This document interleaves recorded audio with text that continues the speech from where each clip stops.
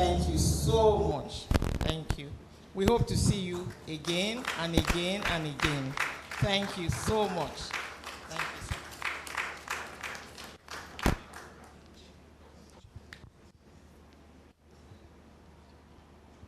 you. And before you disappear, we have some gifts to share as well. It is actually wonderful that they chose you to be the person to be giving the gifts, given that you head the library, right? Well, this is a beautifully bound copy of the treaty, the CTBT, and a beautifully bound copy for the library, for this institute, and something that we're very pleased to leave with you. So, thank you. And for the DG himself, we have a necktie for you, sir. So this is a CTBTO necktie. The logo is very subtle on it, but I'd like to see you wearing it with pride. Thank you so much, sir. Thank you, everyone, for your attention and being here today. Thank you so much. Thank you very, very much. This one will go into our archives of treaties. We are actually a depository of treaties. And I'm sure the DJ likes this because he stood up to even clap for this. Thank you so much. Thank you so much. Thank you. Thank you, madam. Thank you. God bless you. Thank you. And this brings to a close this event. As our executive secretary, his wife, and team heads back, we wish you all the best, God's speed, and even greater successes in the activities of this very important organization. Thank you very much. Distinguished ladies and gentlemen, please be upstanding for the anthem of the Federal Republic of Nigeria. Thank you very much.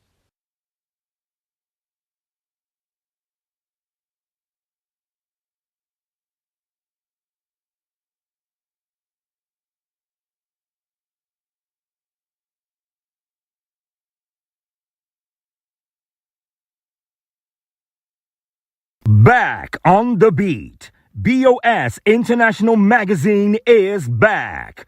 It's bold, it's fresh, it's everything BOS in print. By popular demand, the magazine you've missed, the one that once traveled side by side with the Biscon show, is back. Reimagined for today, reborn for tomorrow. Once a flagship companion to the BOS brand, BOS International Magazine returns to reclaim its space, not just as a publication, but as a powerful extension of the BOS experience. From the vibrant pulse of people and politics to the fast lanes of sports and lifestyle. From the quiet corridors of influence to the vibrant streets that shape our culture. BOS International Magazine is your passport to the stories that matter. We shine the spotlight on the bold, the brilliant, and the beautiful. We capture the essence of Nigeria and the heartbeat of its people. We tell stories that inspire, profiles that endear, news that resonates, and moments that live forever in print. It's not just a magazine. It's a movement. It's a mirror. It's BOS on a page. BOS International Magazine. News, sports, people, politics, places, lifestyle. By popular demand. Back in your hands. And once again, the perfect complement to BOS on screen. Every Monday on this station at 11 p.m., the spotlight comes on. It's the Biscon Show. From the heart of the action to your screen, BOS brings the glitz, the glamour, and the stories that matter. Airing on AIT, streaming on Biscon TV through GoTV Channel 144, and across Instagram, YouTube, Facebook, and TikTok. We're everywhere you are. From star-studded weddings to political events, corporate galas to celebrity interviews, BOS takes you behind the scenes with style, class, and authenticity. Powered by Biscon Television, our cameras don't just capture moments, we make them unforgettable. With crystal clear visuals, exclusive features, and premium storytelling, we bring you the faces, the voices, and the vibes that shape our world. Hosted by the legendary Prince Biscon, it's more than a show. It's a celebration of life, culture, and excellence. For news, events, and entertainment that shine bright, stay tuned. The Biscon Show. Every moment, pure magic.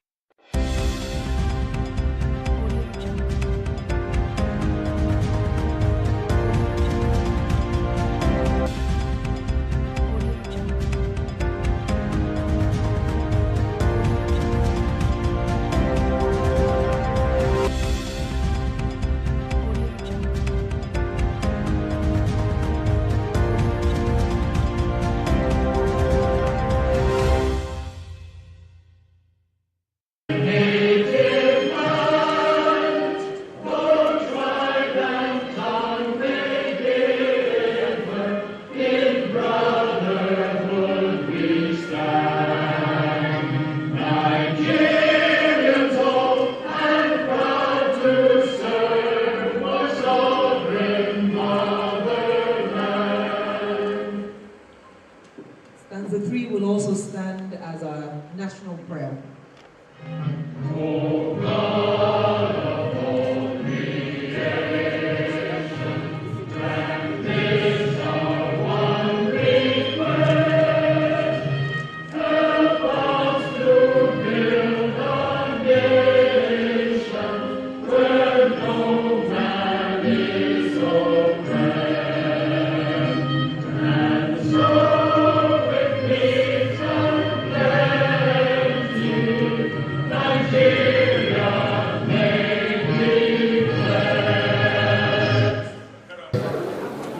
That we are here to celebrate a great son of this great country, a young man who has just become a man.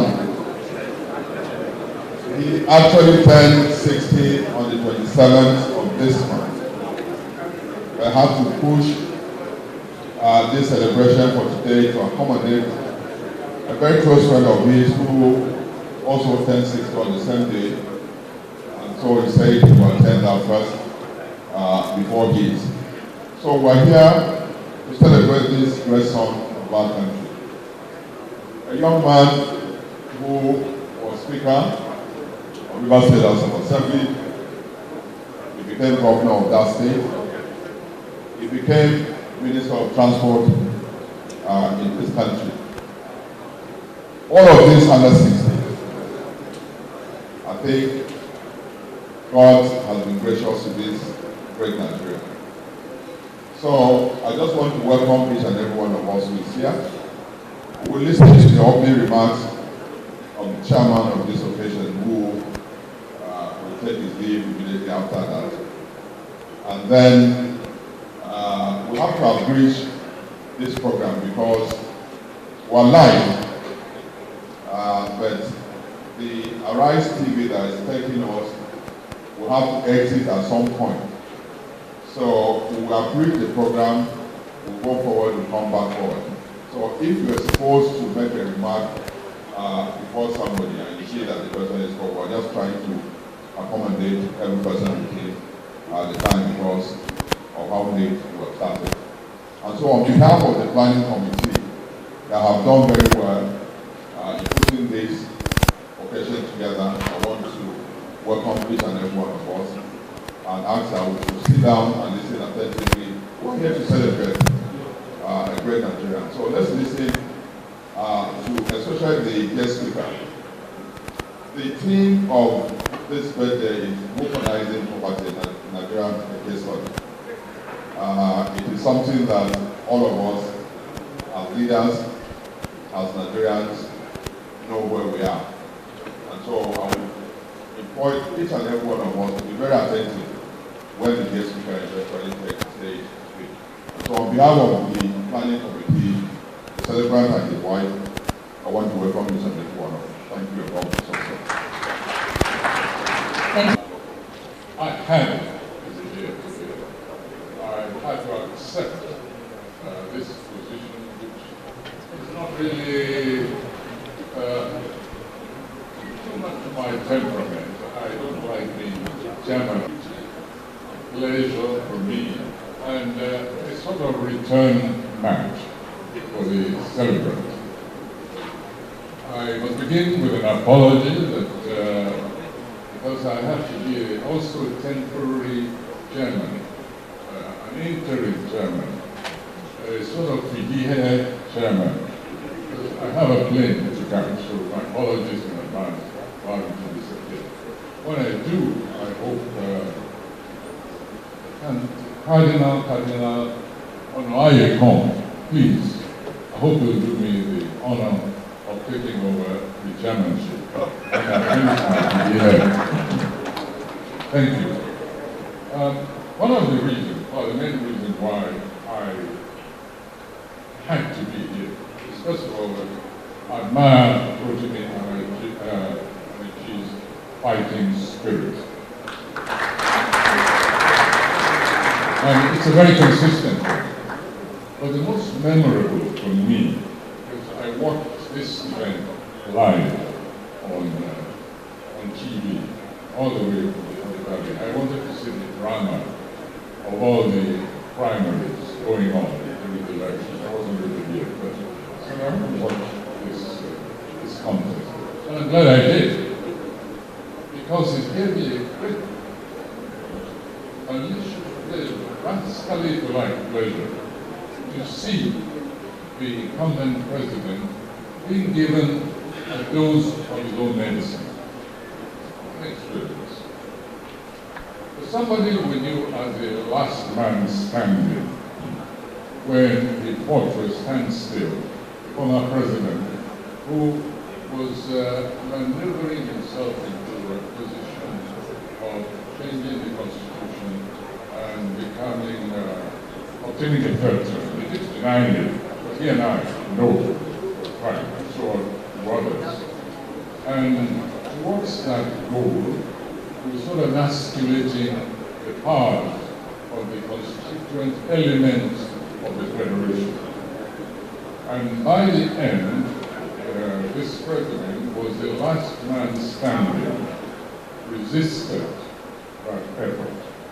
All the others had sort of bowed down because their statutory allocation had been stopped, contrary to the Constitution.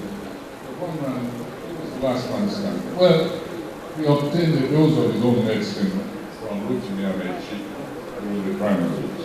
I enjoyed that very much. While everybody was falling over one another, conceding, one individual who got on the podium and he said, "No, I'm not conceding. I didn't come all the way here to commit too late." And that man was Rotimi Amaechi. And I said, this is what democracy is all about. In addition, I think we in the literary world owe him a debt.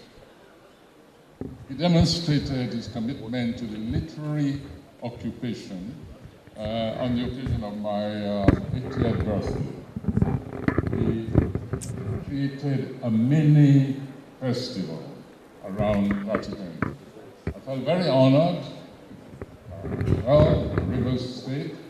And he did the enhancement to work with him towards bringing the title, the very enviable title, literary capital, the book capital of the world, to Nigeria, to Rivers State.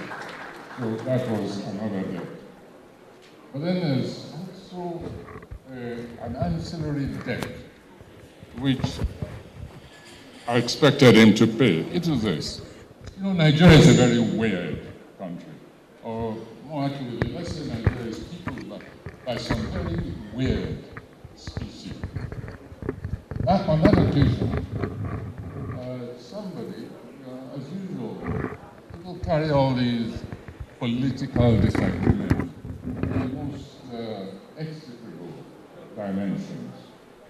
And simply because one individual had a problem, political problem with HBMAT, he went on to say that mini festival was merely a means of looting, does not share that mean-spiritedness.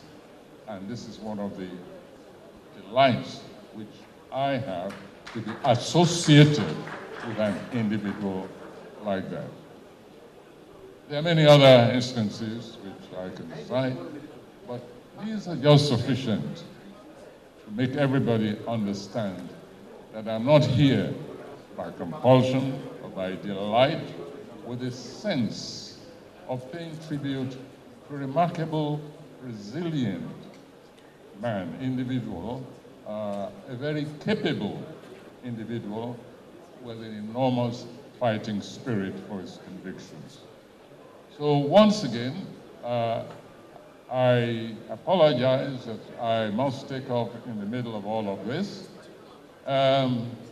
Enjoy yourselves and make sure that you take away with you at least a little shard of that character, that unique character, energetic, sometimes very difficult.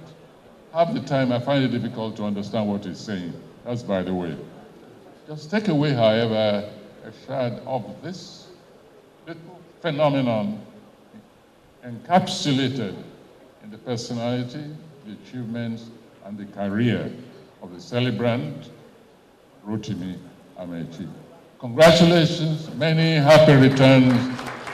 Thank you very much.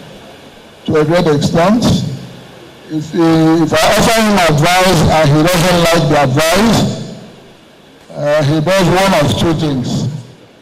He tries to avoid me for a couple of weeks until he has had his way, or he just keeps his distance. And I will understand fully why he is doing that.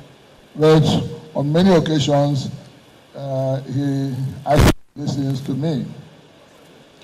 Now, when he told me about the subject of the lecture, I said, okay, fine. But I fully realized that the subject or the topic fitted into Rotimi's political DNA.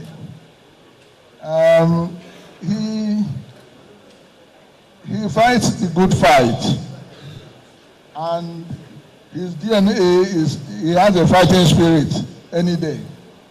And I think everybody who has come to know him understands that. Therefore, when he told me that he wanted me to talk about and democracy and all that, I said, okay, fine. I'm going to adjust it and just talk about democracy and the poverty republic, because I think we live in a poverty republic, because the number of poor people in Nigeria has in the last 2 years overtaken the rest of the population. So, and we have graduated. We have even overtaken India as the poverty capital of the world. Therefore, I feel comfortable talking about democracy and poverty. Then I had another problem. I asked Rotimi, I said, what makes you think that I qualify to give this lecture? He said, no, I just do it. But I reminded him that in today's Nigeria, you need to fulfill certain criteria in order to qualify for people, all these important people here, to be listening to you. In Nigeria, if you want people to listen to you, it's either you are a pastor and a imam, But in addition to those two, you must also have a lot of money to buy that audience. I don't think I'm either a pastor or an imam. In addition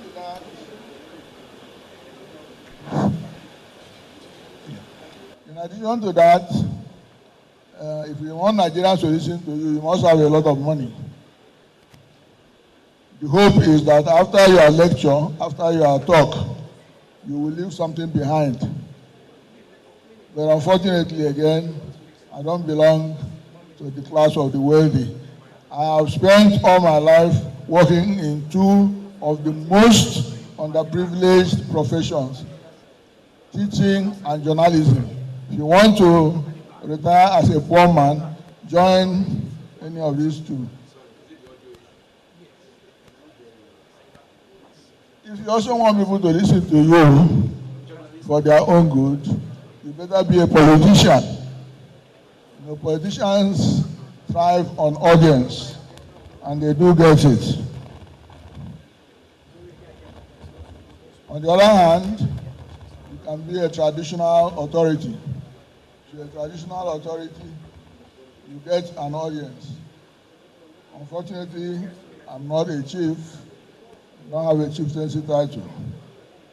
There is a more dangerous and creeping category of speakers who get an audience, whether you like it or not. They are in the social media. In the social media, these days, you turn on your phone in the morning, somebody is giving you a lecture. They call them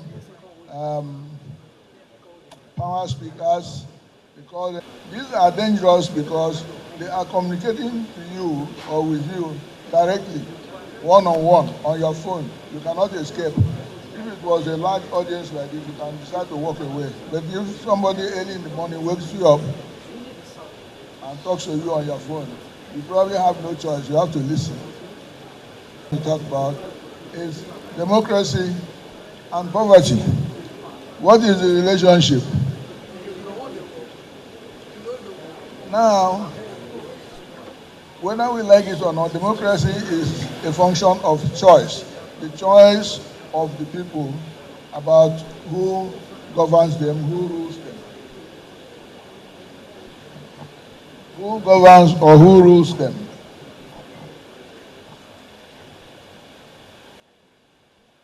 While poverty has to do with access to resources. The farther you are away from the source of resources, the poorer you are.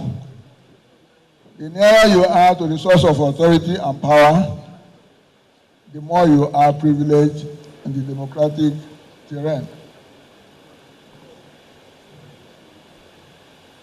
But both of them are linked because those who seek power through democracy always need the population.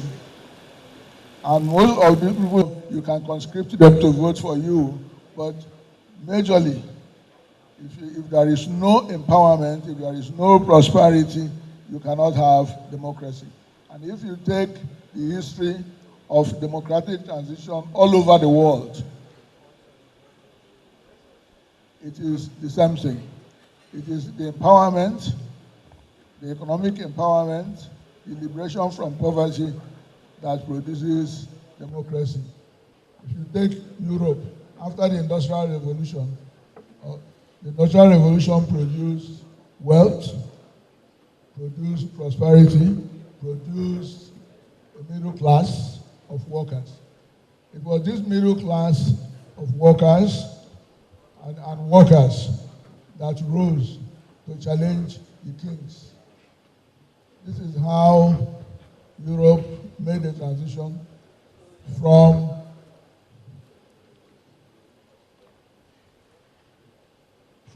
monarchism to popular republic.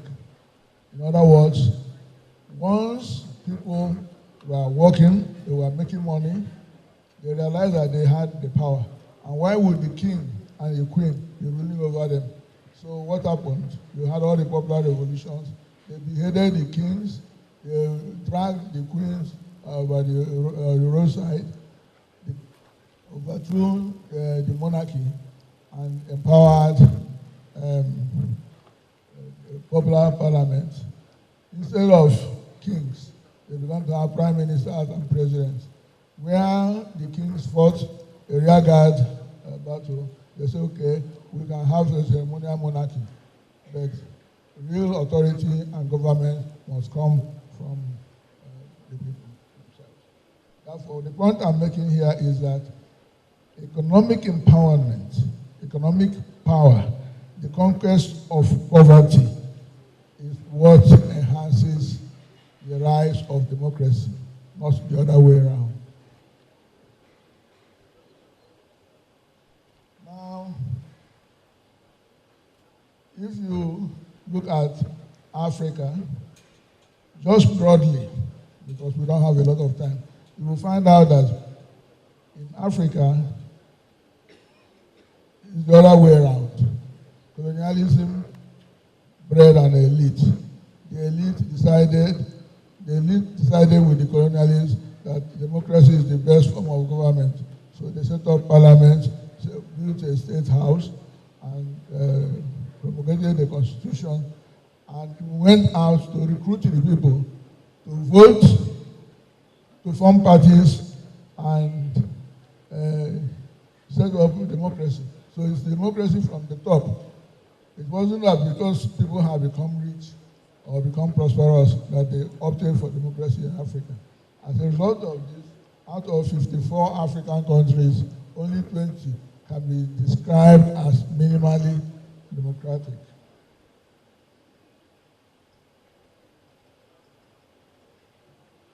What has emerged in the world is that these two concepts, democracy and poverty, or poverty alleviation, have come to dominate. In the world, people are choosing different forms of democracy. You have different versions, the diversity of democracy. We all know the American one and where it has currently led. We know the European one, which arose as a result of the Industrial Revolution. But China also, you have something else that has arisen in recent times. They call it illiberal democracy. It's democracy because people troop out periodically to go and vote. But it is not free. If you are in Russia, Turkey, Hungary, a bit of the Philippines, you also live in a democracy. And in theory, you decide who rules you. But I'm not so sure whether Mr. Putin will respect your right to vote when it's time to vote in Russia. But he might not respect your right not to vote for him. The same thing with Viktor Orban in Hungary. The same thing with the man in Turkey. So that's illiberal democracy. Yes, democracy, you are free to choose your leaders, but you must choose me, not the other man, or woman, as the case may be. Now, in the Nigerian instance, the Bureau of Statistics recently, I think it was a year or 1.5 years ago, decided that it was not just enough to define poverty in terms of people who live on $2 a day or less, that it should be liberalized. And they came up with multidimensional poverty. In other words, poverty should be measured in terms of access to education, access to food, access to shelter, access to money, access to power, and so on and so forth. But the result they got has put us in trouble, because when it was $2 a day, the population of poor people in Nigeria was about 85 million people. But with multidimensional poverty, when they put in people who have no access to all the essential things of life, Nigeria's poverty population ballooned to about 130 million out of roughly 200 million. What does that mean?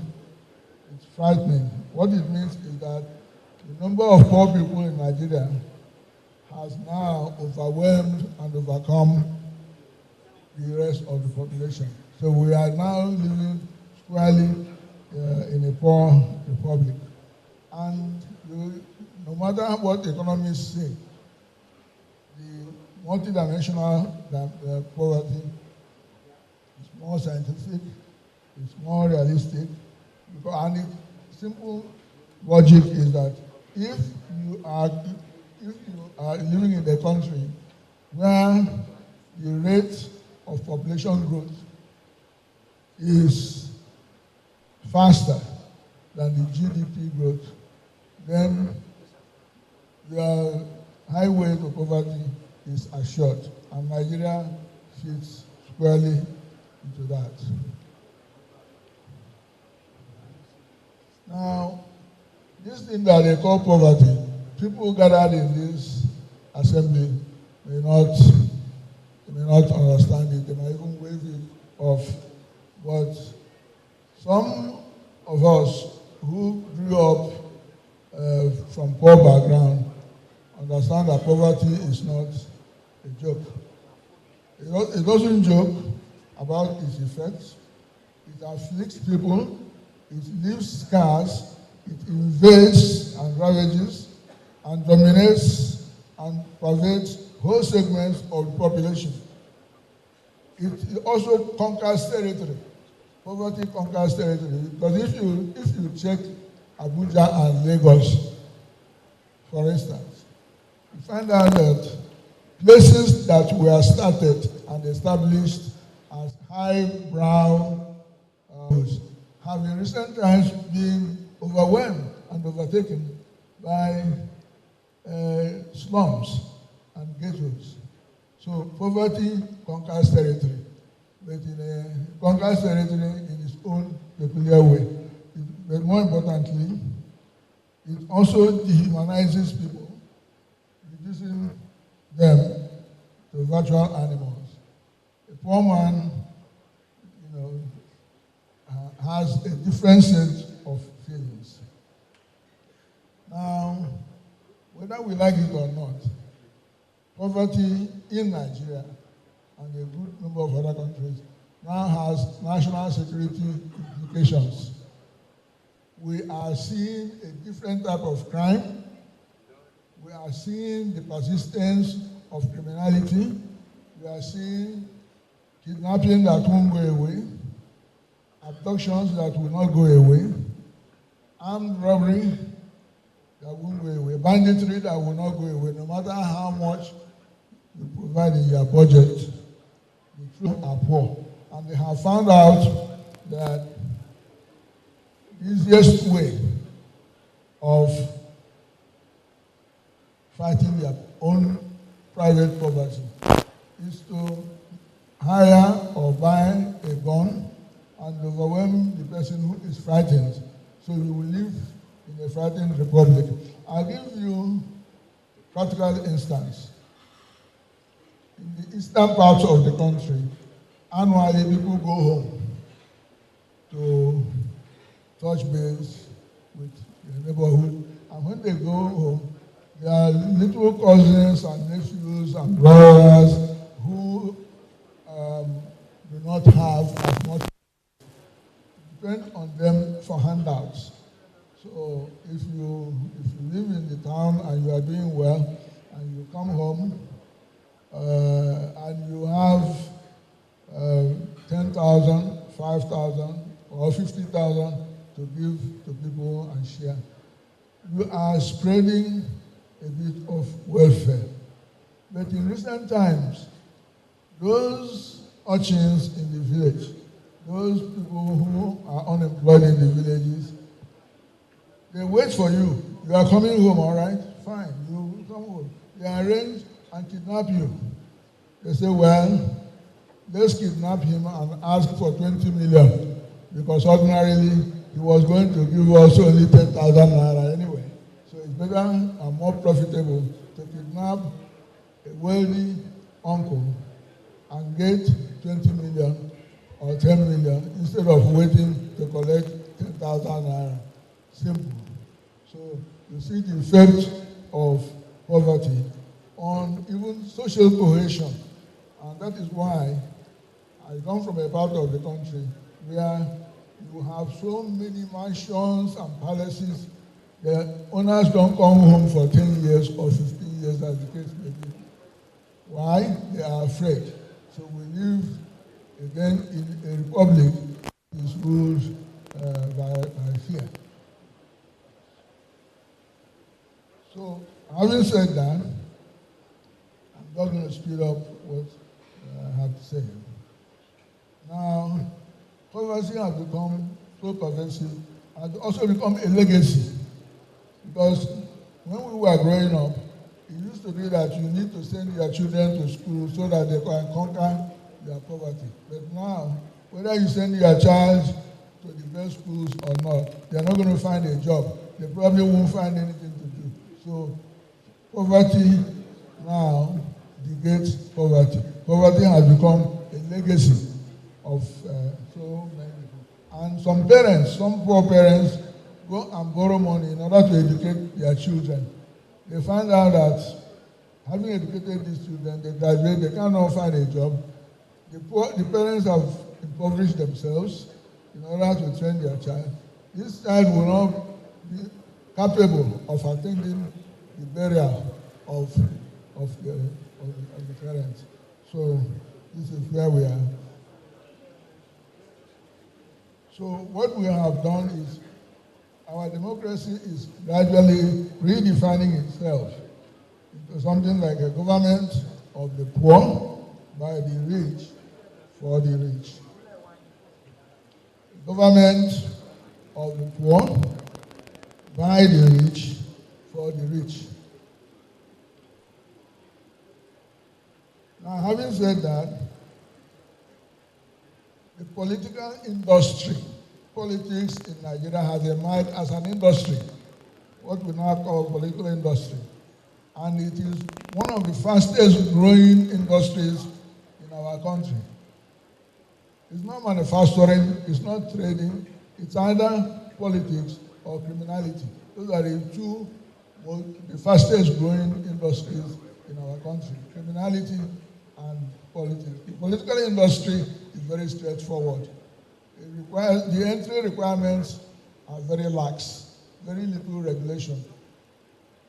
If it says you need school certificate, okay, go and get school certificate. If you can't get school certificate, go and swear to an affidavit. If you cannot swear to an affidavit, go and buy an illicit certificate. You are qualified. You can borrow money. So you will see that we are in the city of Abuja. I know some people who 5 or 6 years ago used to travel to Abuja by night bus. Today, some of them cannot even fly first class by air. What they do is to either buy or hire a private jet, because the rate of prosperity, the return on investment in the political industry is the fastest in any industry that you know, because it defies all logic. And because it is so attractive, people are ready to kill in order to win an election. They can rig to win an election. They do anything to win the election. And so politics has now weaponized our poverty. Our poverty has been weaponized. People, politicians, when it's the election time, don't waste your time. It's either you share money, buy votes, or distribute what they call stomach infrastructure. Stomach infrastructure means giving people bread, giving them little money, giving them something that they can make. In fact, in one of the states, they say, look, if I can just get from the politician enough money to make one pot of soup that is good, because throughout the years, they find that there's no food. So, now there's the political industry. There's something positive has happened in recent times. People now know that the politicians will give you little money and they will win and they go away. For 4 years, they won't come back. So people collect stomach infrastructure and refuse to vote for you. If you check the last 2 state governorship elections in Edo and Ondo, we witnessed the lowest voter turnout, in spite of the fact that the voters were outnumbered by security, official security. The voters were outnumbered by the money that was dished out. People collected stomach infrastructure and stayed back in their houses. They refused to go out to vote. So Edo State witnessed 22% voter turnout. Ondo had 20%, the lowest since 1999. So you may think that poor people are stupid. They are getting wiser. In conclusion, let me just read bullet points of my conclusion. There cannot be democracy in Nigeria for as long as there is any child that will not be in school tomorrow because their parents cannot pay. You cannot have a democratic country in which children can't go to school because of school fees. We cannot talk of democracy in Nigeria for as long as there are still children anywhere in the land that have to depend on oil lamplight or the moonlight in order to read for their exams. You can't have democracy having meaning in a country like this, where some school fees, some classrooms have no roof, or children study under the trees. And you can have democracy where so many Nigerians go to bed without food, and all election results are announced 2 years before the election takes place, and you say you are having democracy.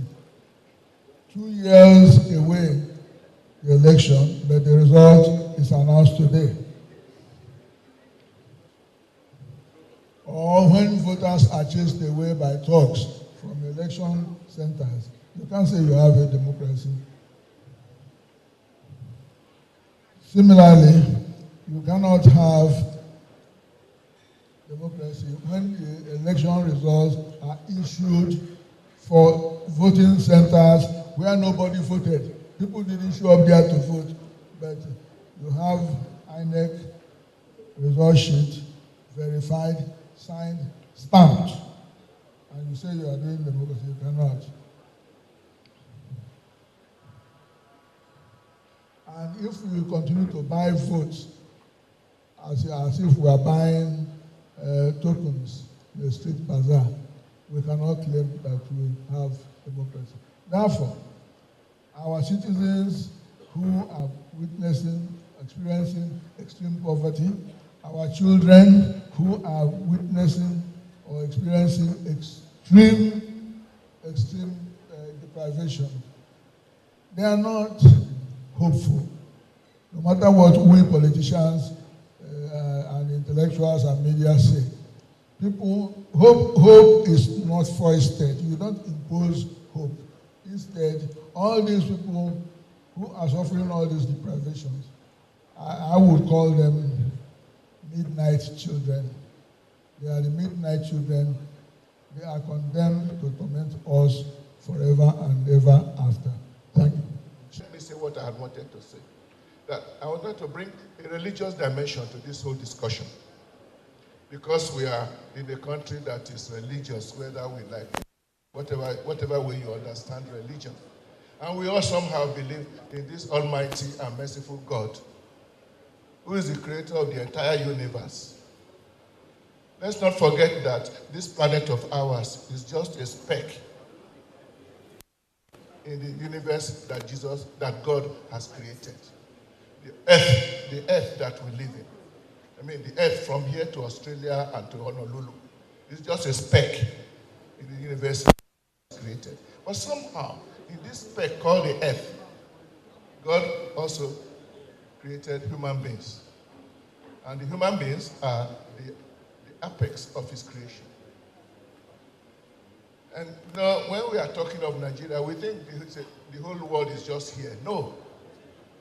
What we do know, both in Muslim, Islam religion and Christian religion, is that God provided for his creation. In fact, according to the scriptures, after God has created, he looked at his creation, and indeed, it was very good. And I'm sure it has been, God created well, and he has provided for all humanity. The whole human family are provided for. The great Gandhi said it already, that God has provided for the needs of every man under this earth. But he has not provided for their greed.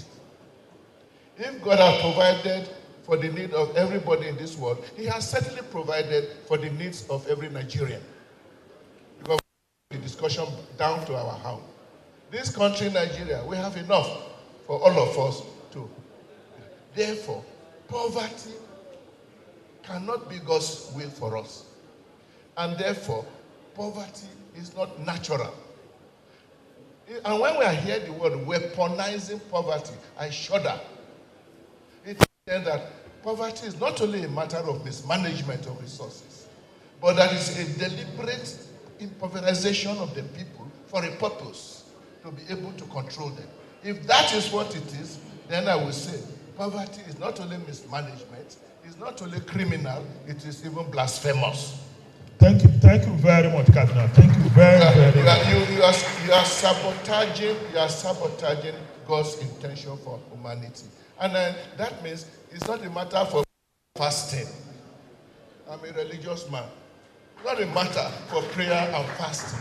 It's a matter that those who have taken on the job of managing our affairs should wake up and manage the country in such a way that no child goes hungry. Thank you very much, Cardinal. We'll come back to you. Let's now get to our Leonard Silk, who embodies excellence, professionalism, and mastery of law. Leonard Silk, our guests are very. Demographic rate of increase of our poor population is the highest in the world. The first is, do you agree with this assertion that the demographic rate of increase of our poor population is the highest in the world? Of course, my understanding is that whereas in other nations, China, for example, people are being lifted out of poverty. In India, they've made a lot of progress. However, in Nigeria, the inverse is the case. More Nigerians are being pushed to poverty. That's the core argument of our guest speaker, that more and more Nigerians daily are being pushed below the poverty line. That's one. So do you agree with that? And what are the peculiar features of Nigerian poverty? Now, the poverty in other places means they can still afford a meal. Here, our guest speaker is saying that ours is different. We don't even have access to education, access to quality health care. Do you agree with him? What is the different dimension of Nigerian poverty? Thank you for that question, Mr. Peter Side. Is this working? Before I answer, in answering that question, again, I will reference what Cardinal said. It's not about me agreeing. It's a reality or not.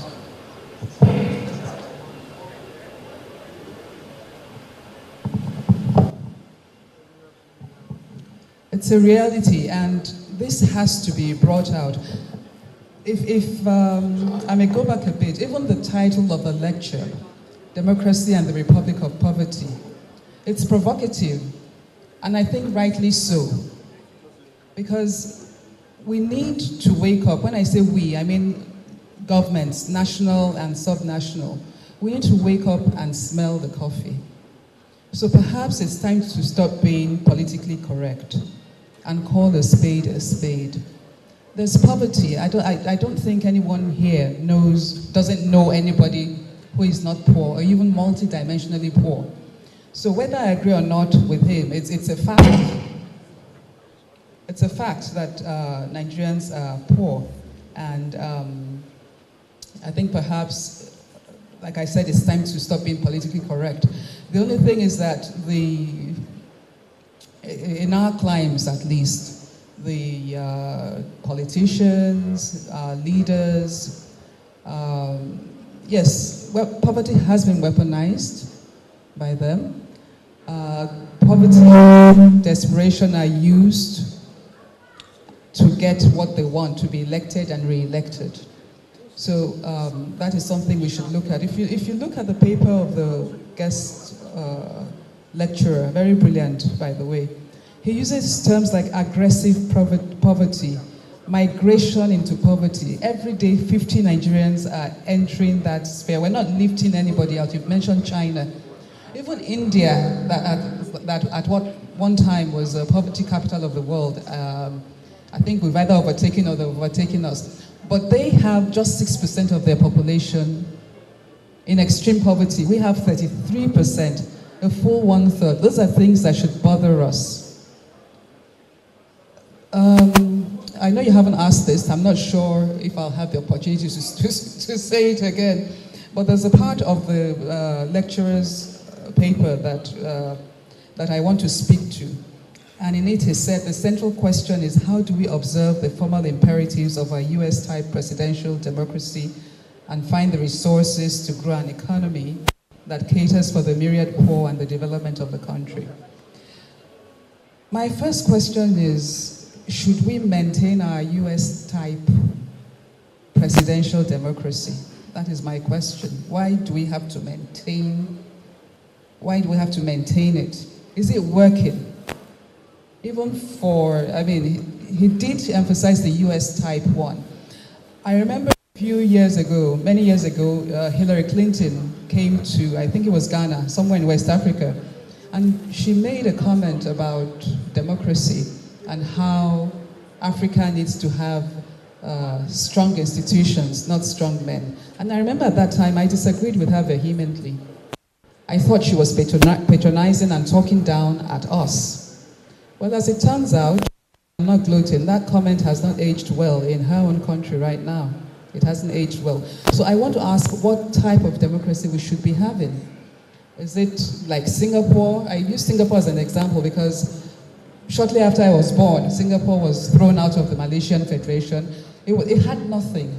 It was behind us. It wasn't anywhere near Nigeria in terms of GDP. I remember my mother went there in the mid-70s and she came back waxing lyrical. Because of that, I visited Singapore. In the space of 15 years, I think I went about 7 times. My first trip, I was taken around by her friend, a professor at a university there. And she would tell me, oh, this place was a slum before. Oh, this place, they used to sell fried food on the road, right in the center of the road. And the whole place was so developed. So is it the US-style democracy we need? Or a benign democracy, or benign dictatorship? I know this may get some hackles up, but it's the truth. Because look at Singapore today. Thank you very, very much. Why, and I always say this, I love talking to youth wherever I go in this country, but I see them as a picture of me when I was much younger. And I tell them, ladies and gentlemen, the state that Nigeria is in today, we bore the pregnancy and gave birth to what Nigeria is today. All of us. And in psychiatry, there's this thing you call insight. If a person has a psychiatric problem and he says, he agrees he has a psychiatric problem, his prognosis is much better than a person who is in denial. So we have to accept we bore the pregnancy and gave birth to the mess that Nigeria is today. All of us. Why am I in this? People say there is an old pathologist, German pathologist, that said medicine is a social science, but politics is medicine on a larger scale. All we are seeing in hospitals, we see the sufferings of our people every day. Every day. We see hunger, we see death, we see inequity, we see... And we're here in Abuja talking the Abuja talk. I go back home and I sit down in front of our Dekali and say, what has changed in the 65 years of my life, in the lives of our people? How much? The 5 commonest killers of children in the tropics are 5. Malaria, diarrheal diseases, pneumonia, malnutrition, and vaccine-preventable diseases. None of these require a doctor. All of these are social problems. All of them. All of them. So we went to America, we copied. We came here and pasted. There is a saying, if you do not know how to paste, do not copy. Is this for us? And how are we going to domesticate it to our resources and to our people? We are here because we love this country and we love it more than life itself. This country has given us more than we can ever give back. We, the children of the poor and the children of the rich, line up and got Bulgaria and Zaria. The primary schools we went to, the village primary schools we went to, and secondary schools, we went into the world and competed favorably. And some of the best centers in the world. In my household, there are 3 people who always pray for at the end of each of our 5 daily prayers. Our parents departed because they raised us all well. They taught us the values of honesty, dedication, and respect for fellow human beings. Secondly, our teachers, both Islamic and modern. They taught us very well. But thirdly, most importantly, leaders of our time. They invested in us. They invested in us. In the village primary school, secondary school, we went into the world and competed favorably. And unless we that now are the leaders, accept that it is our failing and do the right thing, we'll continue to go around this circle. Let me give you just a very brief thing. I remember watching a clip of His Royal Highness, the Emir of Kano. He was standing in, dropping some royal tears. I was very touched. Why? He was narrating the story of a woman that came to his palace.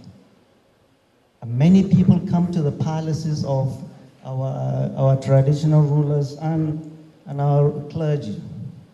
They don't go to the governor's mansions. This woman went to the hospital with her child. Written medication. She didn't have the money to pay. And they all come to the palace. She was waiting for her turn. Before her turn came to see the emir had a scream. A woman screamed and there was commotion. What happened? This poor child, she came to get no more than $3,000 from the emir, died on her back before she could see him. No more than 3,000. We see that all across this country. All across this country. Ladies and gentlemen, that is why I'm in this. We see the sufferings of our people. We know what this country has given us. We know what this country can give our people. Thank you very much. Of people should sit down and decide to impoverish the people for their political gain. I'm just trying to understand, is that possible? And what do they gain from that? Or is it the devil?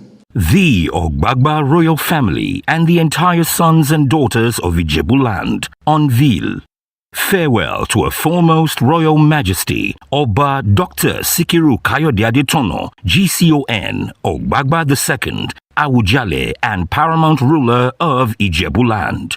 It is with profound melancholy that I write to bid farewell to His Royal Majesty, Oba Dr. Kayode Sikiru Adetono, GCON, a monarch whose legacy will forever be etched in the annals of history.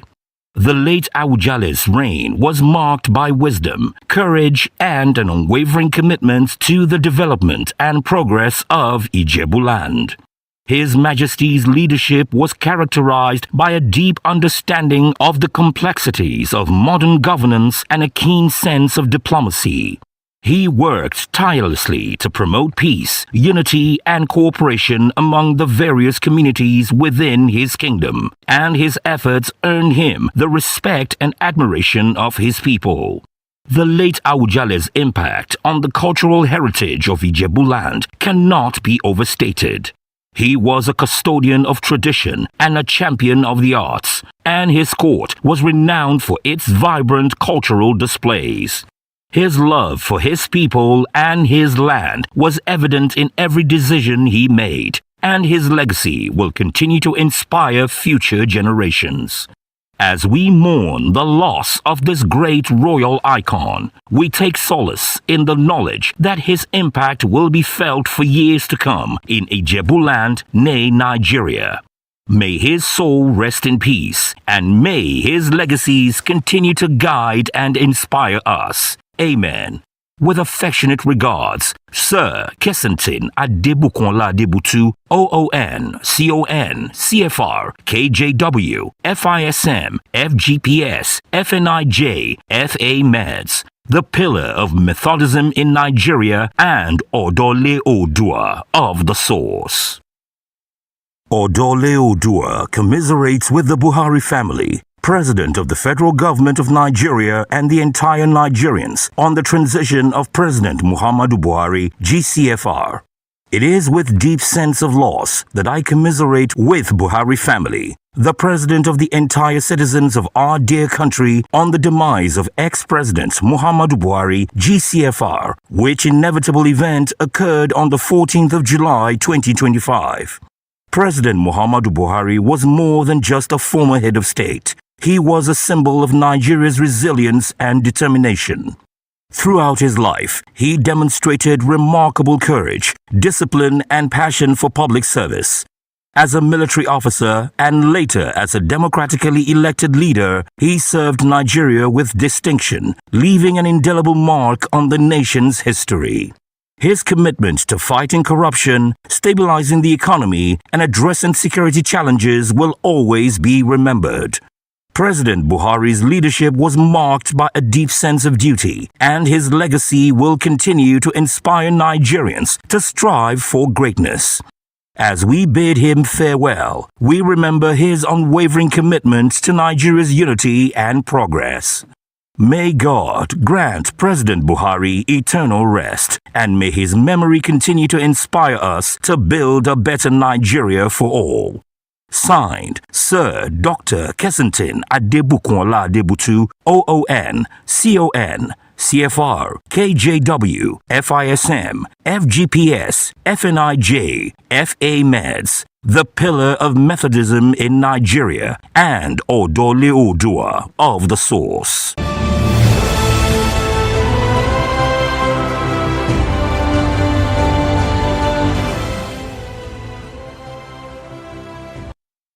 On Tuesday, July 15, 2025, Umaru Musa Yar'Adua International Airport in Katsina became the solemn venue for the arrival of the remains of former President Muhammadu Buhari for his funeral.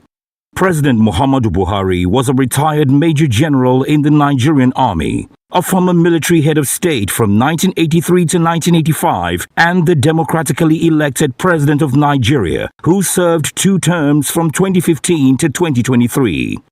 Born on December 17, 1942 in Daura, Katsina State, he rose through the ranks of the military with a reputation for discipline and integrity. Known for his strong stance against corruption, Buhari launched several reform-driven policies aimed at restoring accountability in governance. His presidency also focused on improving national security, infrastructure, and the economy, though his tenure was met with both praise and criticism across different sectors. Beyond politics, he was admired by many for his simplicity, frugal lifestyle, and deep commitment to national service. His legacy remains a subject of national reflection, and his contributions to Nigeria's political evolution are etched in the country's history. The remains, wrapped in the national flag, were escorted by Vice President Kashim Shettima and other senior officials. Across Nigeria, flags flew at half-mast as the country observed a 7-day period of mourning. President Bola Tinubu personally received the coffin on the tarmac alongside Governor Diko Rada and other dignitaries. A military guard of honor and gun salute accompanied the solemn transfer of the body to a hearse. From Katsina, a dignified convoy proceeded to Daura, with thousands lining the route, paying their respects. Upon arrival in Daura, traditional rulers, including the emir, greeted the cortege amid tight security. Religious rites were held in accordance with Islamic funeral tradition at the family compound. At approximately 2 p.m. local time, Buhari was laid to rest in Daura, surrounded by family, political and military officials. The ceremony included full state honors, military guard, official oration, and protocol reflecting national significance.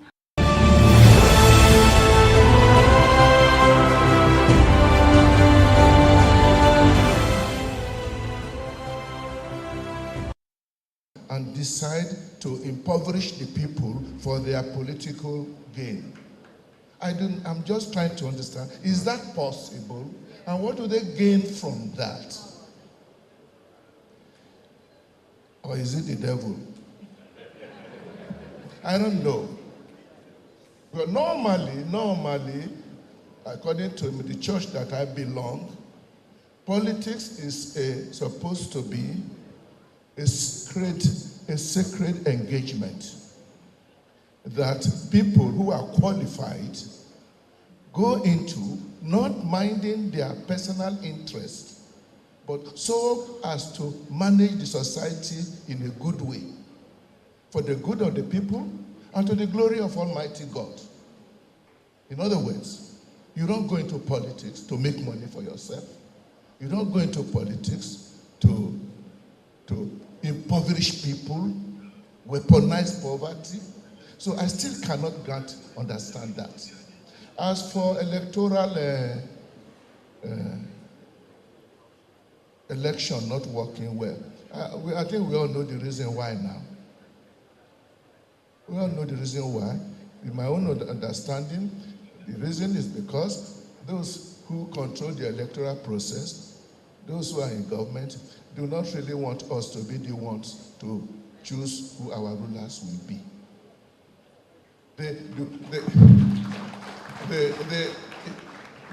The whole question of we want free and fair election, that the people who aspire to office should sit down quietly in their homes on election day and wait for the results to come to know whether the people want them or not. If that is not what our political culture is, then we are not even thinking of democracy. We are not even thinking of democracy. Professor Amota said, when you impoverish people so much, they have now arrived at the situation where they don't even believe, they don't think it is worth their while leaving the comfort of their homes to go and vote. So they stay at home after collecting stomach infrastructure. But But is that how to build a great nation in the year 2025? Democracy is not a magic, which is why you have so many types of it, including the illiberal democracy, which is purely dictatorship, or one-party democracy, which is purely dictatorship. They all call themselves democracy.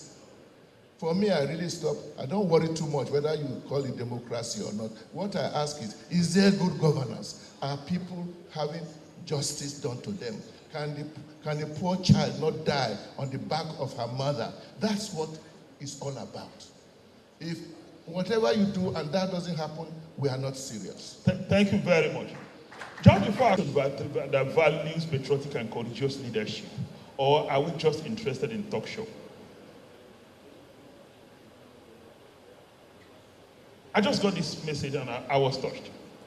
Maybe I may have to repeat it one more time. As we celebrate the Right Honorable Chibuike Amechi, we must also confront a deeper question his example of patriotism and courage poses to all of us. Are we building a nation that values patriotic and courageous leadership as he symbolized, or we're just interested in talk show? Food for thought. Let us see. Dr. Huda made a point. Thank you for that question. Yes, of course, there's a link. I mean, if you look at developed countries and their rate of poverty, which is minimal, they don't have these sorts of security issues. So when we have a country that has overtaken Sudan, we've overtaken Sudan of all countries, it's a nation that's at war, in terms of the numbers of malnourished children who go to bed hungry. So those are issues. Of course, there's a link between that and what we see all around us. Banditry, kidnappings, terrorism, all sorts of things. It's related. And for me, we're sitting on a keg of gunpowder. You know, there's a joke that says if you push a Nigerian to the wall, he will go through the wall. But as we've seen recently, it's not so. It's not so. If you push people far enough or hard enough, they will react. I could go back to the French Revolution, I could go back to history, but right here we've all experienced what happened during EndSARS. It began as a rebellion against police brutality. But look what it morphed into. Look how many people joined this and then made it into something else. Buildings were burnt down, people were killed. So there's a direct relationship. Question, I forget. And how can we solve this problem? I think we know what to do. You mentioned talk shop. We've had so many talk shops in this country. We have one every day, one every week. Our leaders, our governments, they know what to do. If they're not ready to do it, maybe it will be done for them, whether by force or not by force, whether voluntarily or involuntarily. That's the stage we've gotten to now. So I think it's in the enlightened self-interest of governments, national and sub-national, to do what they ought to do. I'm not going to sit here pontificating about free basic education, health care, shelter, right to sanitation. No, we know what to do. Thank you very much. Thank you very much. Prof, our learned silk cannot claim to, she's insecurity everywhere, but it's your own lived experience. You encounter insecurity every day. So I'll take you back to the same question. As a man who has traversed the northwestern, northeastern, north central part of the country, and you've seen the effect of insecurity in any way. By the way, no society can develop if the society is not safe and secure, if there's no rule of law, where there's no order. Rule of law is not necessarily about democracy. What is your take about this issue of poverty and insecurity? And in 3-4 words, how can we solve this problem of insecurity where poverty is a driver? We clearly know that there appears to be a consensus from all we have said here that poverty is the driver of insecurity, is the facilitator of insecurity. How can we solve this problem of insecurity? Yeah, We've tried kinetic methods. Yeah, good. I mean, and I always say, the two twin evils that are security problems, corruption and bad governance. End of story. Go no further. Go no further. Corruption and bad governance. And I see the frustration of our military. We are bringing them to clean up the mess of politicians. There's so much they can do.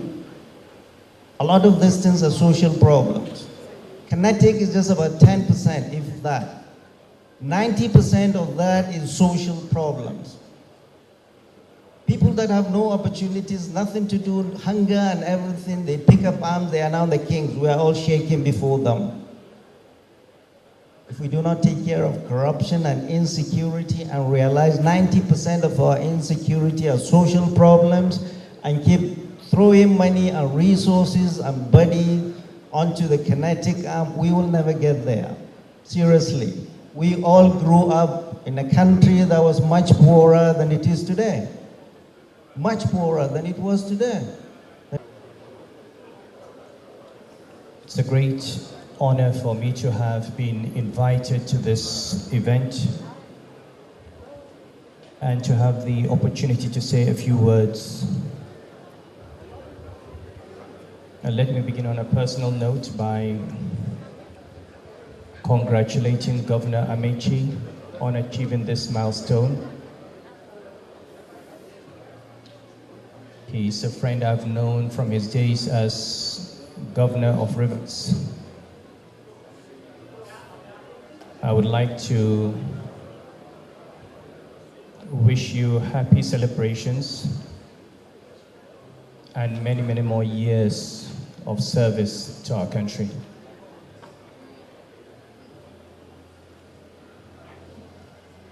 Well, since the professor has decided to call me out, the reality about poverty in Nigeria is that many of the elite really do not even know what poverty is. A lot of the time we talk about these numbers. The example the professor gave was a very potent example. In all my life as an economist, as a banker, as a governor of the central bank, I looked at these numbers. X% of Nigerians living on less than $1 a day. X% of Nigerians in multidimensional poverty. And the numbers are bad, but you don't know how bad they are until you actually go and look into the eyes of poverty. The case of that lady was an eye-opener for me. I did not know poverty until I became an emir. When you actually go to a village, see the water they drink, see the house they live in. When you're told there's a primary school in a village and it is a 2-classroom school without a roof and without a teacher. When you see malnutrition and you see their children, how they look, then you understand what poverty is. And the reality is, even the poverty we see in the urban areas in Kano or Lagos is nothing. It is nothing. You actually have to go where the majority of our people live to know what poverty is. So the first question I think we have to ask ourselves as leaders, not just the political leaders, all of us, is, do we actually love the people or do we just love ruling over them?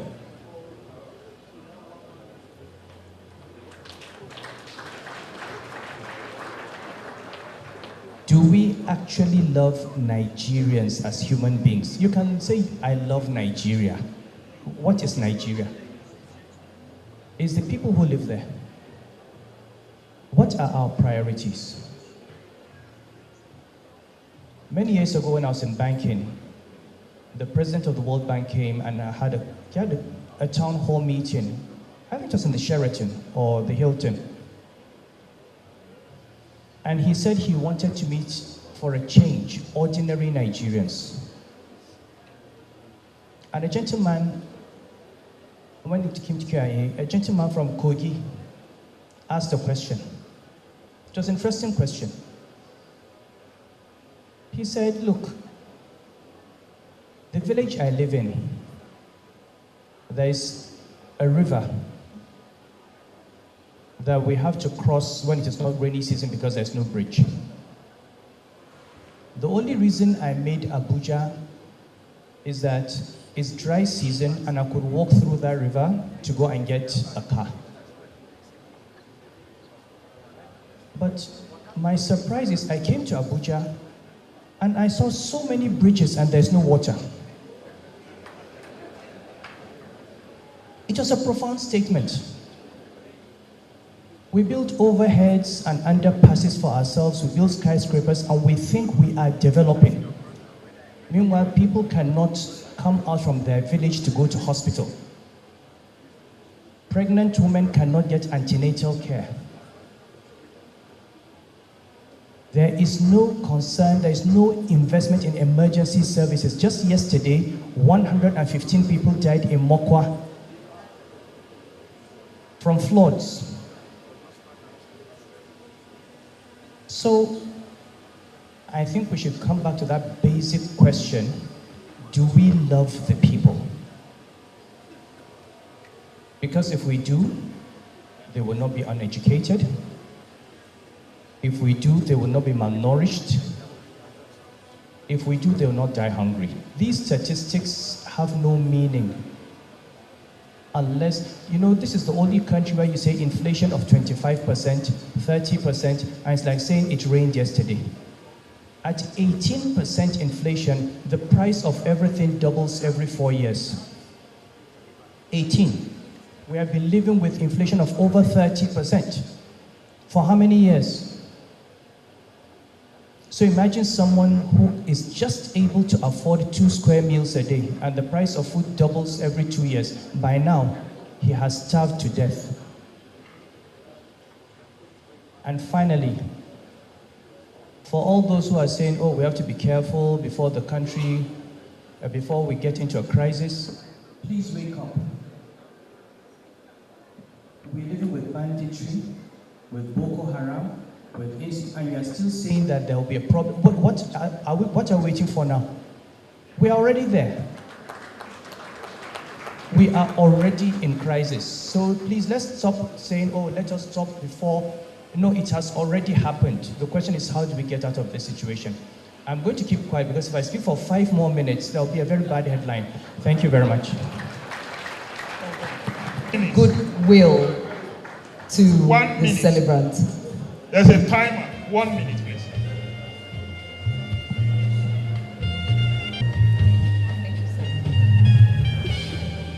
By the way, the paramount ruler of Isioko is here.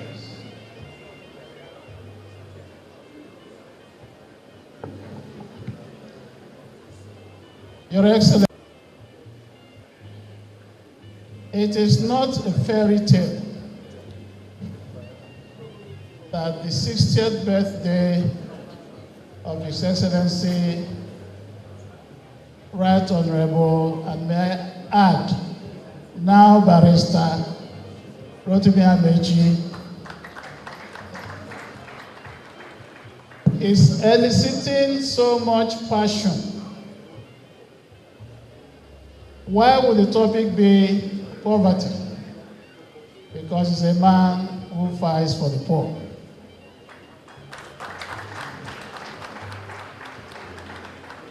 Your Excellencies, the last time I was in a room with so many politicians with intimidating profiles, I was talking about Rotimi Amechi. That was about 6 years ago.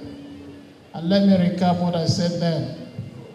I said he's a trusted gentleman, he's tenacious, he's hardworking, he is stubborn, and he delivers. Thank you very, very much.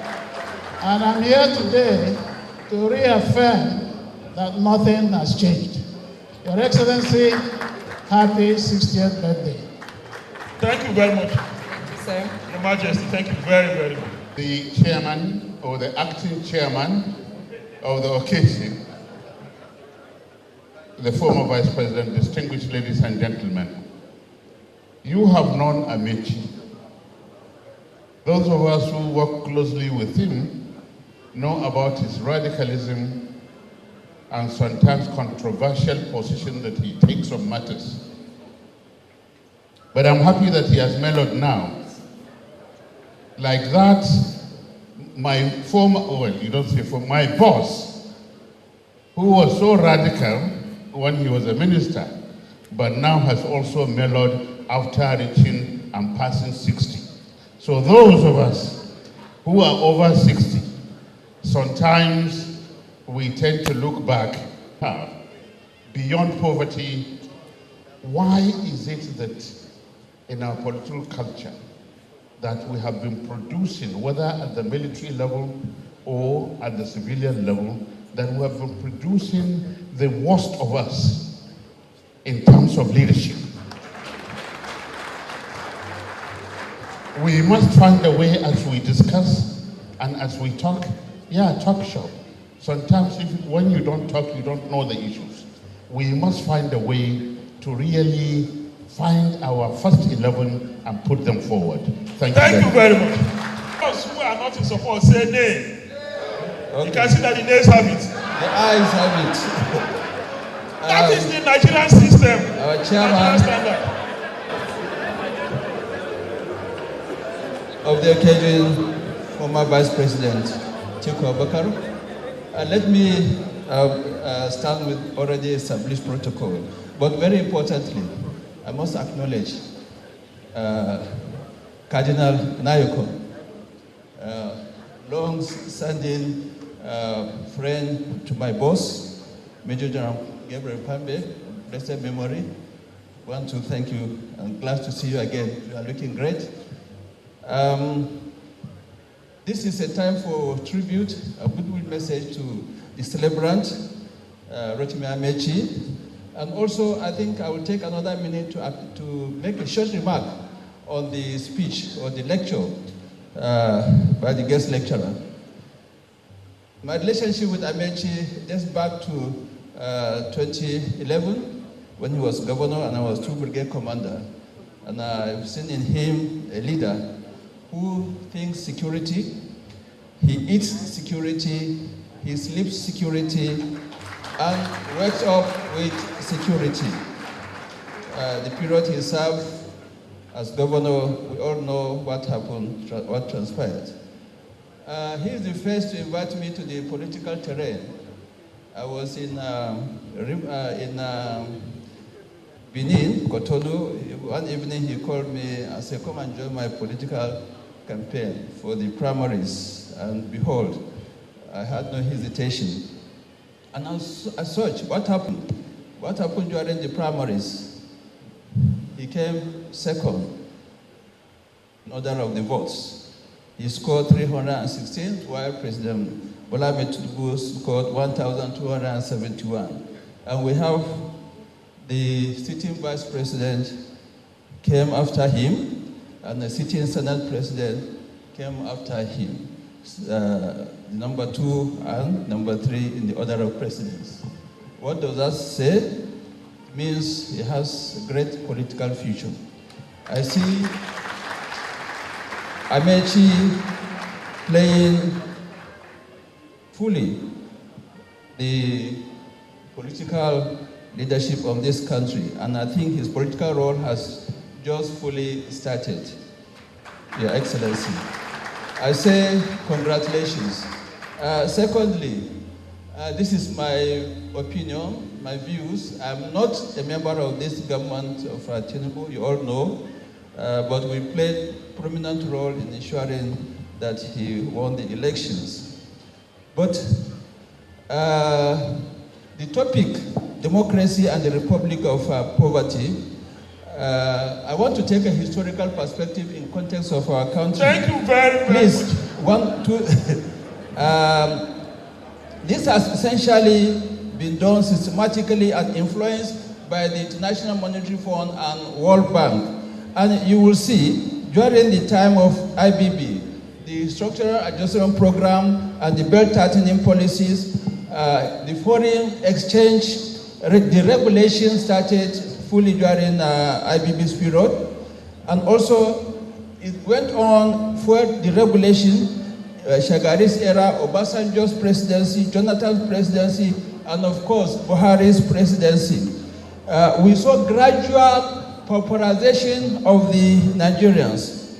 The poverty level continuously increases, gradually then. But the only difference with this administration is that it came more radical. It is massive and sudden. It was not gradual. Listen to me. It was not gradual like the previous administration.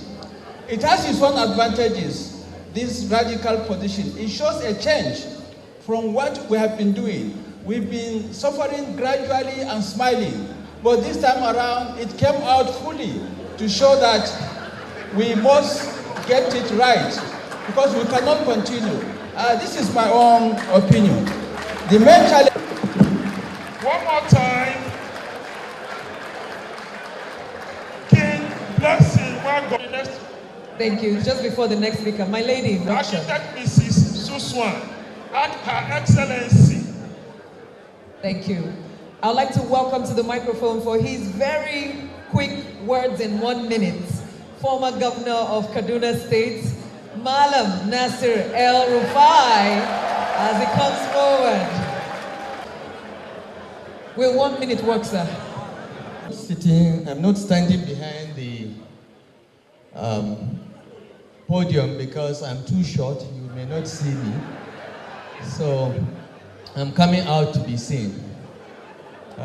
First, very happy birthday to my brother. I still call him Governor Rotimi Amechi, even though he has been many things before and after. I think it's unfair to ask me to speak for 1 minute on my brother Amechi. What we've done together, the political conspiracies, the successes and the failures. 1 minute is too short to cover our quarrels, because we quarrel, we make up. The last quarrel we had was when he lost the primaries and blamed me because I'm supposed to be a magician.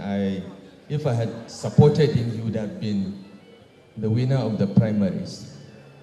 And many people came to say, your brother is upset with you. I said, I know. Wait, when Nigeria is in bigger trouble, he will come and we'll work together.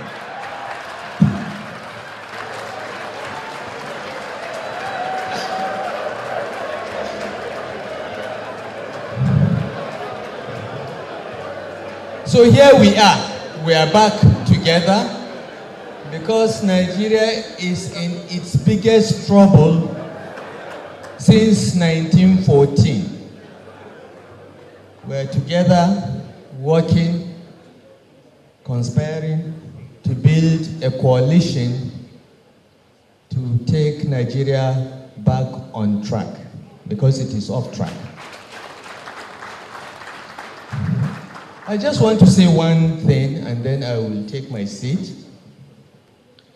Many people have spoken about weaponization of poverty and whether politicians are deliberately using poverty as a weapon. I don't think so. Poverty weaponizes itself if allowed to exist and fester.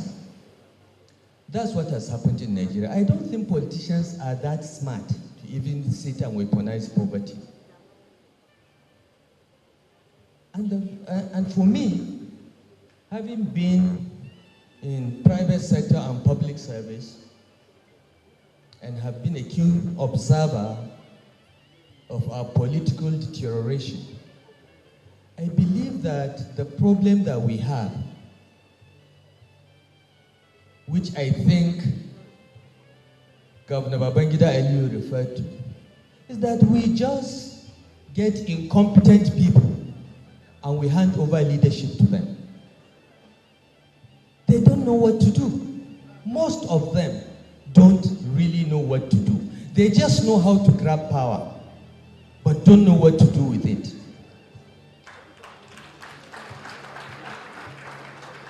And please, I would like to appeal to everyone here to reflect and look around.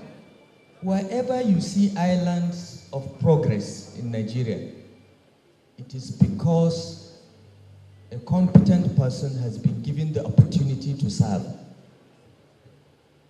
I visited Rivers several times when Governor Amechi was the governor. I could see examples of policies that were addressing the concerns of the people of Rivers State. From schools to primary health centers, hospitals, and so on. It was very clear. He had an opportunity, he knew what to do, and he did it. And wherever you see progress, it is because of that. What we have done in this country is to allow bandits, not the ones in the bushes, the urban bandits, to take over the governance of our country. And I think the key challenge for Nigerians in 2027 is really to look at those that are offering themselves for leadership and pick those that have the competence, capability, capacity, and commitment to make Nigeria move forward. And I believe the celebrant, Chibukero Timi Amechi, is one of the few ones that one can call capable, competent, and committed. Happy birthday, Excellency. Thank you so much, Your Excellency, sir. We are really grateful.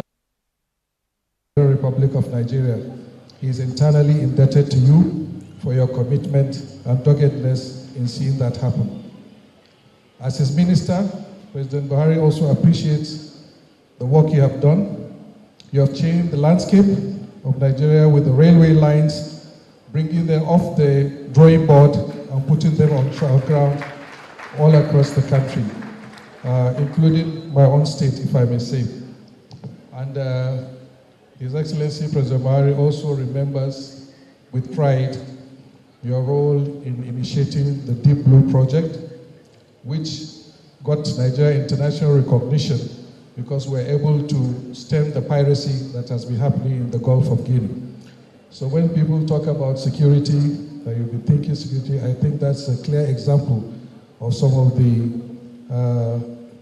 initiatives that you put in place to secure our country, especially in the maritime sector. So President Buhari wishes you well, and your family, wishes you many more years of joy, peace, and happiness, in good health, and more role, as they say, as everybody is wishing for you to play in our national development. Happy birthday, Rotimi, from Mr. President and my very self, your sparring partner in the council chamber. And for that, we want to invite a former deputy governor, former minister, gender activist, champion of good causes, Her Excellency, Pauline Tallinn, to give 1 minute goodwill message. This is a special request by Her Excellency Judith Chubike Rotimi Amechi. All right, one more time, Her Excellency Dame Pauline Tallinn, OFRO, former Minister of Women Affairs, former Deputy Governor of Plateau State. On all existing protocols, congratulations and happy birthday, my dear brother. Today is a day I'm sure you've been praying and looking forward to. I thank God for your life. I celebrate you as you join us on the 6th floor. I pray that God will continue to use you mightily for humanity. Happy birthday.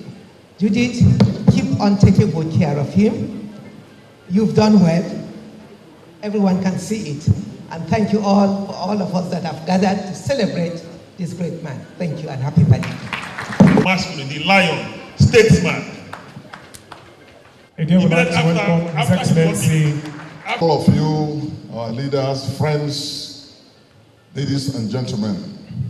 First of all, I would like, on behalf of my family and I, to congratulate my dear brother and his wife and his family on achieving the very significant milestone of 60. It seems to me that we may have conspired at the other side, but he came to this sphere few months before I did. I will be 60 January.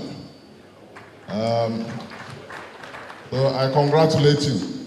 And I want to use this opportunity to thank Madam for taking very good care of our brother.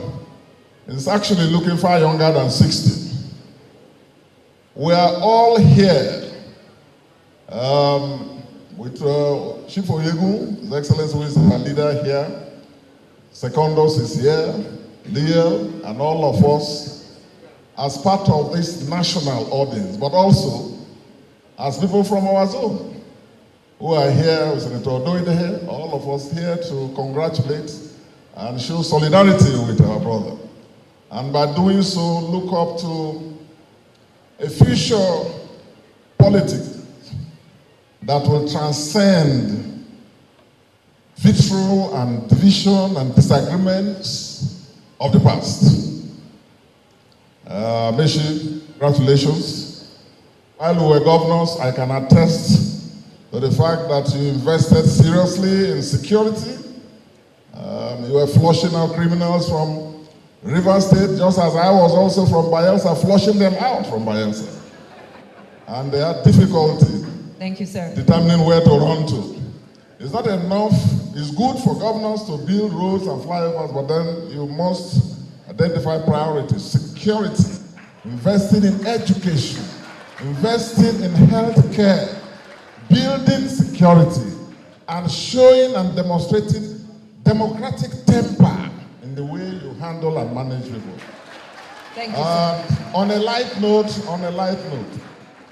when I came in here and climbing up here, I've seen a lot of you, and as my brother El Rufai has said, there are a number of you who are expert conspirators, who know how to assemble coalitions and then take over governments as you did to my party 2015.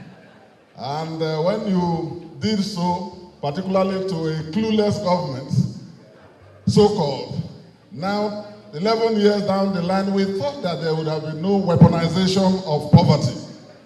Thank you, sir. And that all the challenges of Nigeria would have been gone. Thank you. But 11 years down the line, here we are, assembled to still bemoan the fate of our country.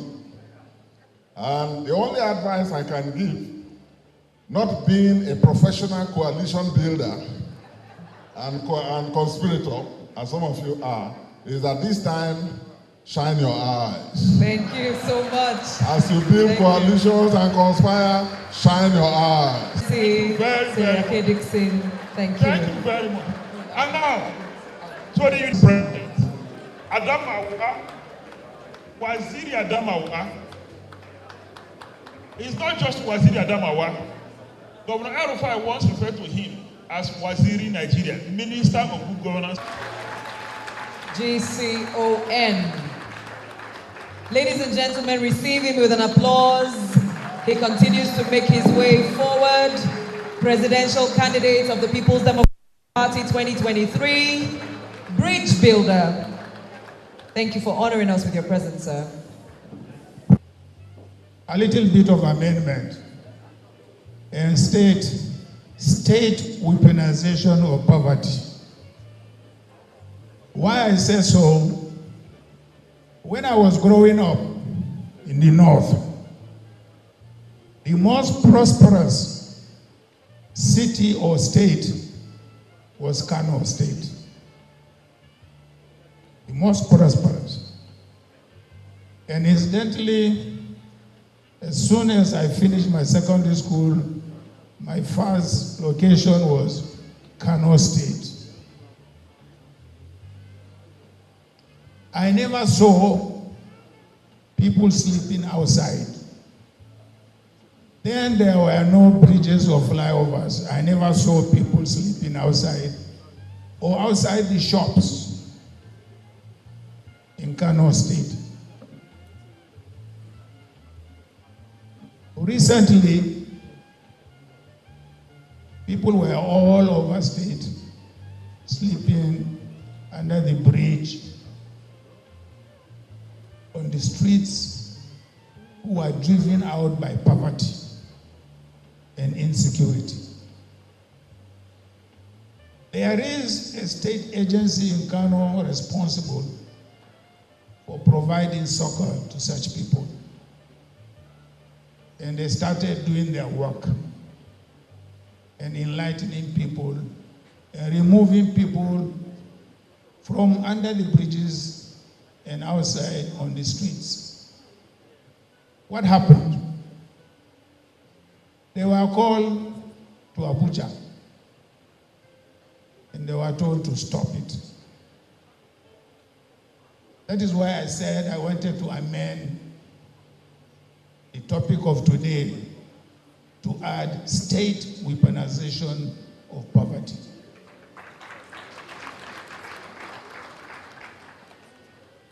This particular government is weaponizing poverty.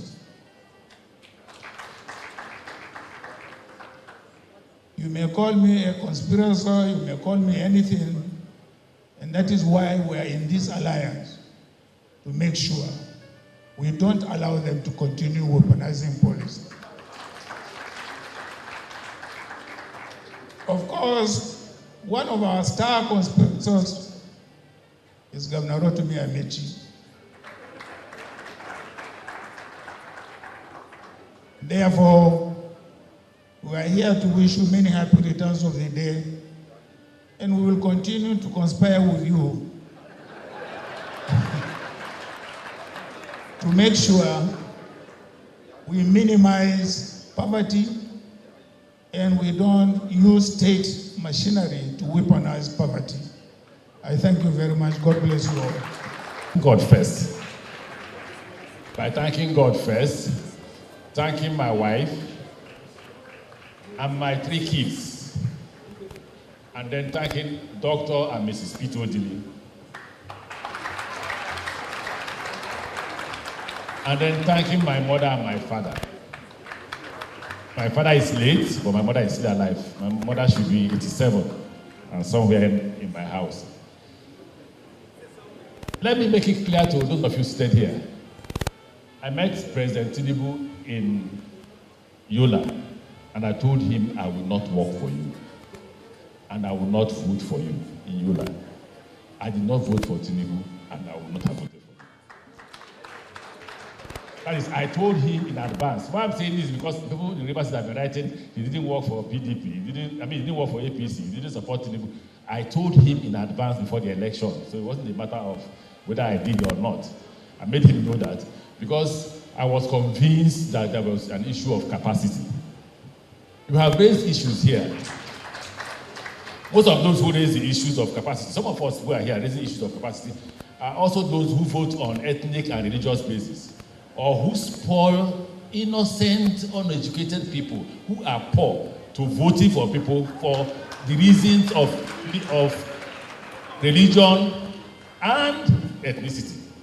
That's why we are here. And let me tell you, it's the conspiracy of the elites.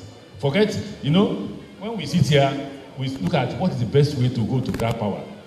We don't care for you. No Nigerian leader cares for you. And the reason why no Nigerian leader cares for you is because you will do nothing. You protested. At the end of the protest, the president announced increase in price of fuel because you will do nothing. It's an absolutely do-nothing society. You may not know. One of the reasons I cooperated was your level of knowledge. I respect people who are more brilliant than me. You, him, Professor Wole Soyinka, that's how the friendship started. The reason, I don't know figures, so you know figures, and I respect you for the level of knowledge of economics. In fact, if you are not here and I was a president, you would have played a prominent role in the government I would serve. I don't care where you come from, for Christ's sake. It's about moving the country forward. We don't want to move the country forward. If you're not ashamed, I'm ashamed. My passport was seized in Germany. I did nothing. My offense that I'm carrying a green passport. They kept me for nearly 30 minutes, and I was going for a medical checkup in Vienna. Show us your hotel. Listen, I should. Show us a tour ticket. I should. Wait. Just because I'm carrying a green passport. So if you're not ashamed, I am. I am. That's why I picked up this topic. And let me tell you why I picked up this topic. Nigerian leaders and elites are not the problems of Nigeria.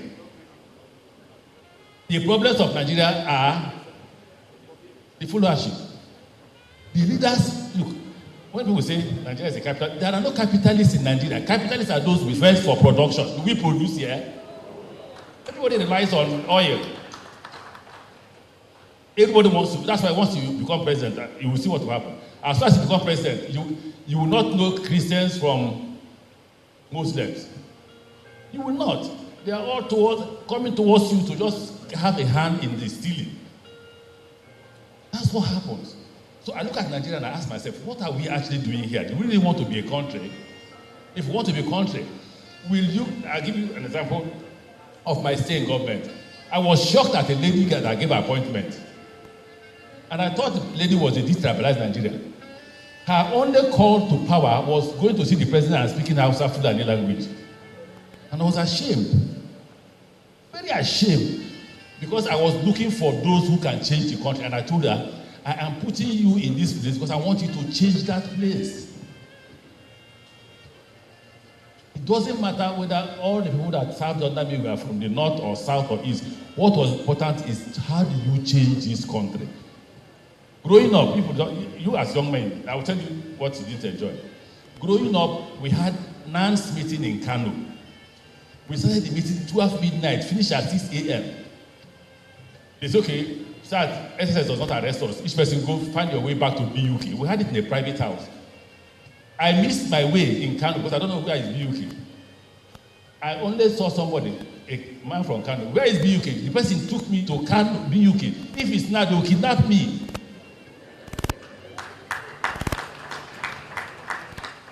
Look, the ordinary northerner who is a Muslim has no problem with the ordinary southerner who is Christian. It is when it comes to election, they will tell you, so let them show you in Islam, where it says, don't say with a Christian. They cannot show you. They will only do that and say, this man is a Muslim, go for him. Now you have Muslim ticket. Let Muslim market come out now. It can't. We are all hungry. All of us are. If you're not hungry, I am. You may laugh. So for us, the opposition, if you want us to remove the man in power, we can remove him from this power. When we are students, we organized the Taisho protest against Babangida. We organized protests against Buhari. And believe me, there was no north and south in the students. The protests that shut down ABU, University of Nigeria and Soka, University of Lagos and all that, the meeting took place in Kano. When we finished the meeting at night, everyone was told to go back to his school and mobilize school. Once the NANS president addressed a press conference, all of us were on the street. You will see a northerner, young, handsome northerner, with a young, handsome southerner, feeling free and eating the same kind of food. Today we are poisoning the minds of our young men. Even them can't even liberate themselves. We were able to liberate ourselves. Whatever I am today in terms of radicalism is Dr. Chidamota. Because if you read sociology of literature, it's about Marxism, it's about socialism. Yes, there are also capitalist ideas. In Nigeria, there are no capitalist ideas, there are no socialist ideas among the politicians. It's about sharing. The quarrel among the elites is about sharing. So, sir, we want to submit to the opposition if the opposition can lead us out of this problem. And for the opposition to lead us out of this problem, we must agree, we must all agree to submit ourselves to the interest of the nation first, before the interest of ourselves. That's why I chose this topic. And I like the amendment you made. It's actually state weaponization, because it's not you, it's the state. Even though they're not deliberately weaponizing like he said, they don't have the idea, they don't know how to weaponize you. They don't know. But where the state comes in, is yes, they don't know how to weaponize you. They are weaponizing you inadvertently by stealing the money they should have given you. If I were president, yes, some of the policies they are pursuing, I will pursue them. But ask, what's the failure? The failure is the gains of those policies are in their private. If they bring those gains, okay, we are paying, at the time we are paying close to 4 to 5 trillion naira for oil subsidy. So they've stopped it. Why is the 4 to 5 trillion naira? If they dump it on the economy, you will not be crying. We are hedging dollar, right? Between naira and dollar. Now you've stopped. Where is the savings? President Tinubu said it has, what's it called? Our suffering has come to an end yesterday, or yesterday for yesterday. Has anybody's diet changed? How many of you can buy a cup of garri at the rate? You know, the problem with Nigeria is, if you say the last president was very bad, the incoming one will be worse. When the incoming one takes over, the one before him will have become a king. We will now be wishing that person took over. Because it is a country of sharing money. I thank you for coming. Trust me, I thank you. Waziri, I thank you for coming. In fact, I came to you only once, and you obliged me the request. Emir, I spoke to Emir on the phone. The rest of you, just once, people were telling me, I should have called them several times, should have visited them. But I was honored. I worked with Gerard Buratai. I worked with Sadiq. I don't know if Sadiq was here. I didn't know you were from the north. I didn't give a damn. You didn't even behave as if you were from the north. Service, gentlemen, let's see that. How do we solve the problem of the River State on security? You remember when we came, there used to be roadblocks everywhere, until somebody called me and said, look, nobody will invest in River State if we see roadblocks. And I met people. People said, you agree with me? And we agreed and removed all the roadblocks. When we did, everybody was shocked. How can you remove roadblocks? We did. 2 policies. Insecurity is 99.9% poverty. When Boko Haram started, they said, oh, they were anti-Christians. Is Boko Haram not killing Muslims? It is because hunger does not know religion. So Boko Haram was not selecting Christians and killing them. No. Boko Haram was killing both Muslims and what? And Christians. And let me tell you what I was taught in the university. I don't know if Dr. Amata will agree to this. I'm sure he must have left. I was taught that it is rebellion. That is their own form of protest. They are protesting against the elites. So because they are protesting against the elites, they can't catch the elites. The elites have guns. Here, if you see the number of guns here to protect all of us, not to protect you. So when they look at us, they can't catch us. Who did they catch? They are full of poor men. And when I was governor, when there is an increase in insecurity, I know there is no money in the system. Where is Commissioner for Finance? It became SSG. See here. What do I tell you? I said, go and release money. Pay contractors, pay salary, pay more money. And once you pay, insecurity will do what?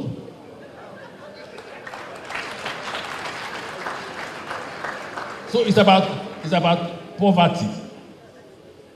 It's about poverty. But currently, everybody wants to amass wealth. The current government and their agencies and who work with them, they are not even afraid. If you see the kind of houses they are building, if they are not afraid, I am ashamed for them because they have no name. But they say in the River State, they will say, who name pay? So I thank you. I will hope that all of us can come in the evening where we have the dinner. I thank those of you who have organized this reception. I thank those of you who have come. I thank Governor Suswan and my colleagues. Governor of Niger says it was more radical than me. And he was older, and as an older radical, you are not a good radical because you're too old. So when he said I'm radical, he was more radical. I was impressed in the Governor's Forum. I thank you people for giving me support. Him, Governor Sule Lamidu, and all others, they pushed me on with their radical ideas. Maybe behind me, maybe you were talking about religion and this, but at the Governor's Forum, we didn't do religion. We didn't do ethnicity. What we took was Nigeria. When we dissect Nigeria, some will support, some will oppose. Anybody, when we vote, once the majority takes the position, everybody will join the majority. So I thank my colleagues who have come here, and I thank the Emir of Duse and the Emir of Kano. I thank you very much. I thank my former chairman of party when I was in PD, Prince Secondus, and IGP. I thank my brother governors of Bayelsa. Leah and I were very, very close when we were governors forum. Me, Leah, and Uduan. It was a good friendship that we ate together, laid on the same listen together, and all that. So, Leah, thank you. I thank all those who have come from River State for this show, for this listen. And then a round of applause. Is deserving.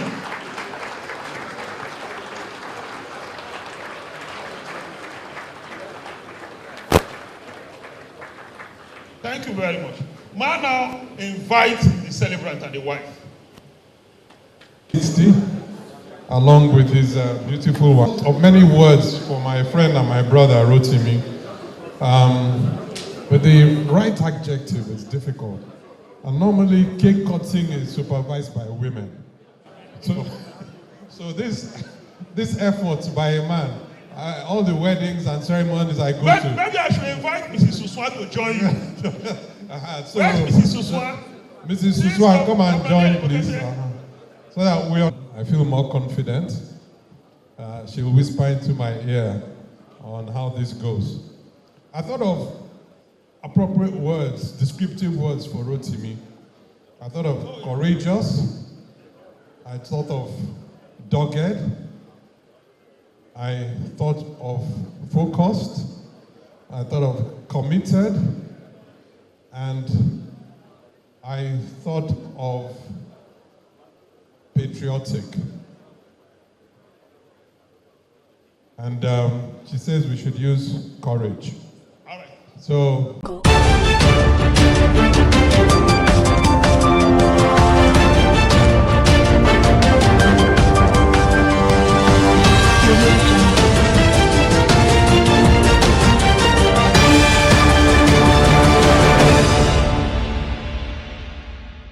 Thank you for joining us again on Biscon Television News. I'm Stella Opara. Coming up in the news, Obasanjo says Nigeria's problem is not the constitution, but its operators. Anyoko calls for a new constitution to rescue Nigeria's future. In business news, Dangote vows to crash cooking gas price. Marketers protest monopoly fears. On the foreign scene, Indonesia and US enter a new era of trade under Trump Powerball deal. And in sport, Juventus targets Nigeria's Onyedika as replacement for Douglas Luiz. Now the news in detail.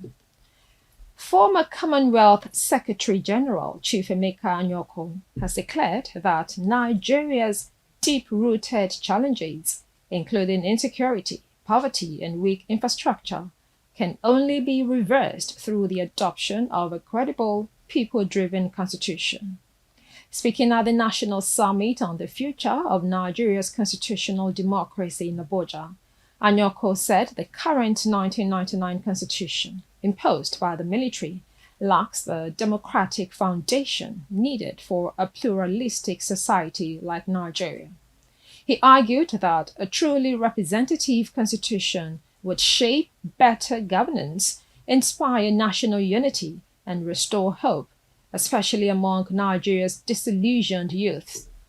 Anyoko emphasized that a new constitution must be written by elected representatives and ratified through a national referendum to gain legitimacy. He pointed to the nation's economic and security crisis, stressing that the current centralized system encourages inefficiency and stifles development. The summit, which attracted key political figures such as Pat Utomi, Obi Ezekwesili, Michael Zekome, and Femi Falana, is expected to make far-reaching recommendations on restructuring governance, ensuring equitable resource control, and redefining federalism in line with Nigeria's diverse identity. Now, former President Olusegun Obasanjo stated that Nigeria's core challenges stem not from the Constitution itself, but from those entrusted with implementing it. In a letter addressed to Chief Emeka Anyoko and read at the ongoing National Summit on Nigeria's constitutional democracy in Abuja, Obasanjo stressed that even a perfect constitution would fail under the control of selfish and corrupt leaders. He argued that constitutional reforms, while necessary in some areas, would be futile unless the mindset and integrity of the operators are transformed. Obasanjo warned that over the past decade and a half, poor governance, impunity, and disregard for the rule of law have eroded the nation's progress. He emphasized that achieving a better Nigeria depends on electing leaders committed to the well-being of citizens and the principles of morality, integrity, and constitutional decency. The former president concluded by asserting that once the right people are in place, they would naturally drive the reforms needed to make Nigeria's constitution truly effective. Away from that, the Nigerian Immigration Service (NIS) has announced the rollout of a new digital platform for the Combined Expatriate Residence Permit and Aliens Card (CEPAC), marking a significant step in the agency's digital transformation. Beginning August 1, 2025, all CEPAC applications must be submitted exclusively through the new online portal, eliminating the need for physical forms.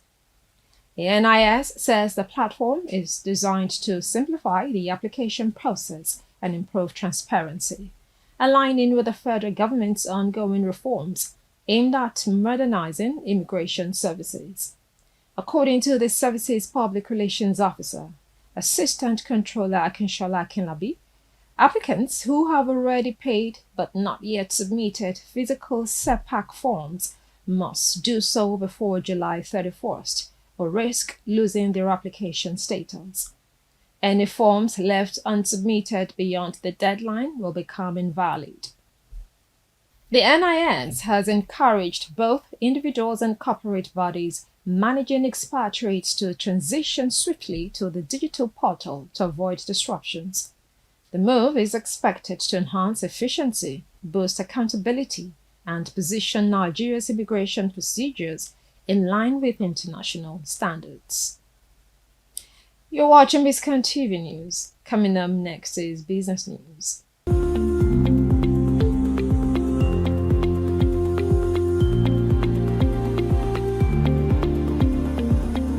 Welcome back. Now to business news. Aliko Dangote has unveiled plans to reduce the price of liquefied petroleum gas (LPG), also known as cooking gas, warning that if current distributors resist the reduction, his company will bypass them and sell directly to consumers. Speaking during a tour of his Lekki refinery with local and foreign stakeholders, Dangote said his facility is already producing 22,000 tons of LPG daily and aims to make the product more affordable for the average Nigerian household. He believes lowering gas prices will accelerate the shift from firewood and kerosene to cleaner energy for cooking. However, major operators in the LPG sector have criticized the move, accusing Dangote of attempting to monopolize the market. Industry stakeholders like Godwin Okodowa and Basi Essien argued that the gas market was built over years through collaboration and warned that unilateral control could undermine existing players and disrupt fair competition. They challenged the feasibility of Dangote's claims, particularly the direct sale of gas to end users, and called instead for collaborative efforts to expand the market. The clash highlights a brewing tension between market liberalization and dominance in Nigeria's energy sector. You're still watching Biscon TV News. Foreign news comes up after the break.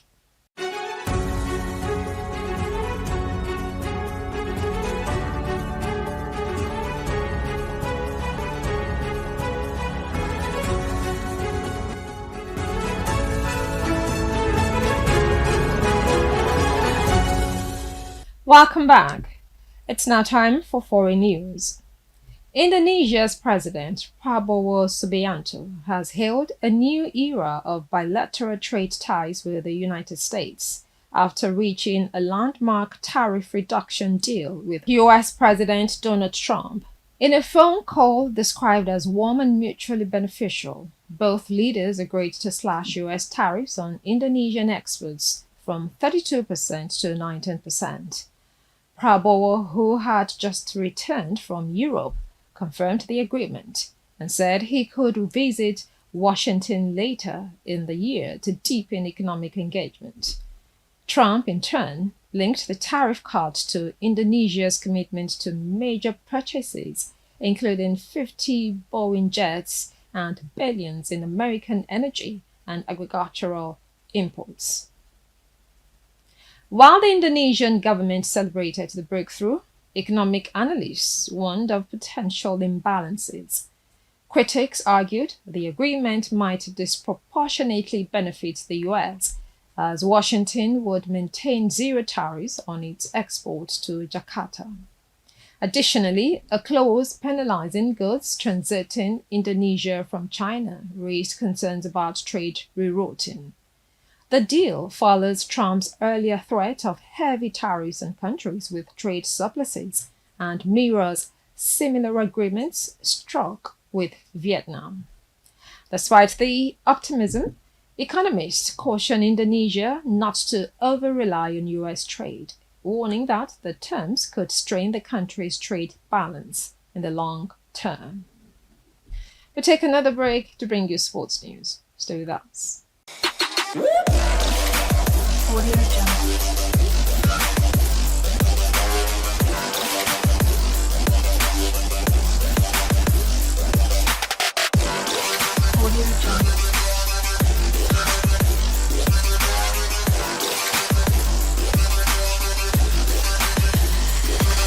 Welcome back. Now to sports news.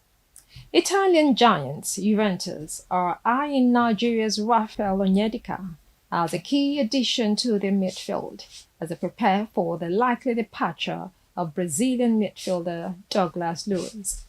Luiz, who joined the club from Aston Villa in a high-profile $60 million move last summer, has struggled to make an impact in Turin. He managed just 19 appearances and failed to secure a regular starting role, playing only 37 minutes in the final 9 Serie A matches under new manager Igor Tudor. Juventus are reportedly open to offers around $40 million for Luiz, with Everton emerging as a potential destination. In anticipation of Luiz's exit, Juventus have turned their attention to Onyedika, a 24-year-old Nigerian international currently plying his trade with Belgian club Brugge. According to Italian sources, Juve scouts recently assessed Onyedika's performances, and the club sees him as a cost-effective and long-term solution. The midfielder is valued at around $35 million and is believed to be eager for a move to a bigger league. Juventus hope to leverage their strong relationship with his agency, CAA Stella, to outpace rivals AC Milan and Atalanta in the race for his signature. Negotiations are expected to accelerate in the coming days as Juve looks to finalize their midfield rebuild. We take another short break to bring you entertainment news. Stay tuned.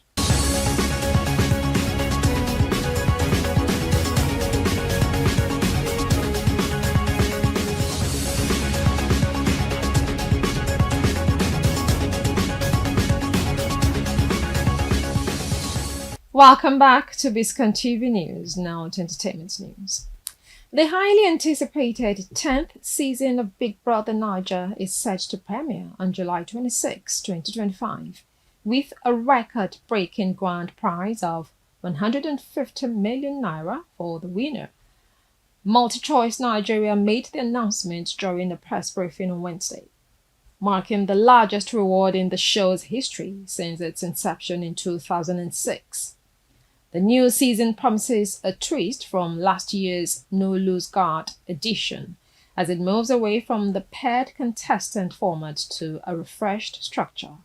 Now, physical auditions were conducted nationwide between May 16 and 18. Veteran host Ebuka Obi Uchendu is confirmed to return as the anchor of the show, which has become a major cultural phenomenon in Nigeria and across Africa. The 2024 edition saw Kelly Ray become the first married housemaid to win the competition, walking away with 100 million naira. With an even bigger prize and a revamped format, Baby Naija Season 10 is expected to draw massive viewership and stir widespread conversation in the entertainment landscape once again. And that's the news for now on Biscon Television, compiled and produced by Victoria Adekoya. We leave you with the last line. Steve Jobs says, "The most important thing is to enjoy your life, to be happy. It's all that matters." I'm Stella Opara. Thank you for watching.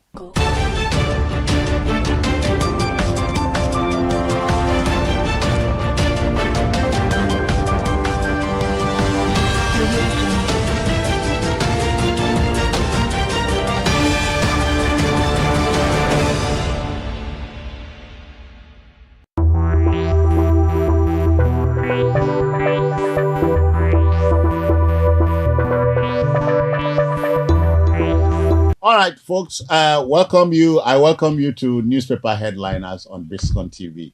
As you can see, the papers are here.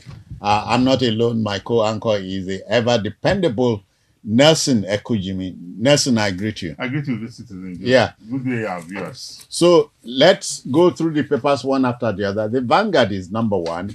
Of course, the big story remains the interment of the immediate past president, Muhammadu Buhari, bless his soul. Tinubu, some African leaders bid Buhari farewell.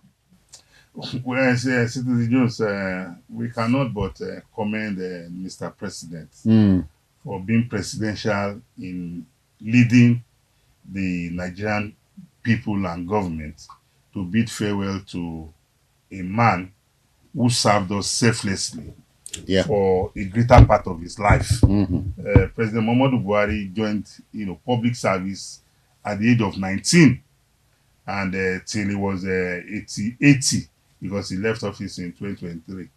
He spent close to over 5 decades serving the Nigerian people. We cannot but commiserate with his family and assure them that we are not mourning. We are celebrating his life. Yeah, at that time. Bishop Hassan Matthew Kuka says, ignore Buhari's 8 years in power. He was a good man. There was no doubt about that. That was a testimonial that came from people who were very close to him. Yeah. He was a man with a large heart and with good intentions. Whether those he saddled with responsibility, carried out his instruction is another ball game entirely.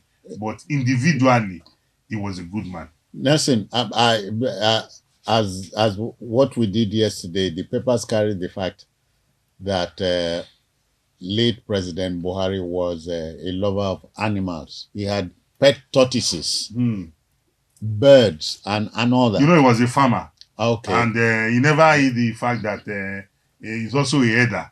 And so if somebody, keeps animals, it is not unlikely that he will go as far as that. And I heard he was generous too. Yes, because one thing that stood him out as a person was that he lived a Spartan life, a life of humility and simplicity. Yeah. All through his life, we looked at his trajectory. He was like a man who had a focus on his own coming. Many people talk about his integrity. Absolutely. Yeah. It was not. There was no doubt about that. Okay. Not in doubt. All right. Minor pieces include this one. We are yet to receive formal communication from UAE on revised visa policy. Well, if the Nigerian government has yet to be communicated with, then it means that story about the revised visa policy by the UAE is not true.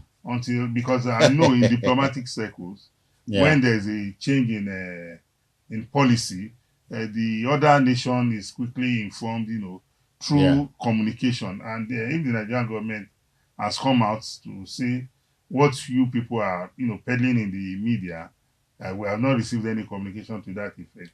We can as well believe that that news is not true, because if the government of UAE is interested in reversing those policies, just like the American government did. The American government communicated their decision to the Nigerian government. Okay. So I think I want to stand with the Nigerian government on this. So diplomacy is taking over here. Yes, absolutely. All right. Gunmen allegedly killed 20 in Plateau night raid. Yeah, the Plateau remains a killing field. Yes, it remains a killing field. And a sad commentary. It's a sad commentary. And I just hope that the security agencies and the government will rise to the occasion. Let's talk a bit of money issues now. Again, Nigeria misses budget 2025 crude oil output target. Yes, because we had, I think the budget for 2025, our output target is about 1.7, if I'm correct. 1.7. Yeah, no, OPEC gave us 1.5. Okay. But we have got to 1.7. Okay, yes.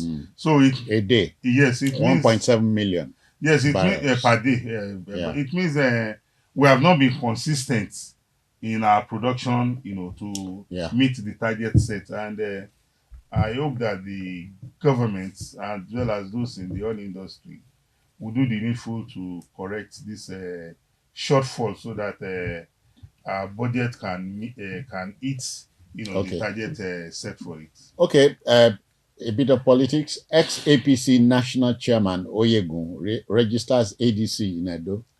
Yes, he's within his rights to register to leave the party and join any other party. And we all know that he was formerly the national chairman of the APC, and if he has left the APC to register with the ADC in Edo State, he's acting within the provisions of the Constitution. Yeah. He's within his rights.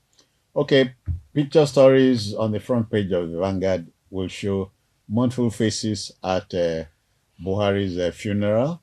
Mr. President is there, and many other mourners joining him. The New Telegraph is here, and the lead story is this: rest in peace, sir. Ex-President Muhammadu Buhari buried with full state honors at Daura. We couldn't have done less than what we did to the memory of the late president. He deserved all the accolades he got, as well as the presidential burial that was given to him yesterday in his hometown, Daura, in Katsina State. And we also join every other Nigerian to pray to the Almighty Allah to grant his soul Al-Jannat Firdaus. Okay. Some African leaders were there. Absolutely, absolutely. Federal government addressing US UAE visa challenges. Tinubu. Yes, because the American government reversed the visa policy for Nigeria for single entry to be just 3 months. Okay. 3 months single entry. It means unlike in the past where you could get a 5-year multiple entry. Okay. And now if you go to the US based on the American policy, that some reasons were adduced for it. If you go into America, if you exceed if you go once, for you to go back, if you come, you need to approach the embassy again. Yeah. So it means your visa only allows you 1 month maximum. So if I leave Nigeria this July, today is July 16th, Yeah. and I return to Nigeria back maybe in August 20, it means I'm still within the 3 months. But for me to be able to, activate that my visa again, Yeah. I have to return back to the embassy because the visa allows me to go in. Well, but you and I know that the US has said don't overstay. Yes, no, everywhere in the world, you must respect their immigration laws. All right. Your state is in the news, Ondo State, 2027, 300,000 PVCs uncollected in Ondo. Well, that problem is a nagging one. It's not only Ondo State. It's a national problem all over the country. People need to be, how do I say it now? People need to be mobilized. In fact, it got to a stage, some persons were saying they should bring it to their homes. Meanwhile, the homes we are talking about, a lot of persons who registered, I'm sure you can't trace the address that they gave during the registration time. Yeah. So I think the days ahead, the National Orientation Agency, as well as other state agencies and the media can help us push this information out so that people can access INEC office and collect their PVC. Nelson, would you say, politically speaking, we are a long way from home? No, we are not a long way from home, but we are still on the way. We can only... Way home? Yes, we are on our way home, but we can only quicken our steps if we do the needful. All right. Stocks. Buy recommendations deepen bullish sentiments for banks. Well, it means if it is bullish, it means it has become profitable, that the market is vibrant. And I think the banks now, their stocks or their shares are becoming the beautiful bride in the stock market. And that shows you that the banking industry is doing well in Nigeria. And people, and don't also forget, Citizen Jones, that there's a recapitalization deadline by the CBN. So the stocks. Is it July 17? Am I right? I can't really remember. But it's this July. Yes, it's this July. So that could also be the reason why the stocks of the banks are becoming bullish. All right. Uncle Sam's country is in the news. Trump. I'm disappointed but not done with Putin. Well, he has given Russia 50 days within which to strike a deal with Ukraine. Yeah, well, we can only advise President Trump that he should not give up on Putin. Putin holds the ace in resolving the Russia-Ukraine war. So President Trump can express his disappointment. Yeah, but he said 4 times Putin gave the impression he was going to strike a deal. Yes. But we should admonish him to continue. Maybe rationality will prevail. You don't give up. No, we don't give up. Time like because the world needs peace. All right. Picture story on the front page of the New Telegraph. All roads led to Daura yesterday. Mr. President led the pack, and you can see Mr. President surrounded by his lieutenants. We say adieu, President Buhari. Yeah. The Nigerian Tribune next. The story: the Patriots all-inclusive confab begins in Abuja. Well, the Patriot is a group of Nigerians who have come together, and they said they are going to discuss the Constitution of Nigeria. And it's within their People's Constitution. They said People's Constitution. Well, it's an individual. Nelson, we have heard this before. No, we have heard it severally. So we wish them all the best in their deliberations, and we look forward to reading what they will come out with at the end of the day. But let's provoke a little debate here. Is our problem in Nigeria constitutional or attitudinal, if you get what I mean? If you ask me, Citizen Jones, our problem in Nigeria is both ways, but majorly attitudinal, because a lot of the provisions in our constitution today if we implement them. Yes. We'll not even be talking about the Yes. constitutional, lacunas. But we are not doing well with regards to our attitudes, even though we recognize that the constitution has some, lacuna that needs to be amended. But all the efforts being geared towards writing a new constitution, if we devote just a quarter of it to reorientating ourselves to become better citizens, we will have less problems. So essentially, it is attitude. Absolutely, our attitude, yes. Our attitude. Okay.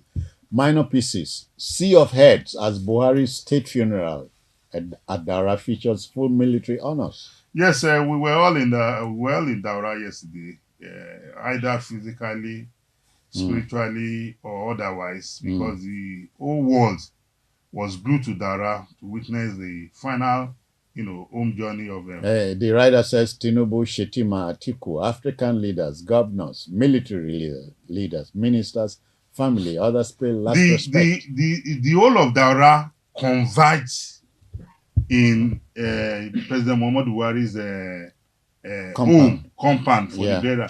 You need to see the crowd when the aircraft that brought the body, they broke all security protocols.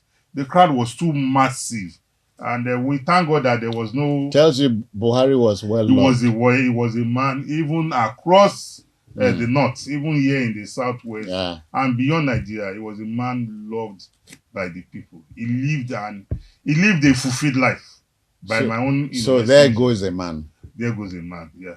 Minor pieces. Gunmen killed 27, destroy farms, burned several houses in Plateau community. We just talked about it. Yeah. It's a sad one. We commiserate with the families of those who have died and wish them eternal rest. But while commiserating, it is important for our security agents to investigate this crime against humanity and do the needful. It cannot continue. It cannot. Yeah, visa overstay. Respect immigration regulations of host countries. Federal government tells Nigerians. There's no true message. When you leave your home and you go to another man's country or home, it behoves on you, if you are not looking for trouble, to ensure that you play by his rules and not yours. That is the only way you have peace. So it is important for citizens or Nigerians when we travel abroad to respect the immigration laws of our host country. No matter how inconveniencing we might feel it is to us, we don't have a choice. But when we get home, you don't need any visa to stay in Nigeria. More like saying when you are in Rome, behave like a Roman. Yeah. Okay. Dangote to wealthy Nigerians. Invest in Nigeria. Honestly, that is a very, succinct message to wealthy Nigerians because profound. We don't have any other home than Nigeria, and whatever we make of Nigeria is what Nigeria will become. A lot of our persons, if they toe the line of even Alhaji Dangote, I can assure you, Citizen Jones, the level of unemployment and poverty in Nigeria will be greatly reduced, and we just hope that this message of his will resonate with wealthy Nigerians. He reveals how he built $20 billion refinery. Yes, that's it. And the picture stories are same. All roads, as we have told you, led to Daura, the hometown of the late immediate past president, Muhammadu Buhari. Yeah. Bless his soul. The Guardian here, next. The lead story. Again, the Buhari story. Leaders, friends, politicians unite in stately farewell for Buhari. Absolutely. No more, no less. The whole country stood still for President Muhammadu Buhari yesterday. I watched it on TV from about 11 o'clock. I was glued to my television station because that was the least honor I could give to a man who lived a life that will continue to treasure till eternity. Yeah.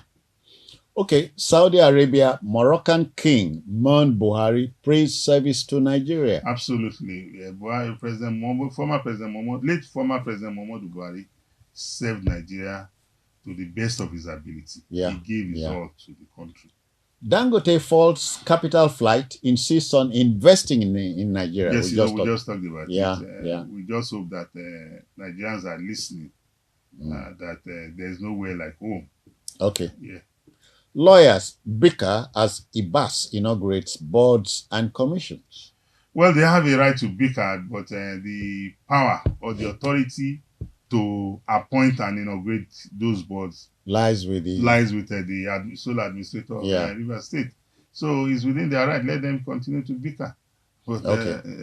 IBAS is in sync Yeah. with the provisions of the law. Okay.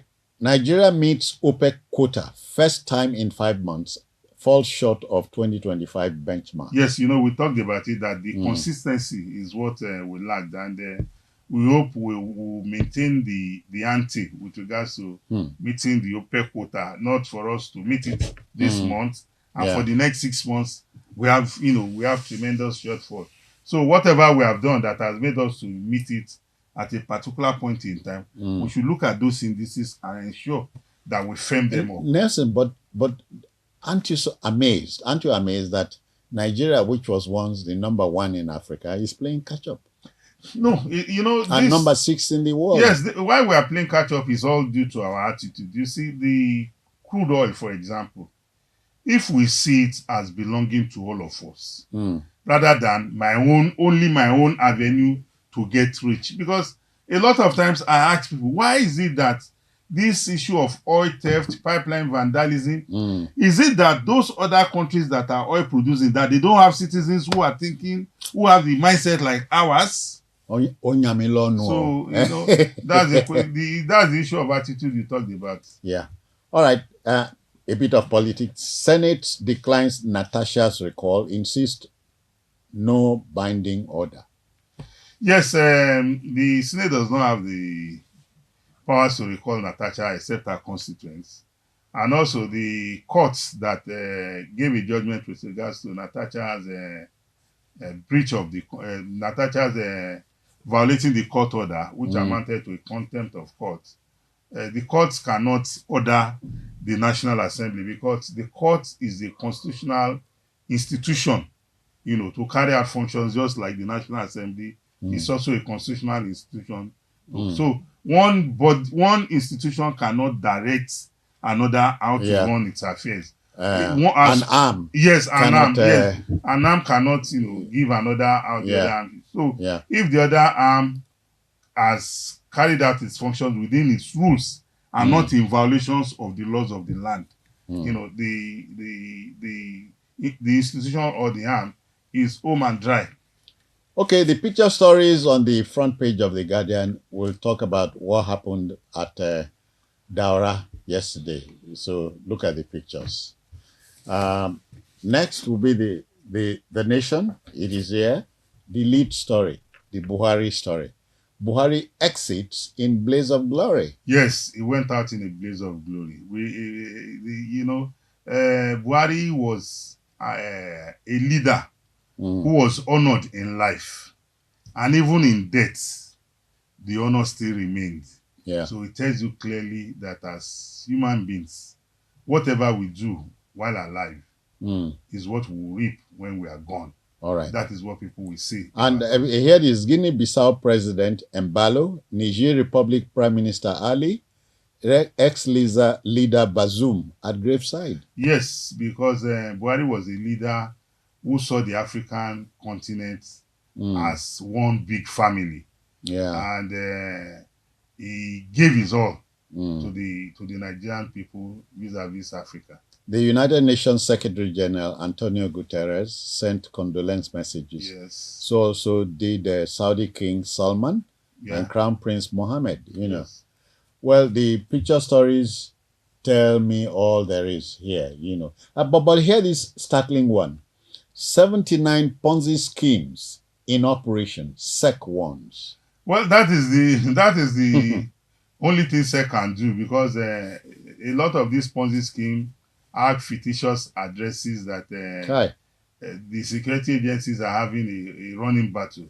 But those who are patronizing them, they will feel they are trying to get rich quick. But at the end of the day, it will turn to tears and lamentation. Yeah. Just like the last one that crashed. What was this one that crashed just some months ago? The Ponzi scheme. Yeah. CBEX. Yeah. CBEX, yeah. Yeah. So, if you remember, Citizen Jones, when some of the persons who patronized that Ponzi scheme were asked if they would, put their money into another one, and some of them were like, we were unlucky in this one. When another one comes, we'll try our luck again. Well, SEC will warn you, we tell you, so that when the us boats, when the comes to become, when the comes to the come, then you know how far. Okay. Akpabio appeals judgment on Natasha's suspension suit. I don't understand why Akpabio is appealing the judgment, because the court has not given any judgments with regards to Natasha's suspension. The court has only advised that the National Assembly recall her so long as she acts in consonance with the rules governing the conduct of the National Assembly. Remember, one of the terms was apologize to yes, that you should write a written apology. Okay. US, UAE visa issuance. Federal government begins action on issues of concern. Yes, we expected it, and we have advocated that on this platform, that whatever be the decision of the American government in reviewing its visa policy to Nigeria, there is need for the Nigerian government to engage, and that is exactly what the Nigerian government is doing. But we read in one of the papers earlier on that the government said she is yet to get any communication from UAE with regards to its visa policy. Yeah. So maybe the government is taking the step ahead to go and meet them to say, we saw this, how true it is. But if they have not communicated with us, that is not fair enough. Okay, let's talk about the picture stories. The pictures on the front page of the Nation are same. Drawn faces, long faces, mournful atmosphere, and so on. All in... Yeah. Okay, then. The Daily Sun is here. And again, the lead story. Buhari, the end. Yeah, the end of an era. The end of a life that will continue to be a motivation to us all. A selfless life. A life of integrity. A life of discipline. A life of simplicity. So even though that era has come and gone, but the memories is what we'll take home as the people. All right. Visa row. Federal government pledges diplomatic resolution with US and UAE. Yeah, there's no other way about it, because the Nigerian government and people have always had a very rosy relationship with the US and UAE. We have a lot of Nigerians who are American citizens, and we have a lot of Americans who are also here. Some have naturalized, and we've enjoyed mutual benefits. Yeah. So it is in our collective interest to ensure that whatever we hinder or be a stumbling block to us enjoying the benefits of our relationship, removed. Yes, must be tackled. Yeah. A bit of politics, Nelson. Local government election. Lagos PDP rejects outcome of local government polls held to tribunal. Well, the judicial adjudication is embedded in our electoral process. I'm happy that they said they are going to court. So it's within their rights. Let them go and exercise it. But you've heard it, because I've heard it said that the Nigerian politician is a sore loser. No, that there is no doubt about that. And the Nigerian politician is someone that plays on its supporters or its members' intelligence, because of the fact that they know a lot of our people are ignorant. So even when they lose fair and square, I can give you, for example, look at the case of the Edo gubernatorial election. That got up to the Supreme Court. At the tribunal, we had 3 justices.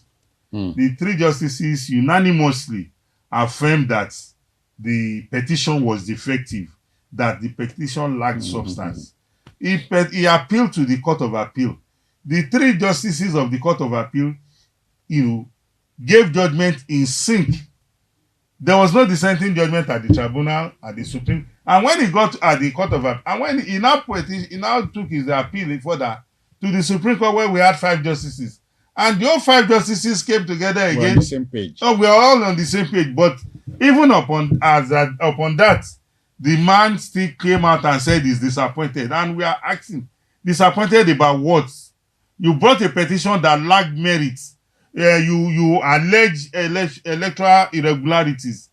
Meanwhile, those that swore on oaths and claimed they saw the irregularities, that they were witnesses, you refused to bring them to come and to come and be your witness. Rather, you were calling people who were not makers of those documents. So it shows that a lot of our politicians just like wasting the time of the court because they want to excite their supporters. Okay, then. So it is safe to say that politically speaking, we are not home yet. With that, there's no doubt about that. There's no doubt about that. Okay, picture stories from Daura. Everybody bowed to departed. Yes, he has joined the ancestors. All right. The punch is there. Let's punch the lead story. Still the Buhari story.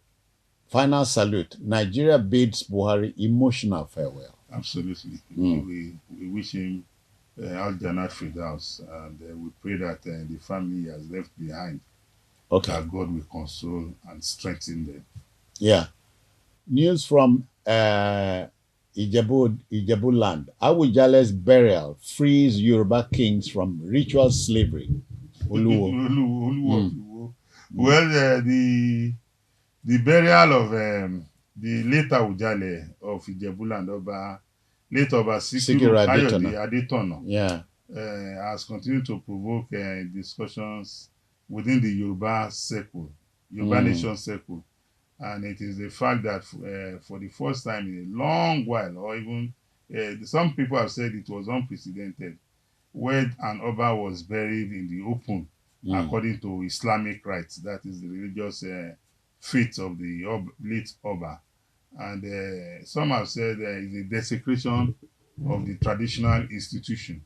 That once you subscribe to being an Oba, you must abide by those tenets till you pass away, and even your burial rites must be in consonance with those rules. But the Oba of the Awujale of Ijebu land made his last wish to be buried according to Islamic rites, and the Oluwo of Uwo has been one Oba in Yoruba land who has also been clamoring for that line of action.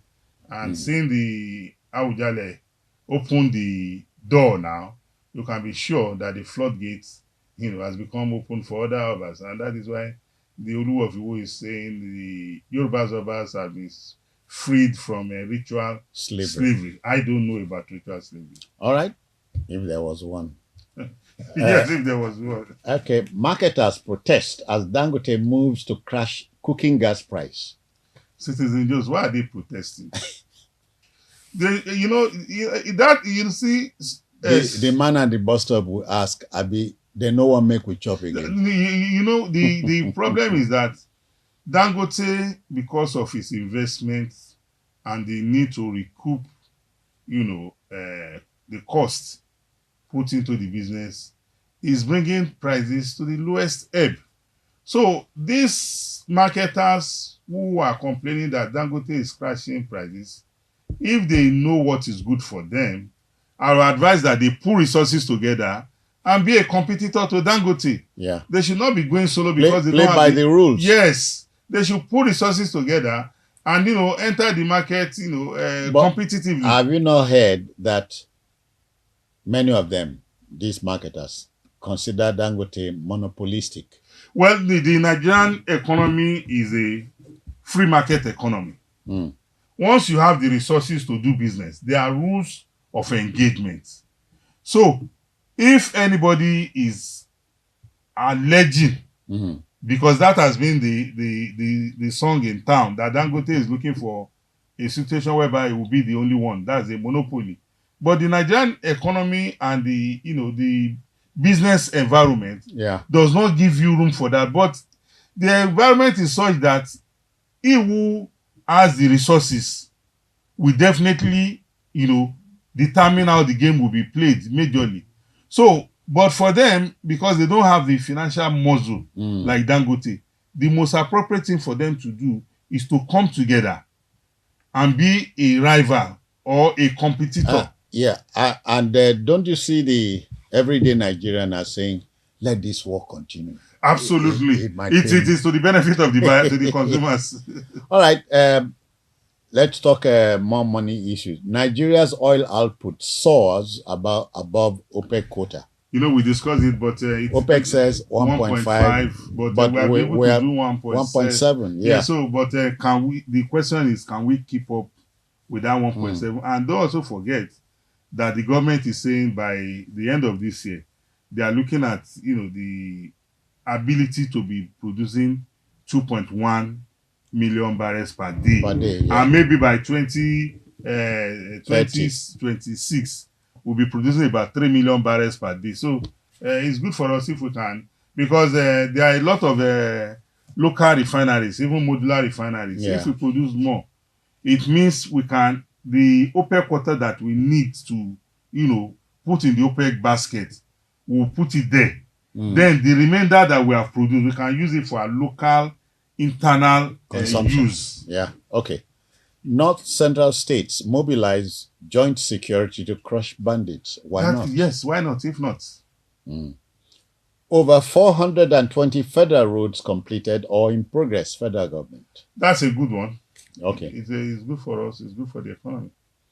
The picture stories on the front page of the Punch will show one, an imposing photograph of late President Muhammadu Buhari, and the other photograph shows President Tinubu leading mourners to his graveside.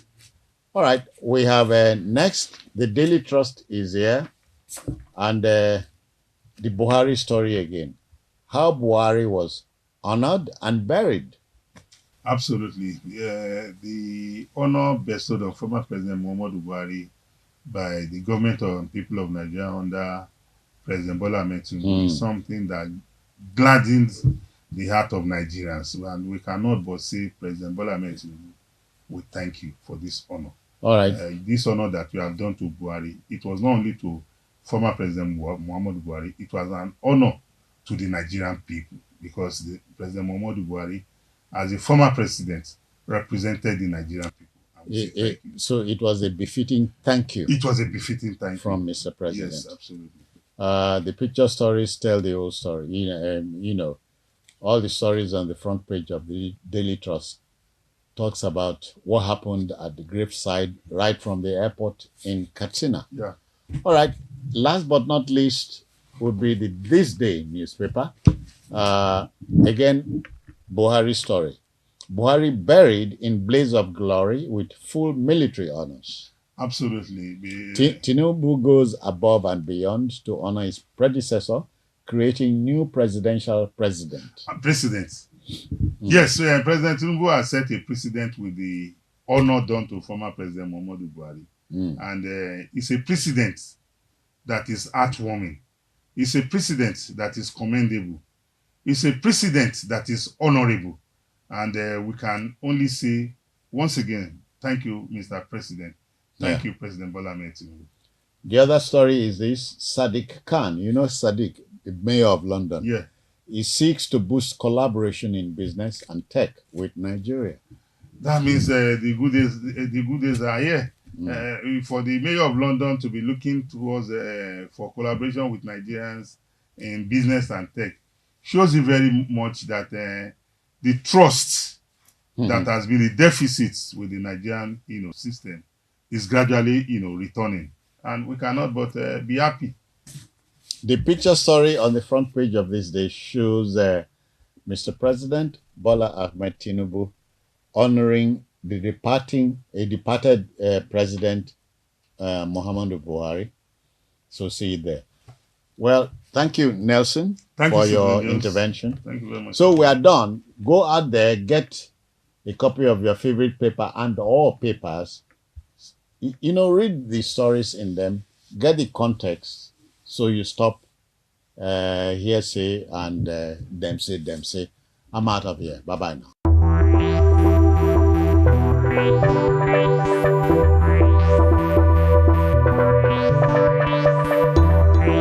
The Ogbagba royal family and the entire sons and daughters of Ijebuland unveil farewell to a foremost royal majesty, Oba Dr. Sikiru Kayode Adetono, GCON, Ogbagba II, Awujale and paramount ruler of Ijebuland. It is with profound melancholy that I write to bid farewell to His Royal Majesty, Oba Dr. Kayode Sikiru Adetono, GCON, a monarch whose legacy will forever be etched in the annals of history. The late Awujale's reign was marked by wisdom, courage, and an unwavering commitment to the development and progress of Ijebuland. His Majesty's leadership was characterized by a deep understanding of the complexities of modern governance and a keen sense of diplomacy. He worked tirelessly to promote peace, unity, and cooperation among the various communities within his kingdom, and his efforts earned him the respect and admiration of his people. The late Awujale's impact on the cultural heritage of Ijebuland cannot be overstated. He was a custodian of tradition and a champion of the arts, and his court was renowned for its vibrant cultural displays. His love for his people and his land was evident in every decision he made, and his legacy will continue to inspire future generations. As we mourn the loss of this great royal icon, we take solace in the knowledge that his impact will be felt for years to come in Ijebuland, nay Nigeria. May his soul rest in peace, and may his legacies continue to guide and inspire us. Amen. With affectionate regards, Sir Kessington Adebukonla Adebutu, OON, CON, CFR, KJW, FISM, FGPS, FNIJ, FA Meds, the pillar of Methodism in Nigeria, and Odole Odua of the source. Odole Odua commiserates with the Buhari family, President of the Federal Government of Nigeria and the entire Nigerians on the transition of President Muhammadu Buhari, GCFR. It is with deep sense of loss that I commiserate with Buhari family, the President of the entire citizens of our dear country on the demise of ex-President Muhammadu Buhari, GCFR, which inevitable event occurred on the 14th of July 2025. President Muhammadu Buhari was more than just a former head of state. He was a symbol of Nigeria's resilience and determination. Throughout his life, he demonstrated remarkable courage, discipline, and passion for public service. As a military officer and later as a democratically elected leader, he served Nigeria with distinction, leaving an indelible mark on the nation's history. His commitment to fighting corruption, stabilizing the economy, and addressing security challenges will always be remembered.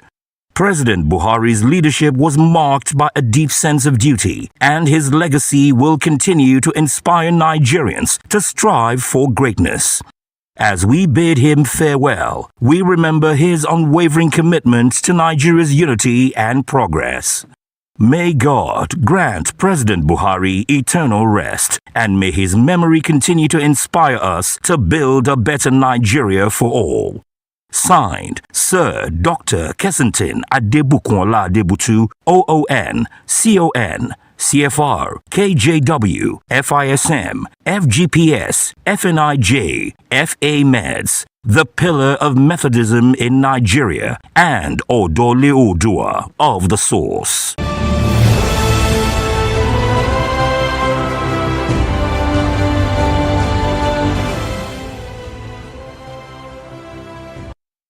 On Tuesday, July 15, 2025, Umaru Musa Yar'Adua International Airport in Katsina became the solemn venue for the arrival of the remains of former President Muhammadu Buhari for his funeral. President Muhammadu Buhari was a retired Major General in the Nigerian Army. a former military head of state from 1983 to 1985, and the democratically elected president of Nigeria, who served 2 terms from 2015 to 2023. Born on December 17, 1942 in Daura, Katsina State, he rose through the ranks of the military with a reputation for discipline and integrity.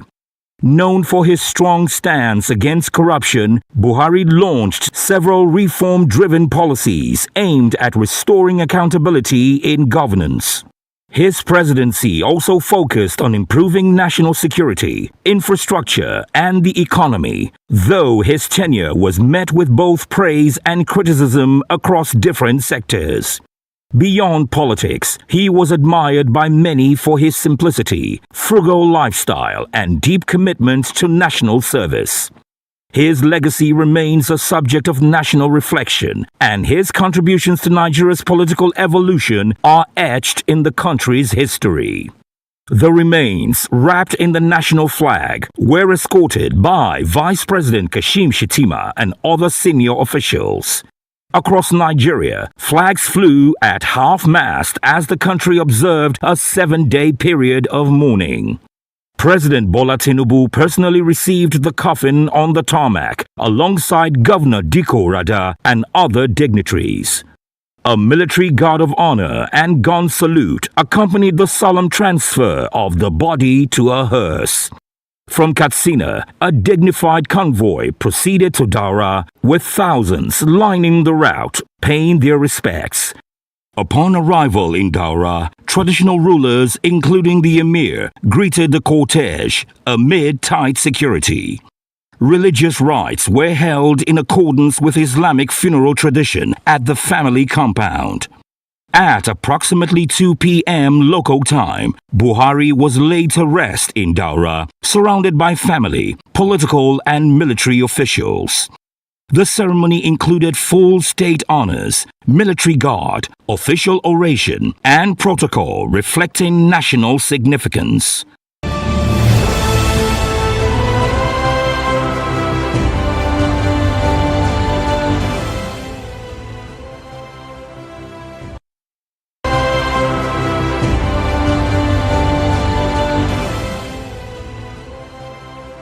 The much-anticipated grand commissioning of the multi-billion-dollar Dangote Petroleum Refinery and Petrochemical Free Zone Establishment Project at Ibeju-Lekki, Lagos, took place on Monday, the 22nd of May 2023. When it becomes operational, the Dangote Petroleum Refinery and Petrochemical Free Zone Establishment Project will produce 650,000 barrels of petroleum products per day and 900,000 tons per annum of polypropylene products. Located in Ibeju-Lekki area of Lagos, the Dangote Refinery covers a land area of 2,635 hectares. Dangote Refinery is powered by a 435 megawatts power plant and has the world's largest single-train 650,000 barrels per day petroleum refinery with 900 KTPA polypropylene plants. Dangote Petroleum Refinery can meet 100% of Nigeria's requirement for all refined products. Gasoline, 53 million liters per day. Diesel, 34 million liters per day. Kerosene, 10 million liters per day.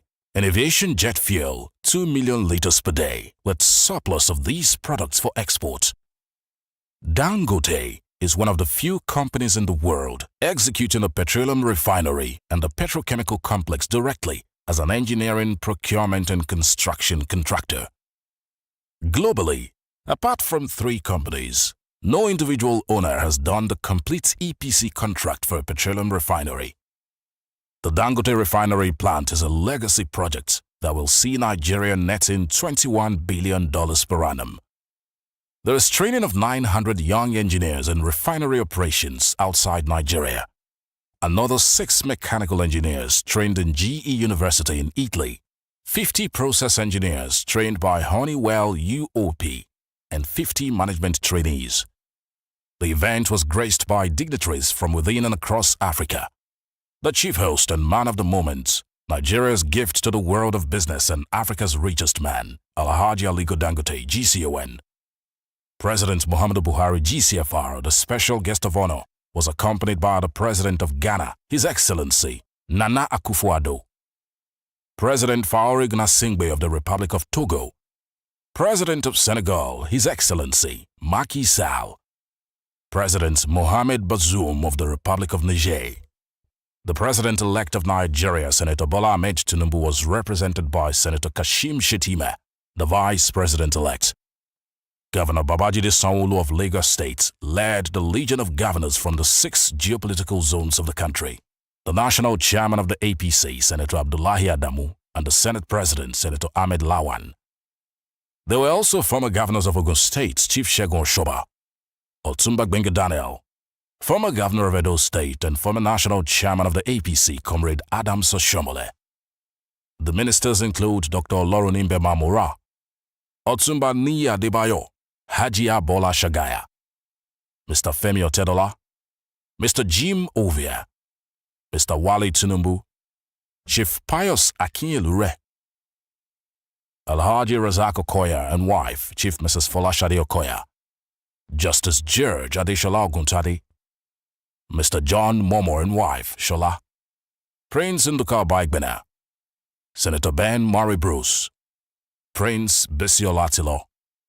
Also there to honor Alhaji Aliko Dangote were traditional rulers like the Oni of Ife, Oni Adeyeye Nito Ogunze, the Alaki of Igbaland, Oba Aderotun Aremugbadebo, the Olu of Warri, Atunashe III, among many others. The opening prayer for the event was taken by Alhaji Abdullahi Sule of Nasarawa State. In the remarks of Alhaji Aliko Dangote, GCON, the unstoppable visionary who looked overwhelmed with joy, he thanked President Muhammadu Buhari for his unprecedented support, which encouraged him to be able to pull the multi-billion-dollar project through. Excellencies, distinguished guests, ladies and gentlemen, the Dangote petroleum refinery we're here to commission this morning is in fulfillment of our long-held dream and the product of Dangote Group's corporate vision driven by our mission to produce what we consume and promote self-sufficiency in the basic needs of our people while competing globally in areas of our comparative and competitive advantage. Over 2 decades ago, we made the commitment to invest in the downstream petroleum sector in response to the increasing shortages of petroleum products in our country and the consequent challenges on our economy and its negative impact on the lives and livelihoods of our people. This motivated us to rethink our market entry strategy and our business model. We subsequently committed to enter the market boldly with a vision to invest in a greenfield refinery that will transform the industry in Nigeria and Africa as a whole, and that world. The Dangote refinery, located in Ibeju-Lekki, Lagos, is about 3 times the size of the whole of Victoria Island in Lagos. The Dangote site can house about 33,000 persons. Alhaji Aliko Dangote explained further that what kept motivating him was the need for us in Nigeria to produce what we need locally and export for extra revenue. We have built a refinery with a capacity of 650,000 barrels per day of crude oil plus 900,000 metric tons of polypropylene in a single train, which is the largest built ever. We have selected the best plants and equipment and the latest technology from across the world. Our product slate is designed to meet the highest quality standards of the high-value products, including premium motor spirit, PMS, automotive gas, oil, diesel, aviation fuel, kerosene, ATK, all of Euro 5 standards that will enable us to meet not only to meet our country's demand, but also to become a key player in the African and the global market. Over 30,000 Nigerians and nationals of other countries embarked on the game-changing multi-billion-dollar Dangote world-class legacy project. The Dangote refinery will provide over 100,000 jobs. Employments of professionals from different cadre will receive a very big boost with the construction of the Dangote refinery. There were goodwill messages by the Managing Director of the NNPC Limited, Engineer Mele Kyari, the Governor of the Central Bank of Nigeria, CBN, Mr. Godwin Emefiele, Governor Babajide Sanwo-Olu of Lagos State, and the visiting presidents. This extraordinary facility that we see here today is not standing on a reinforced concrete and steel platforms only, but also on the enabling business environment that the government of our country continue to provide, and we are most grateful for this. The reforms that we have undertaken in Nigeria's petroleum industry under the informed leadership of President Muhammadu Buhari were built around a clear set of principles that anticipate the tremendous changes that will take place in the international energy market in the decades to come. As always intended, we are committed to continue to add value here at home from the extractive industries in order to maximize benefits and value to all Nigerians. The NNPC Limited will continue to support investment in domestic refining to satisfy growing demands for refined petroleum products in both local and regional markets, as against simply exporting unprocessed crude to diminishing markets overseas. Over the last 8 years, your far-reaching vision and deep knowledge has also been instrumental in the tremendous growth of the construction phase of this refinery, for which we are here today. Mr. President, today, your name goes into our annals of history as you yet again commission the biggest single train refinery in the world in Nigeria. Your Excellencies, as you're all aware, this complex comprises a refinery, a petrochemical plant, a urea and fertilizer plant, and a subsea pipeline project. This petrochemical facility has a capacity to produce 900,000 metric tons of polypropylene per annum, while urea will be able to produce 3 million metric tons urea annually.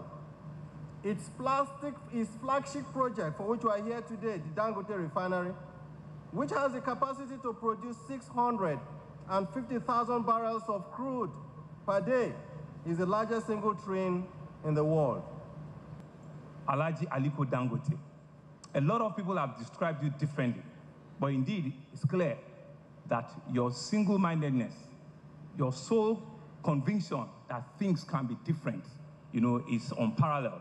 And we have demonstrated and we have seen it, because I have also come here a couple of times, and each time it's always a wow.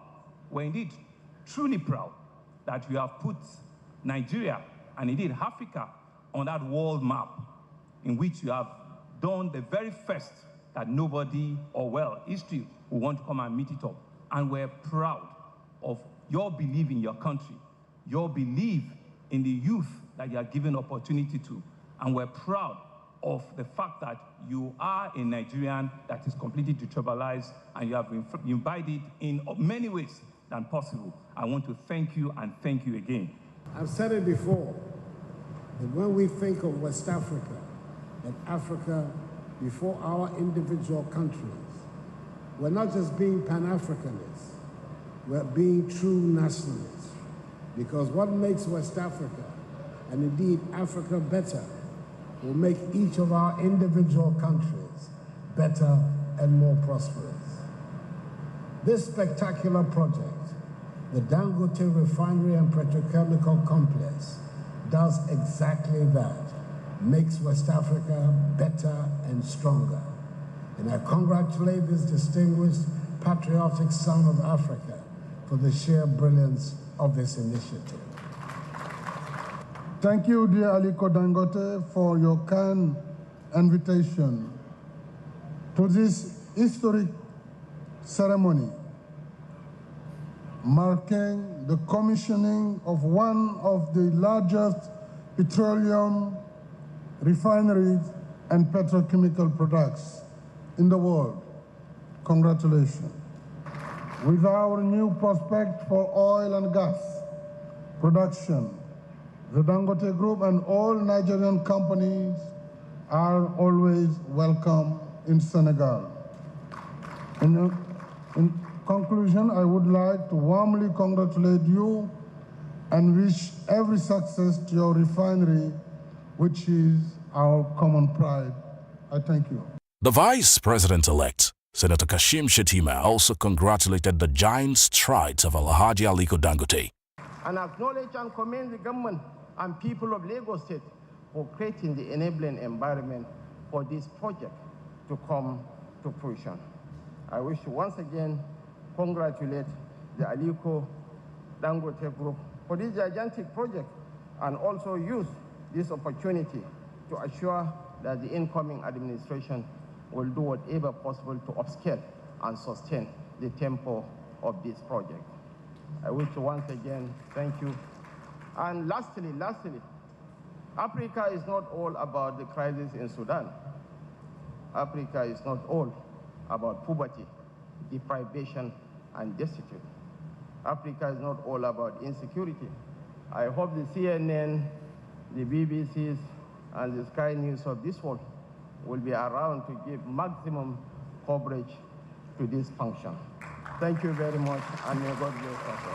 President Muhammadu Buhari, in his remarks, congratulated Alhaji Aliko Dangote for his efforts to change the story of Nigeria from a consuming to a producing economy, and praised him as an iconic industrialist that should be emulated by all for the continued progress and development of Nigeria.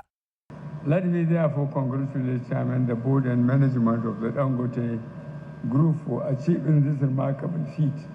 Thank you sincerely for the invitation. I am informed that this complex has the capacity to process 650,000 barrels a day of crude, which will enable our country to achieve self-sufficiency in refined products and even have some surplus for export. This clearly makes this event a notable milestone for our economy and a game changer for the downstream petroleum products market, not only in Nigeria, but the entire African continent. I am aware that this is not the first time the Dangote Group under Alhaji Aliko Dangote's leadership is putting Nigeria on the global map through his bold, visionary, and courageous investments in key industries. I am confident that my successor, His Excellency Asuwaju Bola Ahmed Tinubu, will sustain the improvement in our economic and business environment and strengthen the framework of our public partnership policies to accelerate the pace of our economic growth and development. I am happy to leave our economy in very competent hands. The event ended afterwards. Biscon Communications congratulates the unstoppable visionary, Africa's richest man, Alhaji Aliko Dangote, on his continuous game-changing strides, which have kept Nigeria steadily on the world map for all the good reasons.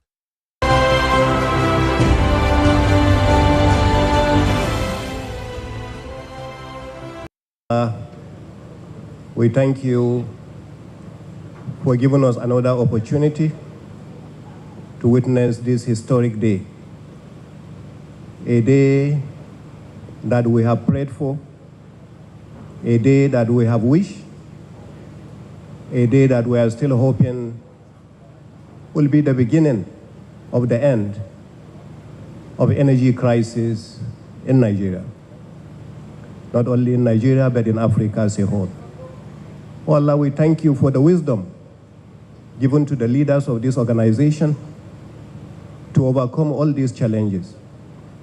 We thank you, oh Allah, for the wisdom given to our leaders of this nation and other nations around, giving them all the opportunity to overcome the challenges that we have in this country. Continue to answer our prayers, oh Allah.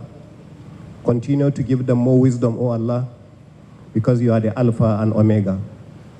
O Allah, you alone we worship, and you alone we ask for your forgiveness, O Allah. Allahumma iyyaka na'budu wa iyyaka nasta'in. Allahumma iyyaka na'budu wa iyyaka nasta'in. Allahumma iyyaka na'budu wa iyyaka nasta'in. Ihdina siratal mustaqim, siratal ladzina an'amta alaihim, ghairil maghdubi alaihim waladdallin. Amin. Allahumma la tada'na la dhanban illa ghafarta, wala hamman illa farajta, wala daynan illa qadaita, wala hajatan min hawaijid dunya wal akhirah illa qadaita ya arhamar rahimin. Allahumma rabbana atina fid dunya hasanah wa fil akhirati hasanatan wa qina azaban nar. Subhana rabbika rabbil izzati amma yasifun wa salamun alal mursalin walhamdulillahi rabbil alamin. Industries, I wish to extend our deep appreciation for this great honor done to us. We are also highly honored to have with us this morning the President of Ghana, His Excellency Nana Akufo-Addo, the President of Togo, His Excellency Mr. Faure Ngenasimbe, His Excellency the President of Senegal, Macky Sall, the President of Niger, His Excellency Mohamed Bazoum, His Excellency Mr. Abdul Karim Dabi, representing the President of Chad, His Excellency Mohamed Dabi. The President-elect, His Excellency Asiwaju Bola Ahmed Tinubu, the Asiwaju of Nigeria, ably represented by the Vice President-elect, His Excellency Kashim Shettima. Other short notice and enormous responsibilities of your offices. I would also like to extend our warm welcome to Deputy Speaker, House of Representatives, Honorable Idris Wase, distinguished senators that are here with us, and members of the House of Representatives here with us, His Excellency Babajide Sanwo-Olu, the Governor of Lagos State, and our Chief Host. Their Excellencies, Executive Governors, and Deputy and Governors-elect of our various states of the Federation that are here with us, Honorable Ministers here with us, the Governor of the Central Bank of Nigeria, Mr. Godwin Emefiele, the Group Chief Executive Officer of the Nigerian National Petroleum Corporation, Corporation Company Limited, Malam Mele Kyari, the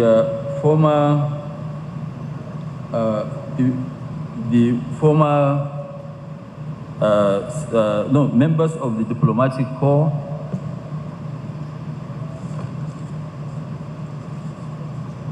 our royal fathers that are, and religious leaders, leaders of the host community, members and management of the staff of Dangote Group, the Dangote and the Dantata family that are here. I would also like to welcome, who is here with us. I would like to welcome the former,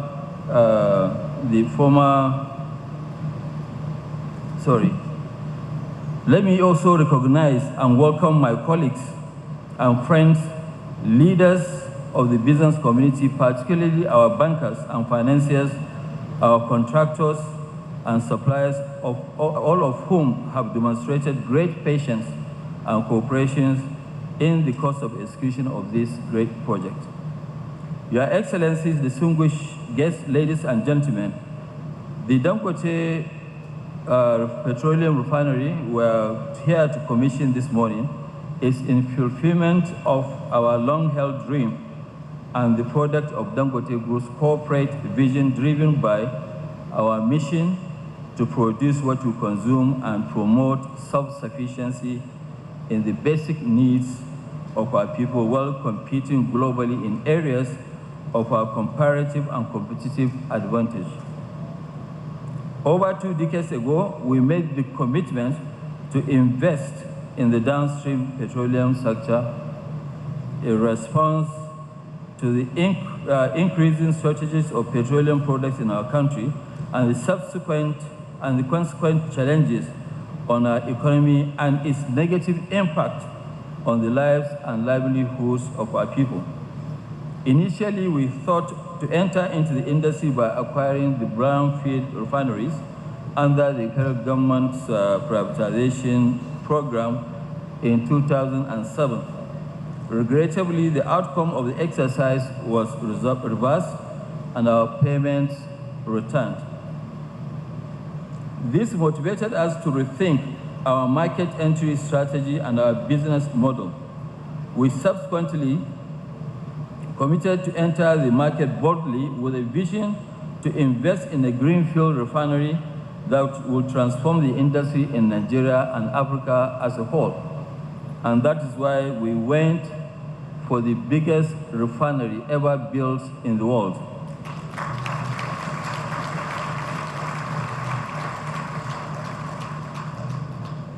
We decided on a plant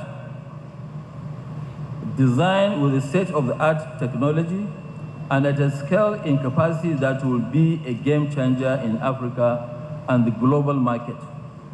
Your Excellencies, distinguished guests, the facility we are commissioning today is aimed to reposition Nigeria as a key player in the downstream petroleum market of the global, petroleum sector of the global market. We have built a refinery with a capacity of 650 of crude oil plus 900,000 metric tons of polypropylene in a single train, which is the largest built ever. We have selected the best plants and equipment and the latest technology from across the world. Our product slate is designed to meet the highest quality standards of the high-value products, including premium motor spirit, PMS, automotive gas, oil, diesel, aviation fuel, kerosene, ATK, all of Euro 5 standards that will enable us to meet not only to meet our country's demand, but also to become a key player in the African and the global market. Our coastal location and offshore loading and offloading single-point mooring facilities with the capacity to receive all our crude oil supplies and evacuate up to 75% of our liquid products, giving us direct access to the rest of Africa and the global market for exports. In addition, 80% of our production can also be discharged through trucks to go around Nigeria. Your Excellencies, distinguished guests, our huge investment of over $18.5 billion in this industry has been prompted by our desire to support and contribute our quota to the federal government's sustained efforts to transform our economy and properly position our country as a leading nation in Africa, and also a respected member among economies in Africa. Your Excellency, Mr. President, this commissioning ceremony is just the beginning of a great journey, a milestone in a new and exciting trajectory for our downstream sector of Nigeria's oil and gas industry. It is our firm commitment that we will replicate this sector, what we have actually achieved in the cement and fertilizer markets, where Nigeria transited from being the largest importer of these two products to a net exporter.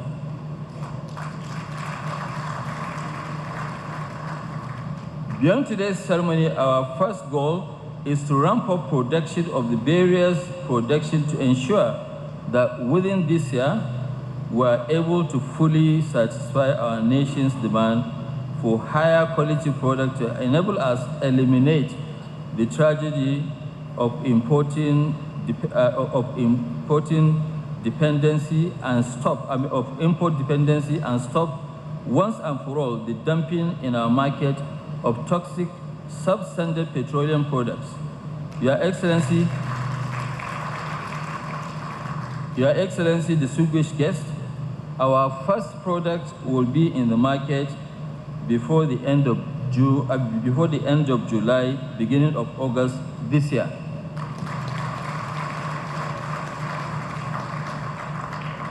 Beyond this, we intend to ensure that our plants are run at the highest capacity utilization and the highest efficiency to enable us to export competitively to other markets, especially in the ECOWAS and the wider region, in which 53 countries out of 55 are dependent on imports to meet their petroleum products demand. This is a clear opportunity for Nigeria, given the African Union's commitment to the creation of an African common market through recently established African Continental Free Trade Area regime. Let me now briefly touch on the immediate benefits of today's commissioning that will bring to our economy and our people. First, beyond the constant availability of a high quality fuels for our transportation sector, the refinery will also make available to our industries vital raw materials for a wide range of manufacturers in the plastics, pharmaceuticals, food, beverages, packaging, construction, and many other industries. Second, while the refinery operation and ancillary businesses will generate massive job opportunities, the downstream value chain will equally provide far more absorptive capacity for labor in the hundreds of thousands. Third, once our plant is fully commissioned and it is on stream, we expect that at least 40% of the capacity will be available for export, and this will result in significant foreign exchange earning into the country. Overall, we are committed to operating our plant in line with international best practice, recognizing the importance of protecting the environment. We have adopted stringent environmental health and safety policies to ensure that the refinery operates in a safe and sustainable manner. Mr. President, other excellencies, distinguished guests, the journey to this event was long and arduous. It could not have been possible without the support and collaboration of many parties and individuals. So permit me, Your Excellencies, distinguished guests, to recognize and appreciate just a few. Let me start with Your Excellency, Mr. President.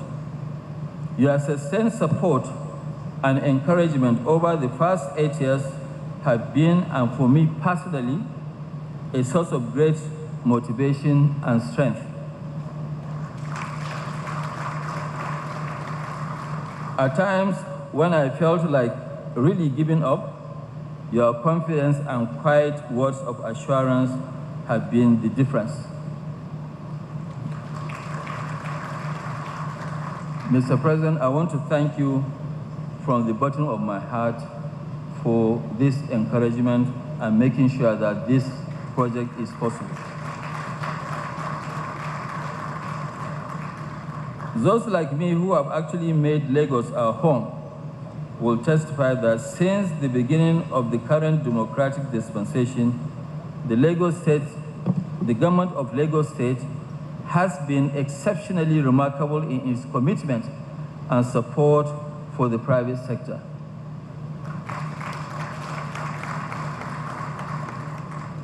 From the tenure of the President-elect, His Excellency Asiwaju Bola Ahmed Tinubu, who established this Lekki Free Trade Zone to the incumbent governor, His Excellency Babajide Sanwo-Olu, who has been most proactive in ensuring the successful execution of this project. The state government has indeed demonstrated great commitment to promoting an investment-friendly climate, which made it possible for our group to invest over $30 billion in various industries in the economy over that period. We must really thank the Ashwaju of Nigeria for his incredible vision and foresight.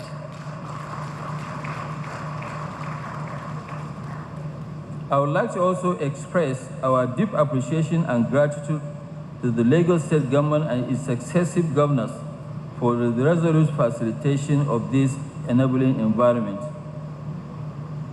The Federal Ministry of Petroleum Resources and its various agencies, especially the NNPC, our partner, has helped to steer this project to this successful event. Under the leadership of Mele Kyari, the NNPC has extended their full support and backing to ensure that no obstacles stand in the way of our progress.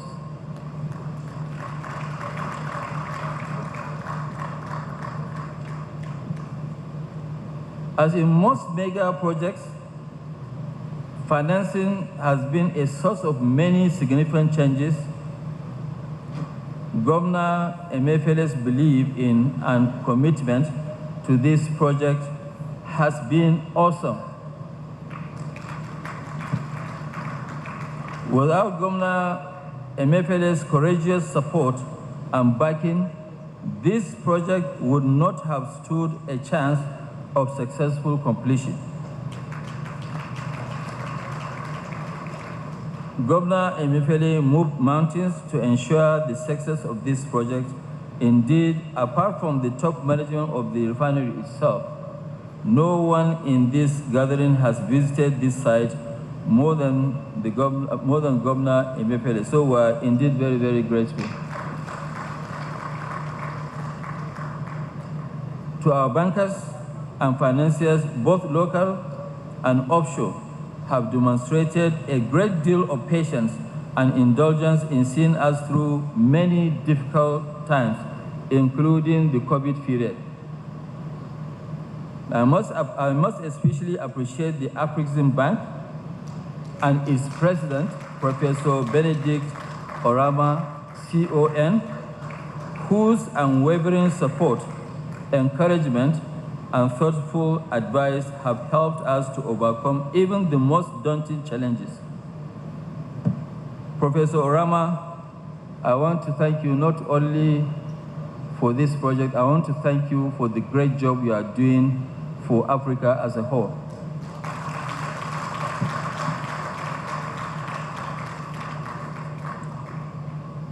I want to also most especially acknowledge some few. I want to acknowledge Access Bank PLC and Zenith Bank PLC for going the extra mile in supporting us in this unprecedented investment. All the banks they have helped, but these two banks are at the head, Access Bank and Zenith Bank. So thank you very much. Herbert Wigwe, thank you very much. My big brother, Jim Obia. Our security agencies have actually been most proactive in helping to ensure that this project progress under the strict vigilance and concern of our national security network. In particular, the Chief of Naval Staff, who has kept the project continuously under his personal attention and watch. And I must also thank the CDS, the Chief of Defense Staff, for listening to us, for always assisting us when we need additional help. So thank you so much.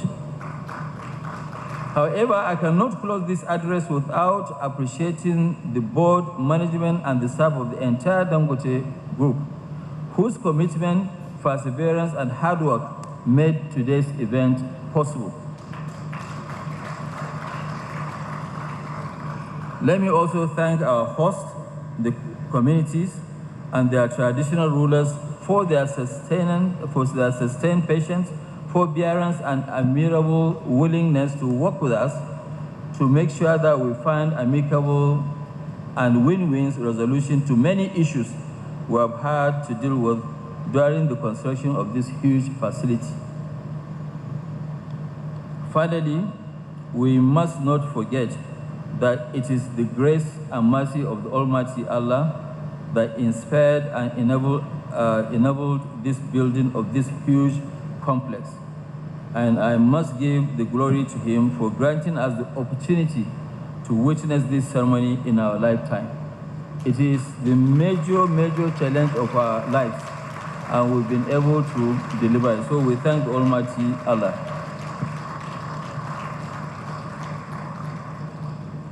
I want to also welcome the Senate President, Senator Ahmed Lawal, who came in. I'm sure it must have been the traffic, and also the chairman of the ruling party, which also, is somebody that has actually been very supportive. So, Your Excellency, you are very welcome. Your Excellencies, distinguished guests, I want to thank you for attending this commissioning of this lesson, and I'm really very sorry.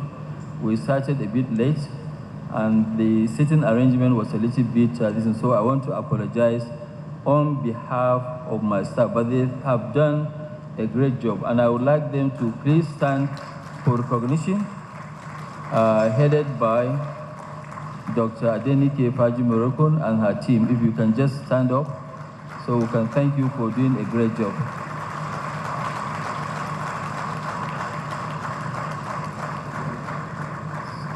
And my family are here to also give me the support. They can also stand for a small clap.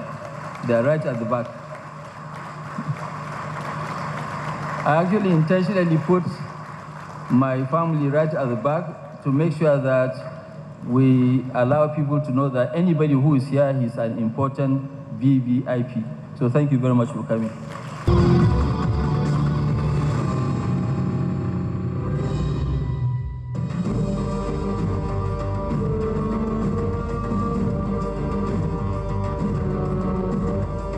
This is the Dangote investment on the Ibeju-Lekki axis of Lagos State. An investment of over $20 billion.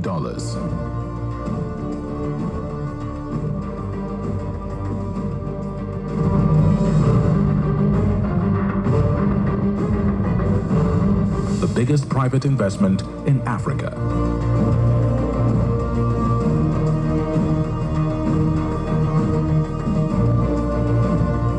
Seated on a landmass of 2,635 hectares at the Dangote Industries Free Zone Enterprise.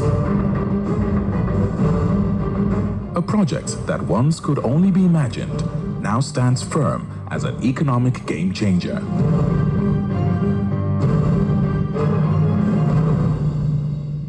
The 650,000 barrels per day that we've done is the largest single train, not only in Africa, in the world. And we just wanted to make a point, and which we have now, achieved. We ourselves sometimes don't believe that we've done what you're seeing in Lekki. The landmass 7 times the size of Victoria Island, where one of the world's biggest dredging exercise occurred. 65 million cubic meters of sand dredged, costing approximately 300 million euro. But that level, finished level, required a hell of a lot of dredging to be done in this plant. So the world's biggest dredgers were here. And for about 18 months odd, the plant was leveled up. This is probably an exercise of its own kind. This masterpiece is the Dangote Petroleum Refinery and Petrochemical Plant, located in Dangote Industries Free Zone Enterprise, Ibeju-Lekki, Lagos. To describe this project, honestly, it takes guts, it takes a vision, and it's the vision of one man, which is absolutely extraordinary. to witness it. And it's really a vision of one person. To bring this to life, it's really a wonder of the world. A 650,000 barrel per day capacity plant, more than enough to meet Nigeria's petrol needs and enough to export. Dangote Petroleum and Petrochemical Company developed a port, constructed 2 quays with a load-bearing capacity of 25 tons per square meter to bring over dimensional cargoes close to the site directly.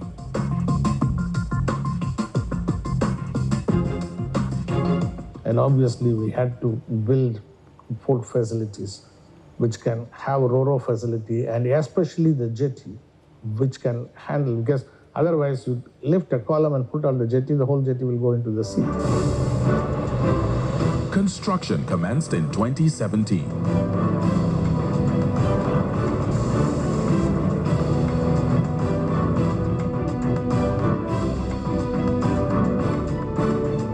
Over 2,570 pieces of various equipment was brought to enhance the local capacity for site works, as companies in-country were unable to handle some portions of its requirements.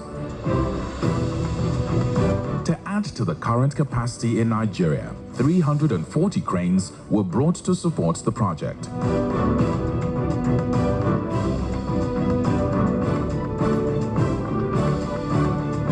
The refinery complex is a mammoth project. We have selected a license that has been through, most of them through Honeywell, but other primary license like DuPont, ExxonMobil, Jacobs, who are the person today, Ineos for the petrochemical part of it, for the polypropylene, and we have used the consultant from wherever was necessary to do something of this size and magnitude. With the largest single order of 5 SPMs anywhere in the world, the refinery has a self-sufficient marine facility with the ability for freight optimization. The operation of the refinery starts with the SPM, a single-point mooring system anchored 25 kilometers into the high sea. It supplies crude to the refinery through subsea pipelines that terminates here at the Dangote trestle.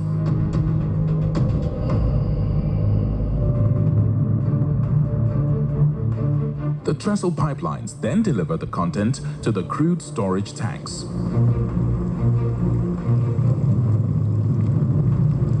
There are 16 of these tanks, with each holding 120 million liters in capacity.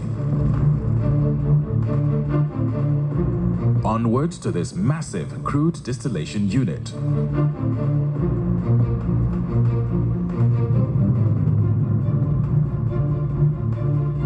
It is the height of a 40-story building and the weight of 320 adult elephants.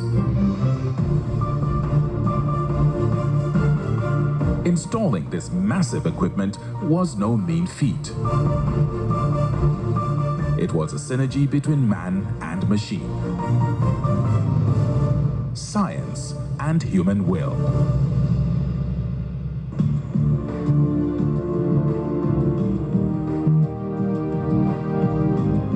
Out of the crude distillation tower comes unfinished products as light gases, naphtha, kerosene, light diesel, and heavy diesel, as well as atmospheric residue.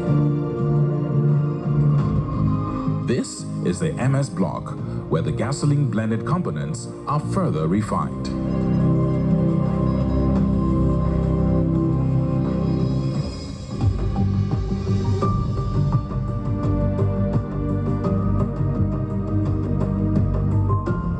This is the mild hydrocracking unit, MHC, where the light and heavy diesel is cracked mildly in order for them to meet the premium market standard.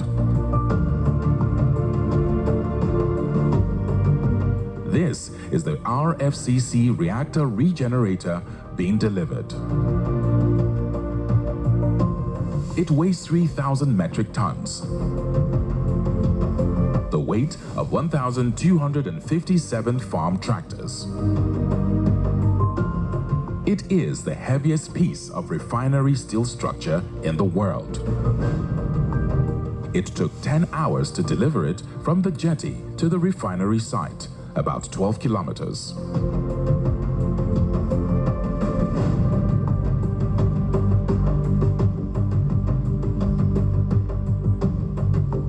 The RFCC produces a very important petrochemical precursor called propylene.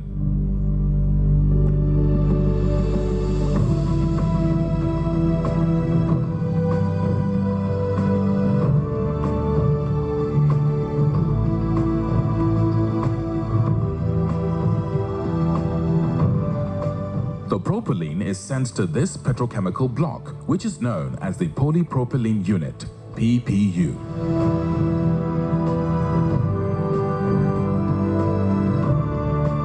Where it is further refined and sent to this bagging unit, ready to be bagged for supply.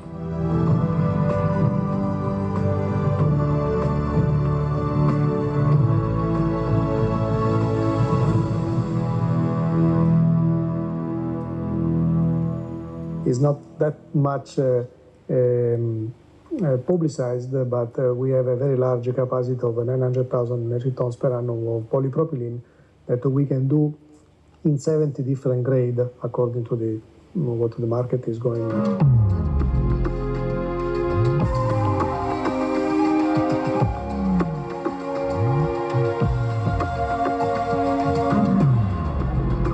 The plant also recovers sulfur through the Sulfur Recovery Unit, SRU.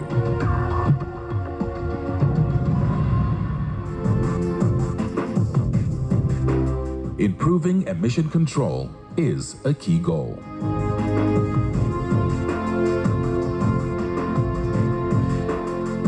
This effluent treatment plant treats all liquid effluent streams generated within the refinery, and part of the treated effluent is reused for DM water generation within the refinery. The effluent treatment plant comprises of the process effluent chain, contaminated rainwater treatment chain, sanitary effluent treatment chain, and the spent caustic treatment chain. I was very happy that Dangote was more than conscious about the environmental protection. I can vouch my entire experience on this, that this is one of the most environment-friendly plant in the world. All of these speak emphatically about the Dangote culture of excellence, efficiency, and taking cognizance of the environment. The refinery complex generates its own power. This 435 megawatts power plant in the refinery will be able to meet the total power requirement of Ibadan Disco, an output covering the 5 states of Oyo, Ogun, Osun, Kwara, and Ekiti.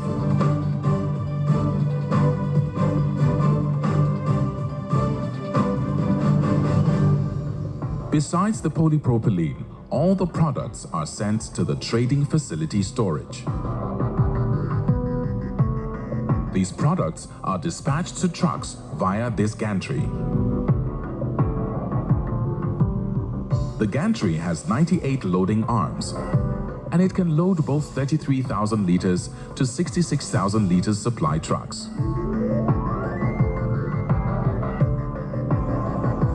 In the course of the civil works, some days 700 piles were drilled daily, and the total number of piles came to 250,000. It is easier building a refinery in Asia or in the Middle East than building in Nigeria, because in Nigeria there's actually, or in Africa, there's no infrastructure. So when we are looking for cranes, we couldn't get cranes to even hire. When we are looking for rigs to do the piling, we ended up between stone columns and pilings that go up to about 35 meters. We are talking about 250,000 piles and stone columns. The concrete requirement for this project is enough to pave the entire 720 kilometers of federal roads in Lagos.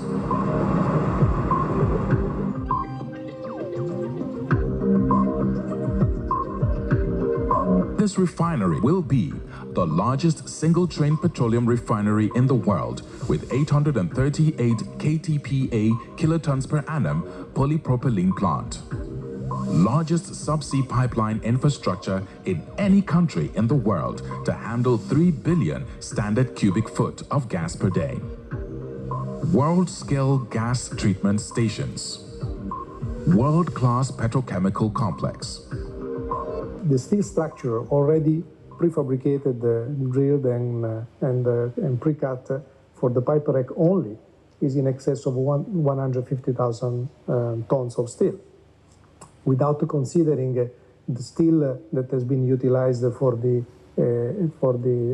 storage tank, which alone is about 600,000 tons, without mentioning the steel involved with the building of the equipment or of the pipes. The pipes alone is in excess of 3,000 kilometers, which is giving you the possibility to go probably from here to the north of Nigeria and almost coming back.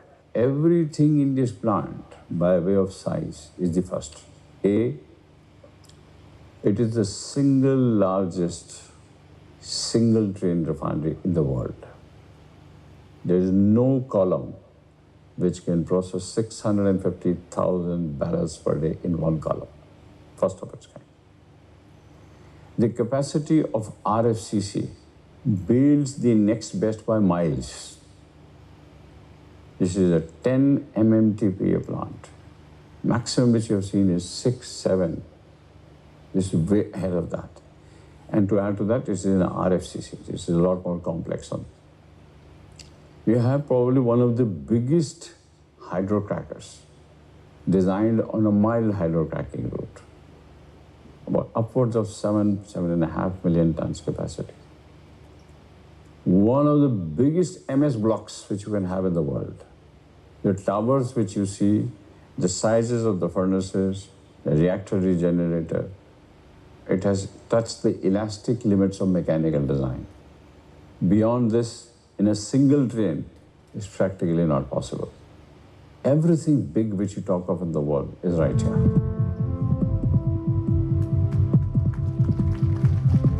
Dangote Petroleum Refinery can meet all of Nigeria's requirement of all petroleum liquid products 100%.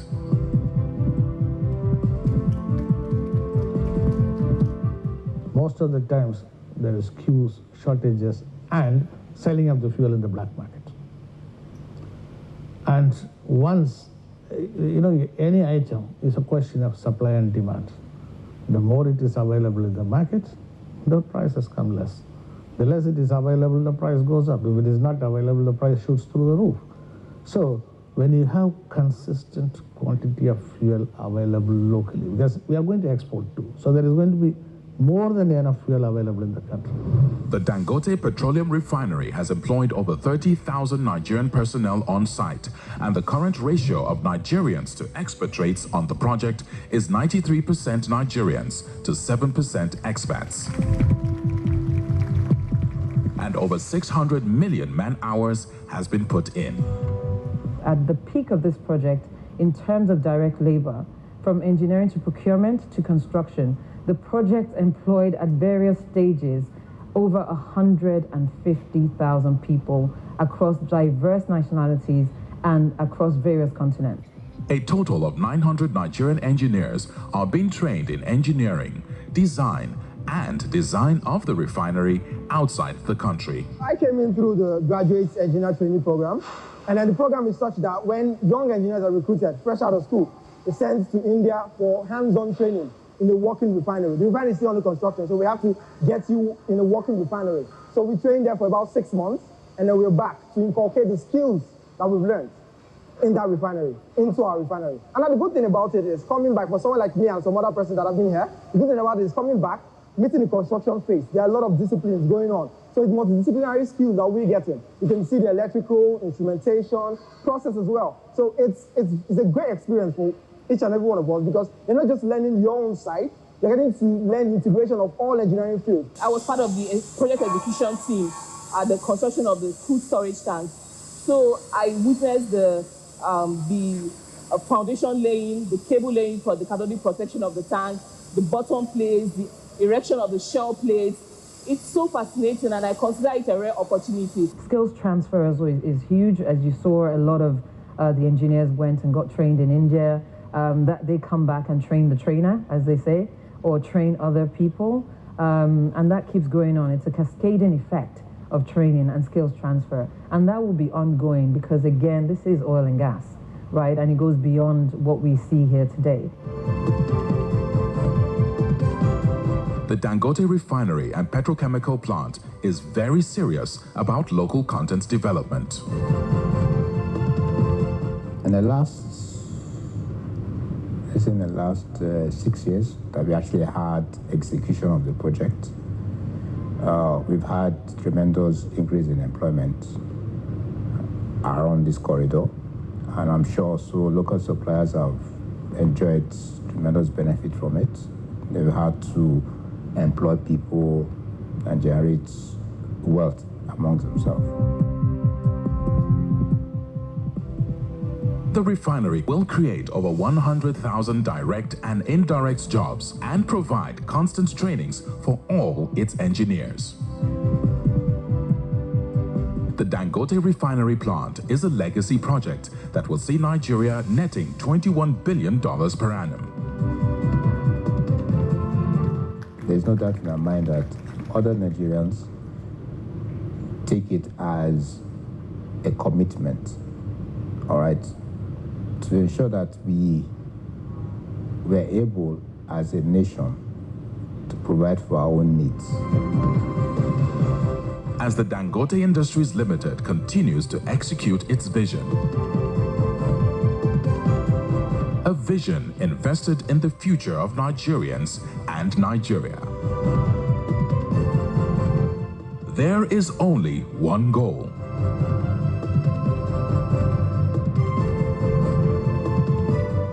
to grow the biggest human capital ever seen in this part of the world.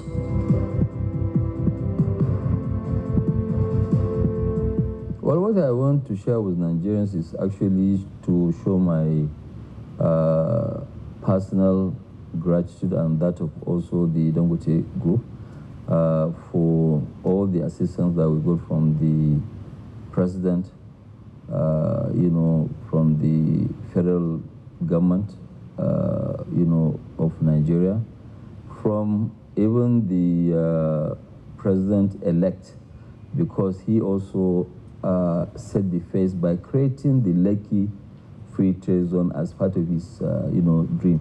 And also, we want to, thank most especially the, Governor Fashola, Governor Ambode, because it was also during the period that we started, and most especially Governor Sanwo-Olu.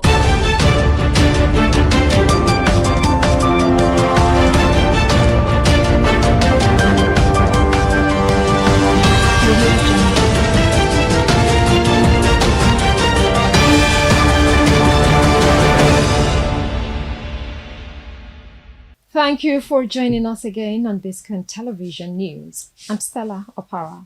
Coming up in the news, Obasanjo says Nigeria's problem is not the constitution, but its operators. Anyoko calls for a new constitution to rescue Nigeria's future.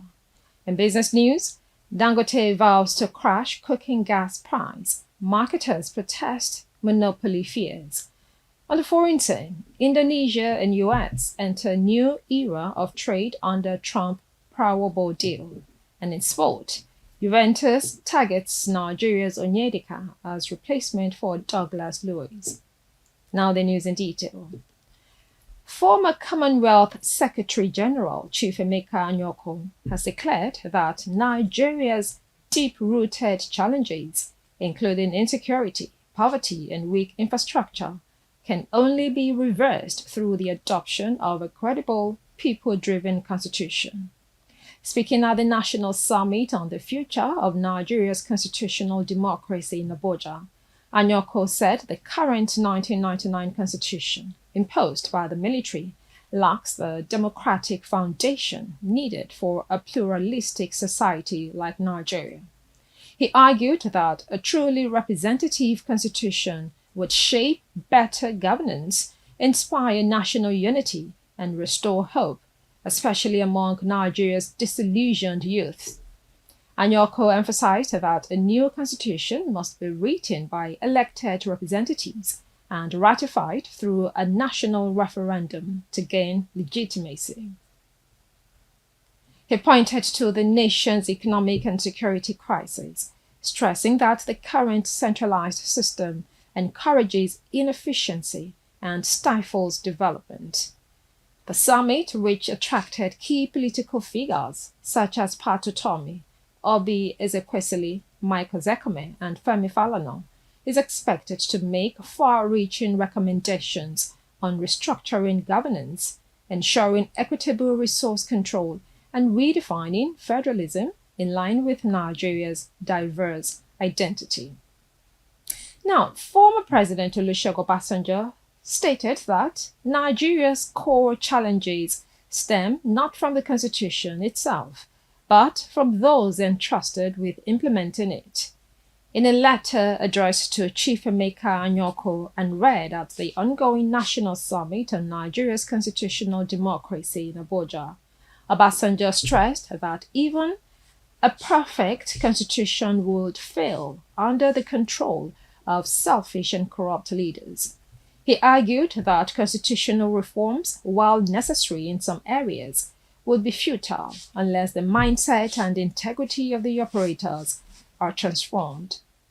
Obasanjo warned that over the past decade and a half, poor governance, impunity, and disregard for the rule of law have eroded the nation's progress.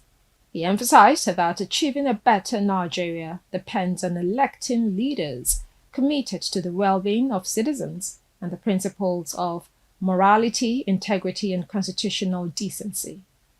The former president concluded by asserting that once the right people are in place, they would naturally drive the reforms needed to make Nigeria's constitution truly effective. Away from that, the Nigerian Immigration Service (NIS) has announced the rollout of a new digital platform for the Combined Expatriate Residence Permit and Aliens Card (CEPAC), marking a significant step in the agency's digital transformation. Beginning August 1, 2025, all CEPAC applications must be submitted exclusively through the new online portal, eliminating the need for physical forms. The NIS says the platform is designed to simplify the application process and improve transparency, aligning with the federal government's ongoing reforms aimed at modernizing immigration services. According to the service's public relations officer, Assistant Controller Akinshola Akinlabi, applicants who have already paid but not yet submitted physical CEPAC forms must do so before July 31st or risk losing their application status. Any forms left unsubmitted beyond the deadline will become invalid. The NIS has encouraged both individuals and corporate bodies managing expatriates to transition swiftly to the digital portal to avoid disruptions. The move is expected to enhance efficiency, boost accountability, and position Nigeria's immigration procedures in line with international standards. You're watching Biscon TV News. Coming up next is Business News.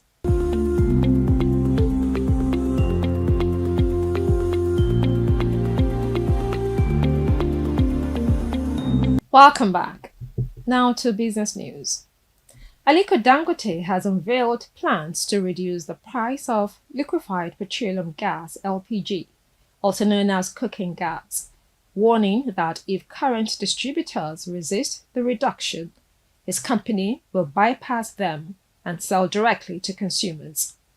Speaking during a tour of his Lekki refinery with local and foreign stakeholders, Dangote said his facility is already producing 22,000 tons of LPG daily and aims to make the product more affordable for the average Nigerian household.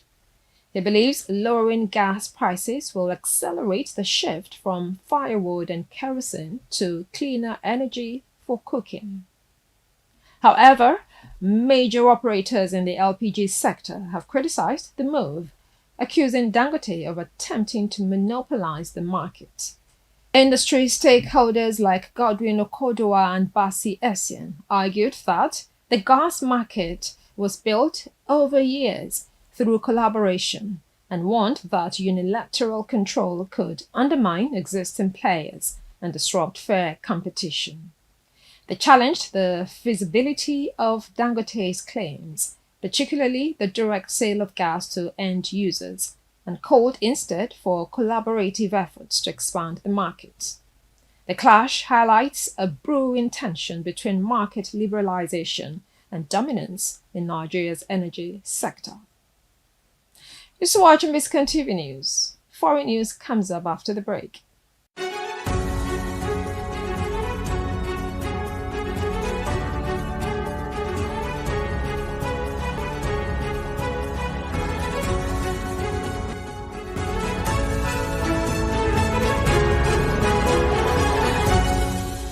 Welcome back. It's now time for foreign news. Indonesia's President Prabowo Subianto has hailed a new era of bilateral trade ties with the United States after reaching a landmark tariff reduction deal with US President Donald Trump. In a phone call described as warm and mutually beneficial, both leaders agreed to slash US tariffs on Indonesian exports from 32% to 19%. Prabowo, who had just returned from Europe, confirmed the agreement and said he could visit Washington later in the year to deepen economic engagement. Trump, in turn, linked the tariff cut to Indonesia's commitment to major purchases, including 50 Boeing jets and billions in American energy and agricultural imports. While the Indonesian government celebrated the breakthrough, economic analysts warned of potential imbalances. Critics argued the agreement might disproportionately benefit the US, as Washington would maintain zero tariffs on its exports to Jakarta. Additionally, a clause penalizing goods transiting Indonesia from China raised concerns about trade rerouting. The deal follows Trump's earlier threat of heavy tariffs on countries with trade surpluses and mirrors similar agreements struck with Vietnam. Despite the optimism, economists caution Indonesia not to over-rely on US trade, warning that the terms could strain the country's trade balance in the long term. We'll take another break to bring you sports news. Stay with us.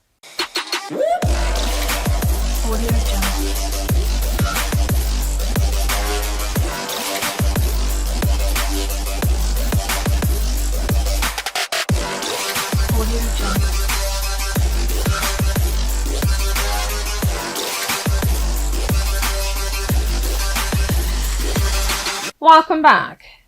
Now to sports news. Italian giants Juventus are eyeing Nigeria's Rafael Onyedika as a key addition to their midfield as they prepare for the likely departure of Brazilian midfielder Douglas Luiz. Luiz, who joined the club from Aston Villa in a high-profile $60 million move last summer, has struggled to make an impact in Turin. He managed just 19 appearances and failed to secure a regular starting role, playing only 37 minutes in the final 9 Serie A matches under new manager Igor Tudor. Juventus are reportedly open to offers around $40 million for Luiz, with Everton emerging as a potential destination.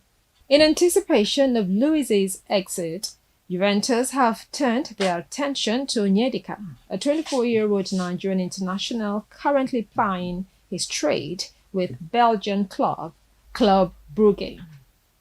According to Italian sources, Juve scouts recently assessed Onyedika's performances and the club sees him as a cost-effective and long-term solution. The midfielder is valued at around $35 million and is believed to be eager for a move to a bigger league. Juventus hope to leverage their strong relationship with his agency, CAA Stella, to outpace rivals AC Milan and Atalanta in the race for his signature. Negotiations are expected to accelerate in the coming days as Juve looks to finalize their midfield rebuild.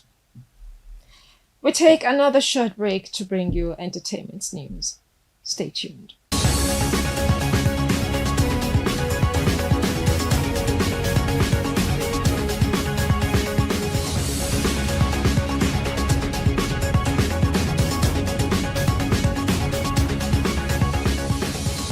Welcome back to Biscon TV News, now to entertainment news. The highly anticipated 10th season of Big Brother Naija is set to premiere on July 26, 2025, with a record-breaking grand prize of 150 million naira for the winner. MultiChoice Nigeria made the announcement during a press briefing on Wednesday, marking the largest reward in the show's history since its inception in 2006. The new season promises a twist from last year's No Lose Guard edition, as it moves away from the paired contestant format to a refreshed structure. Now, physical auditions were conducted nationwide between May 16 and 18. Veteran host Ebuka Obi Uchendu is confirmed to return as the anchor of the show, which has become a major cultural phenomenon in Nigeria and across Africa. The 2024 edition saw Kelly Ray become the first married housemaid to win the competition, walking away with 100 million naira. With an even bigger prize and a revamped format, Baby Naija Season 10 is expected to draw massive viewership and stir widespread conversation in the entertainment landscape once again. And that's the news for now on Biscon Television, compiled and produced by Victoria Adekoya. We leave you with the last line. Steve Jobs says, "The most important thing is to enjoy your life, to be happy. It's all that matters." I'm Stella Opara. Thank you for watching.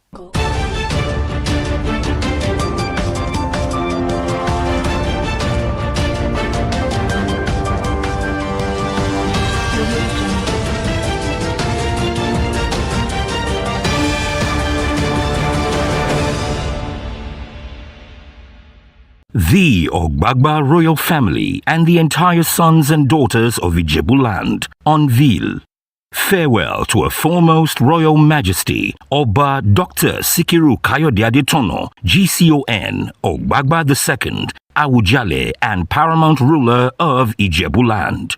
It is with profound melancholy that I write to bid farewell to His Royal Majesty, Oba Dr. Kayode Sikiru Adetono, GCON, a monarch whose legacy will forever be etched in the annals of history.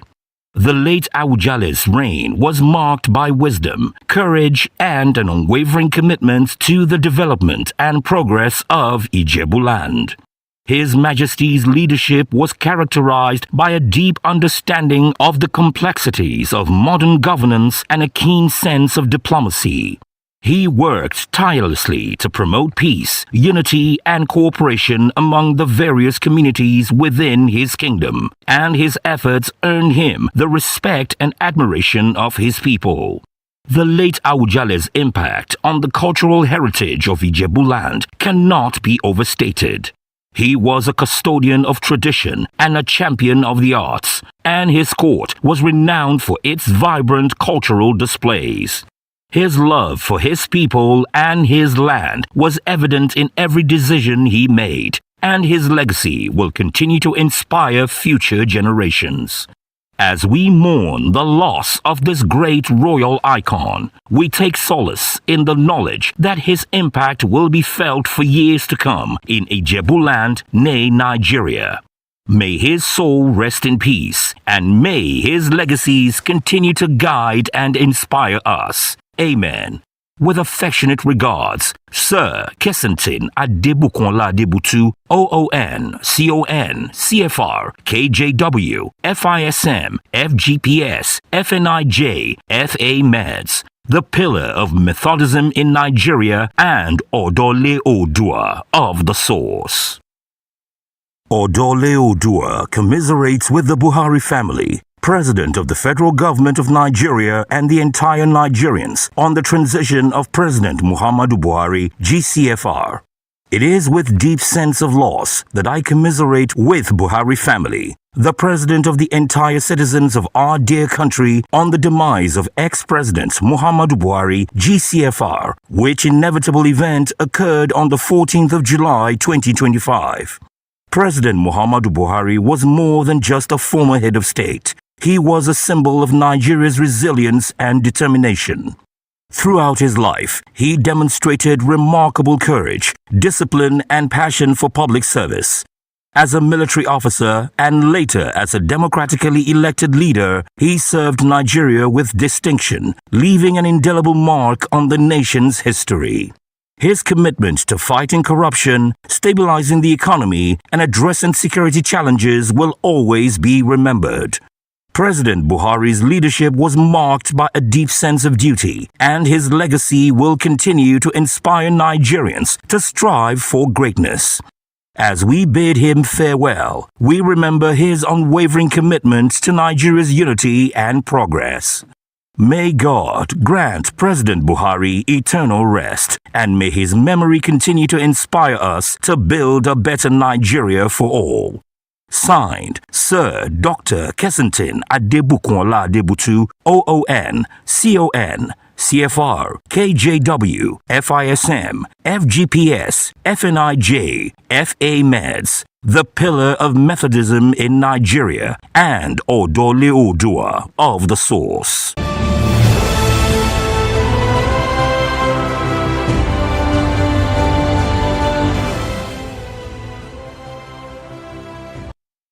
On Tuesday, July 15, 2025, Umaru Musa Yar'Adua International Airport in Katsina became the solemn venue for the arrival of the remains of former President Muhammadu Buhari for his funeral. President Muhammadu Buhari was a retired Major General in the Nigerian Army, a former military head of state from 1983 to 1985, and the democratically elected President of Nigeria, who served 2 terms from 2015 to 2023. Born on December 17, 1942 in Daura, Katsina State, he rose through the ranks of the military with a reputation for discipline and integrity. Known for his strong stance against corruption, Buhari launched several reform-driven policies aimed at restoring accountability in governance. His presidency also focused on improving national security, infrastructure, and the economy, though his tenure was met with both praise and criticism across different sectors. Beyond politics, he was admired by many for his simplicity, frugal lifestyle, and deep commitment to national service. His legacy remains a subject of national reflection, and his contributions to Nigeria's political evolution are etched in the country's history. The remains, wrapped in the national flag, were escorted by Vice President Kashim Shettima and other senior officials. Across Nigeria, flags flew at half-mast as the country observed a 7-day period of mourning. President Bola Tinubu personally received the coffin on the tarmac alongside Governor Diko Rada and other dignitaries. A military guard of honor and gun salute accompanied the solemn transfer of the body to a hearse. From Katsina, a dignified convoy proceeded to Daura, with thousands lining the route, paying their respects. Upon arrival in Daura, traditional rulers, including the emir, greeted the cortege amid tight security. Religious rites were held in accordance with Islamic funeral tradition at the family compound. At approximately 2 p.m. local time, Buhari was laid to rest in Daura, surrounded by family, political and military officials. The ceremony included full state honors, military guard, official oration, and protocol reflecting national significance.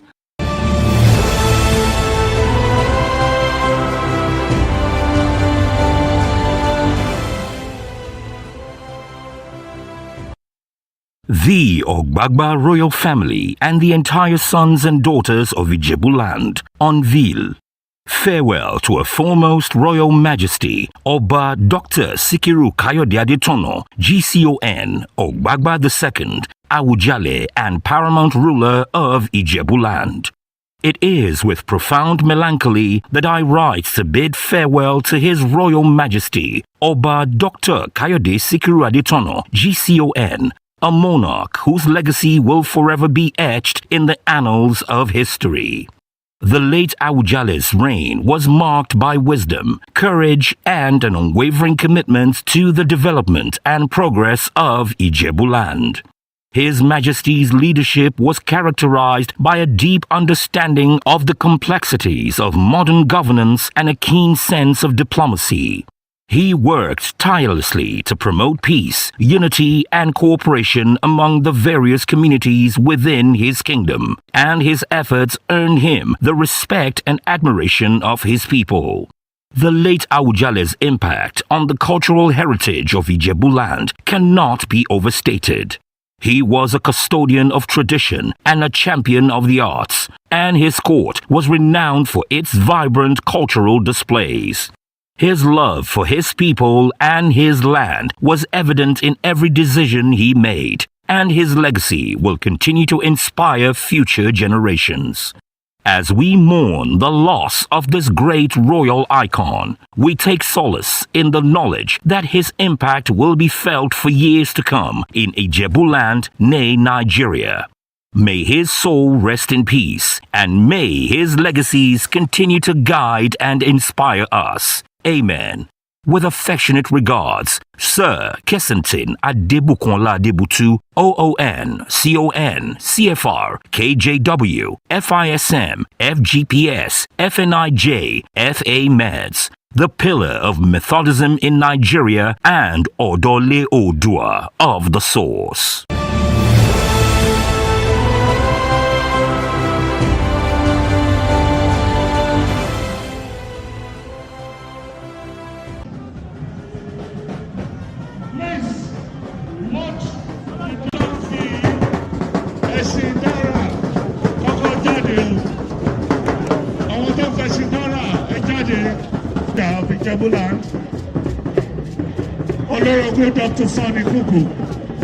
The installation ceremony of Olurugun Dr. Sonny Folorunsho Kuku, OFR, as the Ogbeni Oja of Ijebuland, took place at the Ojude Oba Pavilion, Ijebuode, on Saturday, February 3rd, 2024.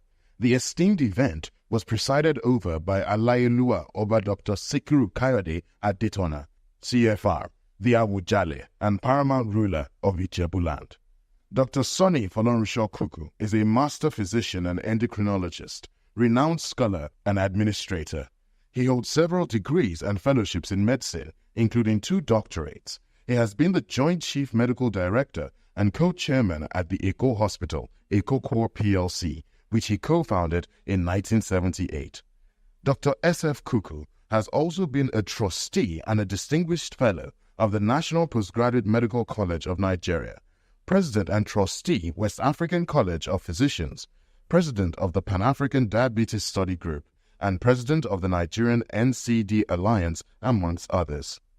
Notable attendees encompass Alayeluwa Oba Dr. S.K. Adetono, CFR, Awujale, and paramount ruler of Ijebuland, the Deputy Governor of Ogun State, Engineer Noimot Salako Oyedele, representing Governor Prince Dapo Abiodun, and the Deputy Governor of Lagos State, Engineer Kadri Obafemi Hamzat, representing Governor Babajide Sanwo-Olu.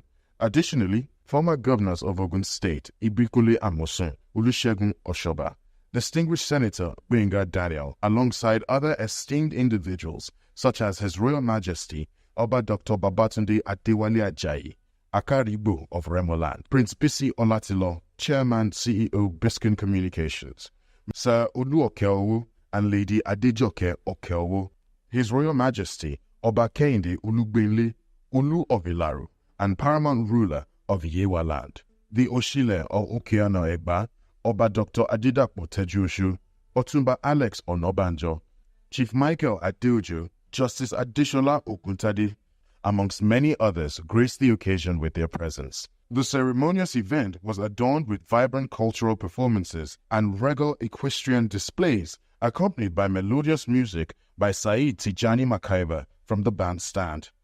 A documentary paying tribute to Dr. Sonny Folorunsho Kuku was screened, reflecting on his remarkable contributions and achievements. Chairman of the organizing committee, Chief Dr. Fasi Adetokunbo, expressed gratitude for the auspicious occasion and extended a warm welcome to esteemed guests. As we proceed with the program, may the peace and blessings of God be with you all, and may God sanctify all we are doing today. Thank you very much from you all. Thank you. The pinnacle of the ceremony was the conferment of the esteemed title of Ogbeni Oja upon Dr. S.F. Kuku by Alayeluwa Oba Dr. Sikiru Kayode Adetona, followed by the administration of the oath of office by Chief Olu Ugumboyejo.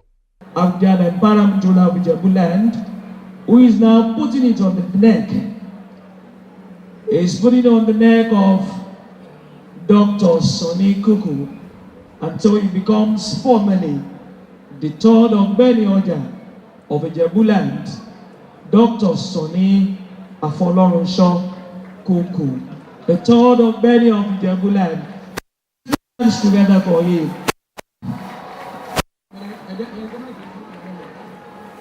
Thank you for being here. The Ijebu Museum, which is the place pavilion, is open. You can visit it. It's just to my left here, depending on where you are seated in this pavilion. The Ijebu Museum, where you have artifacts, history of Ijebu, it is there, thanks to Kabiyesi Oba Sikiru Kayode. Wọ́n ti dé Filaoye. Filaoye ló ń dé fún Ọ̀gbẹ́ni Ọjà tá à ń rí yìí. Filaoye kò ní ta wọ́n lórí o.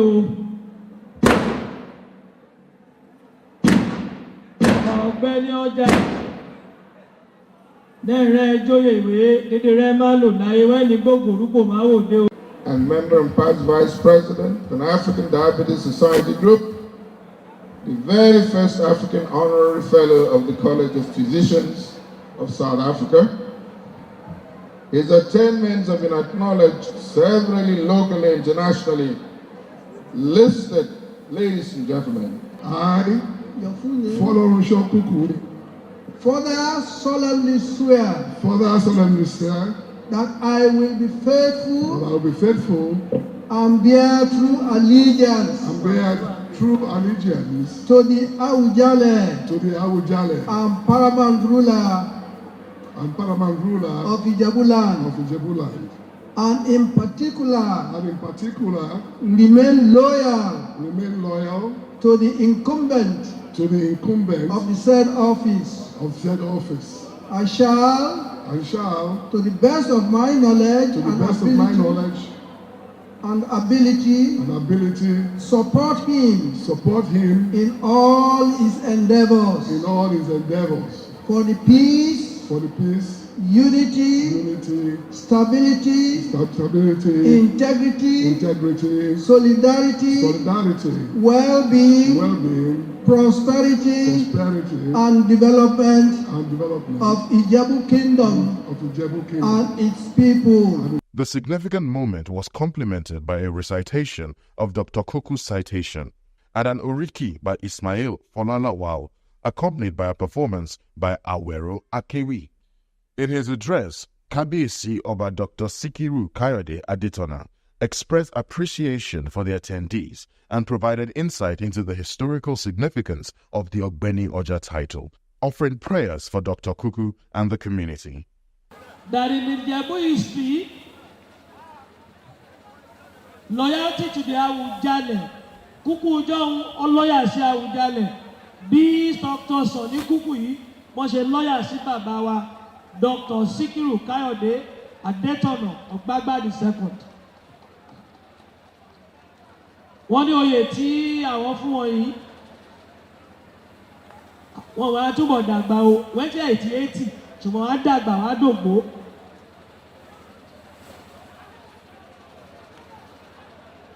kábíyèsí ní iwájú lọ̀pẹ́ ẹ̀bì tí yín ré sí iwájú rẹ̀ máa lọ o kábíyèsí ní ìwé máa ṣiṣẹ́ o wọ́n ní bẹ́ẹ̀ ṣe ń Jẹ̀bú tẹ́ ẹ̀ ṣe káàkiri ayé ẹni ọlá ni ẹni iyì ni iyì tẹ́ẹ̀tì ní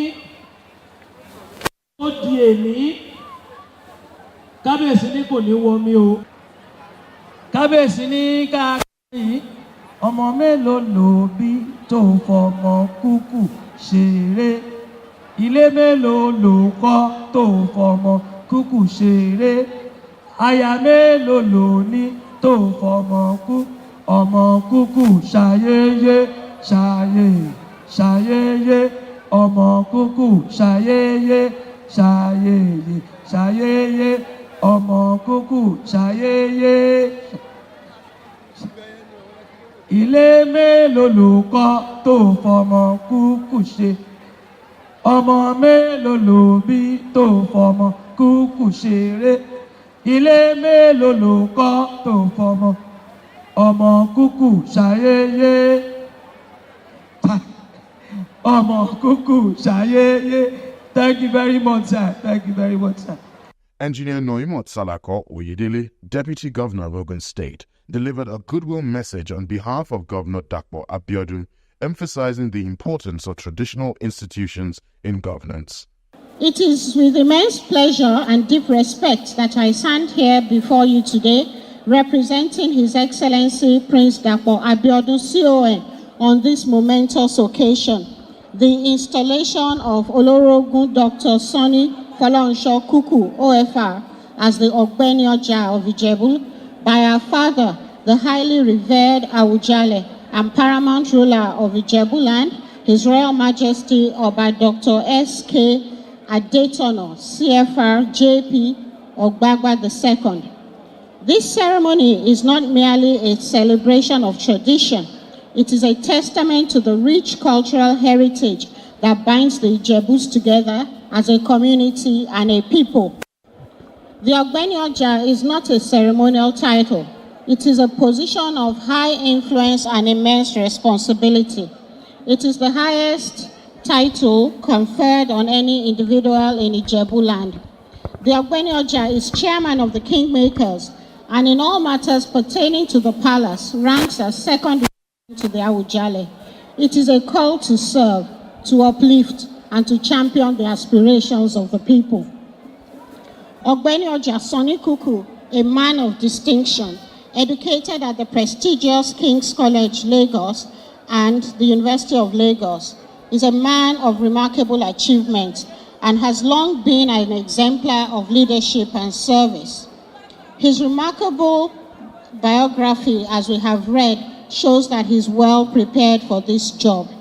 As you assume the mantle of Ogbeni Oja today, you are succeeding the legendary Chief Timothy Adeola Odutola, who was Ogbeni Oja for about 40 years. His are big boots to fill. However, I am confident that your tenure will be marked by unwavering dedication to the prosperity and well-being of Ijebu land. Your commitment to excellence, coupled with a profound sense of responsibility, position you as a beacon for others to follow. Following ceremonial homage paid to Kabiyesi by the Awujale Council of Chiefs, a regal reception ensued in the inner chambers of the Awujale Palace, where dignitaries and guests indulged in refreshments and merriment. Queen Ayo Balogun and Awero Akewi entertained with melodious music as attendees celebrated the installation of Ogbeni Oja III, Dr. Sonny Kuku, and his wife, culminating in a joyous conclusion to the event. Baba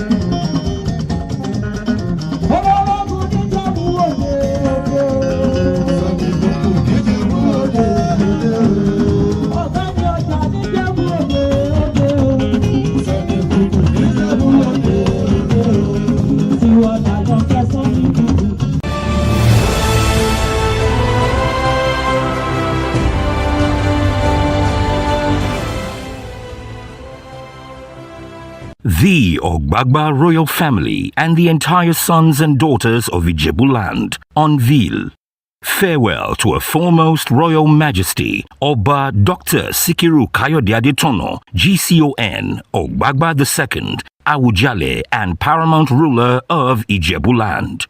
It is with profound melancholy that I write to bid farewell to His Royal Majesty, Oba Dr. Kayode Sikiru Adetono, GCON, a monarch whose legacy will forever be etched in the annals of history. The late Awujale's reign was marked by wisdom, courage, and an unwavering commitment to the development and progress of Ijebuland. His Majesty's leadership was characterized by a deep understanding of the complexities of modern governance and a keen sense of diplomacy. He worked tirelessly to promote peace, unity, and cooperation among the various communities within his kingdom, and his efforts earned him the respect and admiration of his people. The late Awujale's impact on the cultural heritage of Ijebuland cannot be overstated. He was a custodian of tradition and a champion of the arts, and his court was renowned for its vibrant cultural displays. His love for his people and his land was evident in every decision he made, and his legacy will continue to inspire future generations. As we mourn the loss of this great royal icon, we take solace in the knowledge that his impact will be felt for years to come in Ijebuland, nay Nigeria. May his soul rest in peace, and may his legacies continue to guide and inspire us. Amen. With affectionate regards, Sir Kessington Adebukonla Adebutu, OON, CON, CFR, KJW, FISM, FGPS, FNIJ, FA Meds, the pillar of Methodism in Nigeria, and Odole Odua of the source. Odole Odua commiserates with the Buhari family, President of the Federal Government of Nigeria, and the entire Nigerians on the transition of President Muhammadu Buhari, GCFR. It is with deep sense of loss that I commiserate with Buhari family, the President of the entire citizens of our dear country, on the demise of ex-President Muhammadu Buhari, GCFR, which inevitable event occurred on the 14th of July 2025. President Muhammadu Buhari was more than just a former head of state. He was a symbol of Nigeria's resilience and determination. Throughout his life, he demonstrated remarkable courage, discipline, and passion for public service. As a military officer and later as a democratically elected leader, he served Nigeria with distinction, leaving an indelible mark on the nation's history. His commitment to fighting corruption, stabilizing the economy, and addressing security challenges will always be remembered. President Buhari's leadership was marked by a deep sense of duty, and his legacy will continue to inspire Nigerians to strive for greatness. As we bid him farewell, we remember his unwavering commitment to Nigeria's unity and progress. May God grant President Buhari eternal rest, and may his memory continue to inspire us to build a better Nigeria for all. Signed, Sir Dr. Kessington Adebukonla Adebutu, OON, CON, CFR, KJW, FISM, FGPS, FNIJ, FA Meds, the pillar of Methodism in Nigeria, and Odole Odua of the source.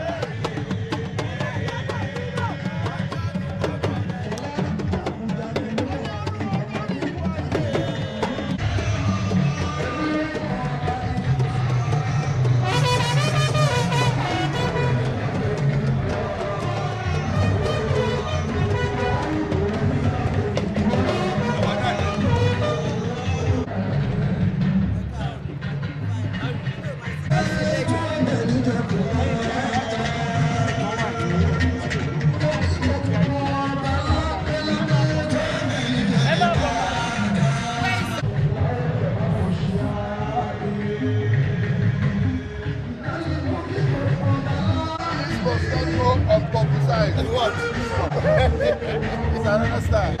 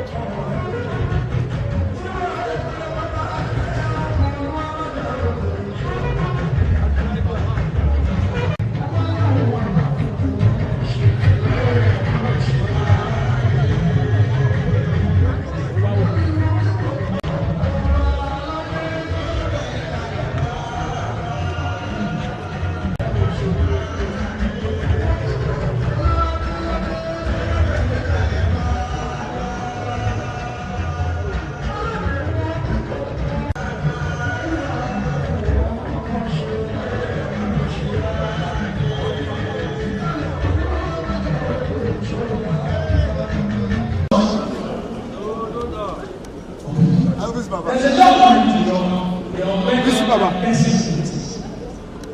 Don't see our performance.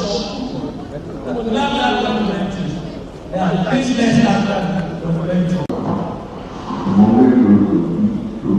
They know all the songs. We are proud of that's why the leader is not complete.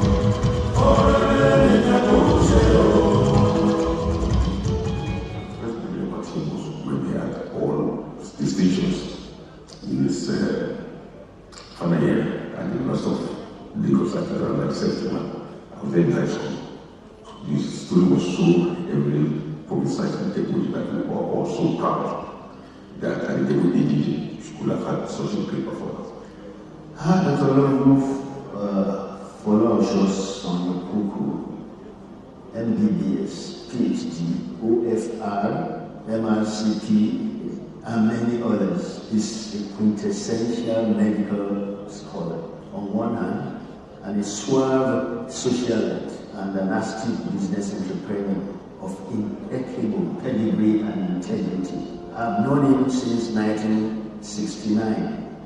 When I got into medical school, he was already out of medical school and trying to do his house job, and we met at that time, and we were impressed with his very affable personality, and I've been his friend ever since then, so I call him my mom. I call him my great mom. The Olori is a man of the vision. He's very visionary. People just respected him. That's how he became a doctor to thousands of people.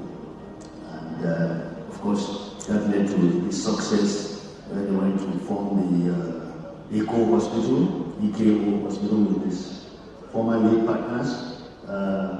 He was a very strong pillar of that tribe. The Honorable Dr. Chief Dr. Sonny Foku was always a very result-oriented individual. And for that, I think the hospital will be only one of the first private PLC hospitals in the nation. It's one of the first private hospitals to also be a teaching hospital. Of my best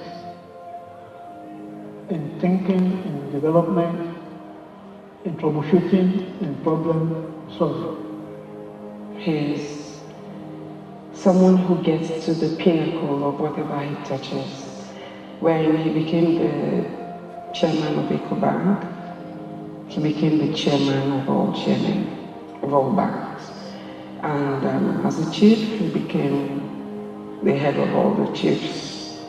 I'm a true son of the soil of Ijebu. I was born to the Kuku family.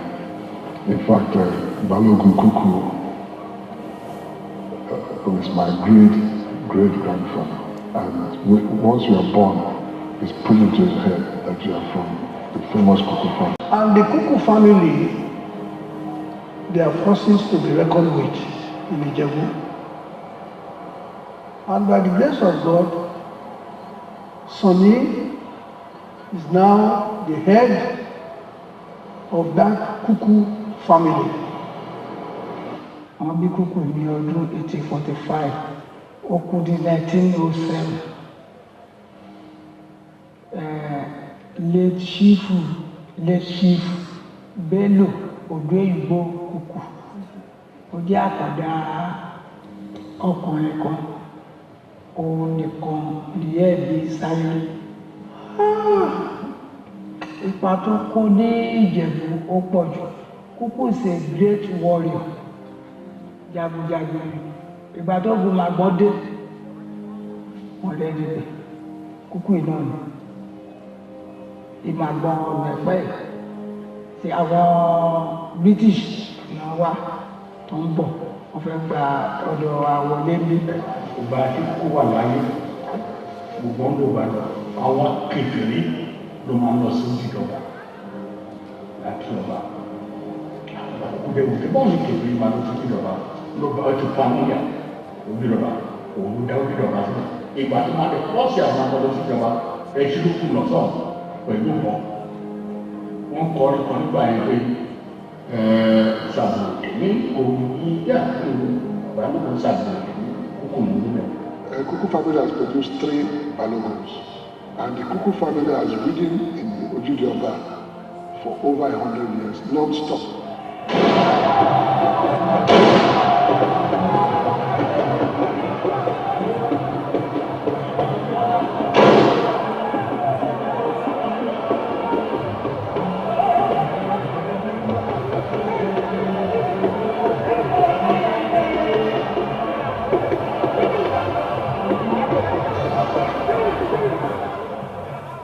But something interesting happened.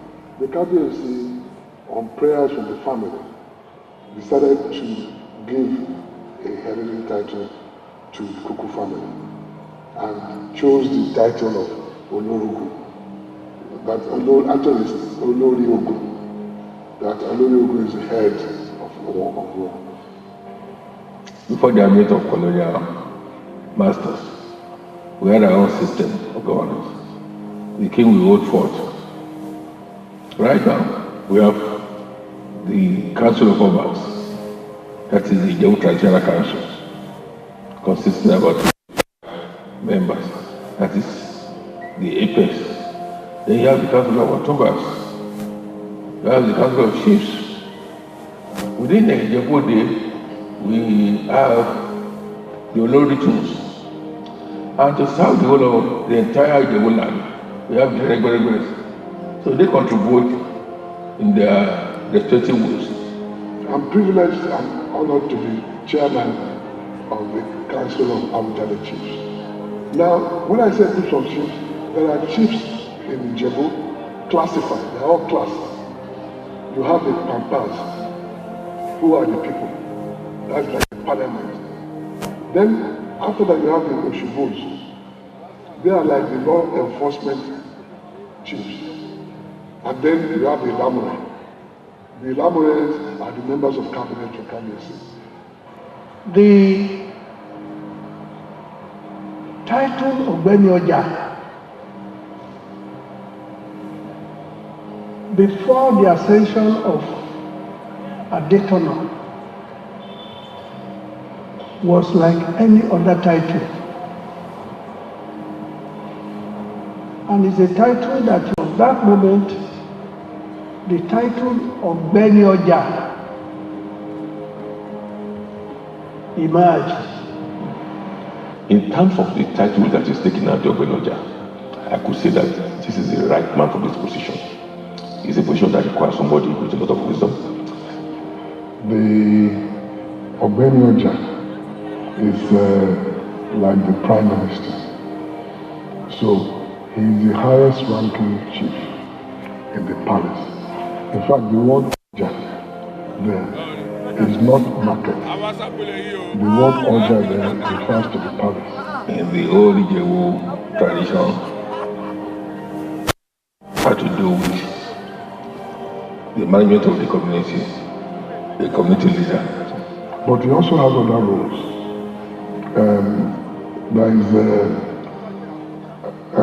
we are the kingmakers, and normally when the cabinet gets old and passes on, these kingmakers are the ones who announce the next king, and he is the chairman. Also, when there is a vacancy in the stool, in the paramount ruler's stool, he is the regent. So the people of versatile character, like Coco, who will practice investment, who will be found in the stock exchange, who will be found in the bank, and so many other things. It is not a hereditary title. So it didn't pass from my uncle, Chiba Okuko, to me because it running the family. You know. It was an independent assessment, and it just happened to be that it's a cuckoo that KBC felt was the most appropriate person to take that position. We had Timothy Adela Dutola. We also had Shibayo Kuku. These people are formidable, they are all right. The current one is no less a distinguished personality. Chief Dutola, of course,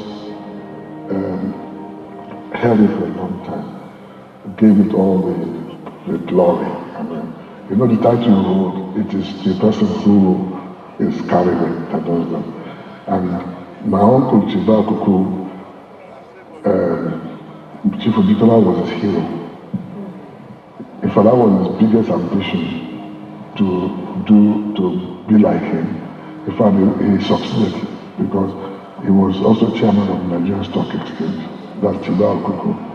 He went to his school, the electoral school, and then he became the bread. I think he felt fulfilled. And we commend the sagacity and the initiative of KBC for bringing such a matured, qualified, capable, for the field of tradition and culture. It's a phenomenon. I think for a man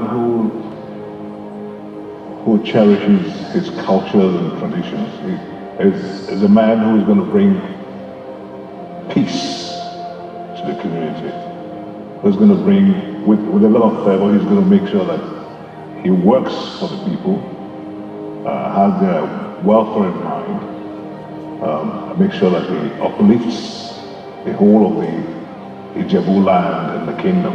He's at home with people. He's at home with seeing to the welfare of those that are around him. And that is a very big quality. He's so down to earth that there's nobody that knows him that will not appreciate who he is. He's somebody that he doesn't have any fear around him. He feels with everybody. He's somebody that always willing to help. In fact, it's so appropriate, reassuring, and so dignifying of their rebellion. to have selected and appointed such a versatile, a brilliant, accommodating individual. He's been on the forefront of so many things for so many years, and to still be at the top, to still be interacting, driving the culture, driving the way forward. His legacy in terms of his achievements beyond medical skill. You know, most professional doctors, most doctors, you know, with the length of time for education to become a doctor, you know, normally remain in a niche field, but he's expanded well beyond that. One of the things I've been working on in the last 2 years is to create a strategy.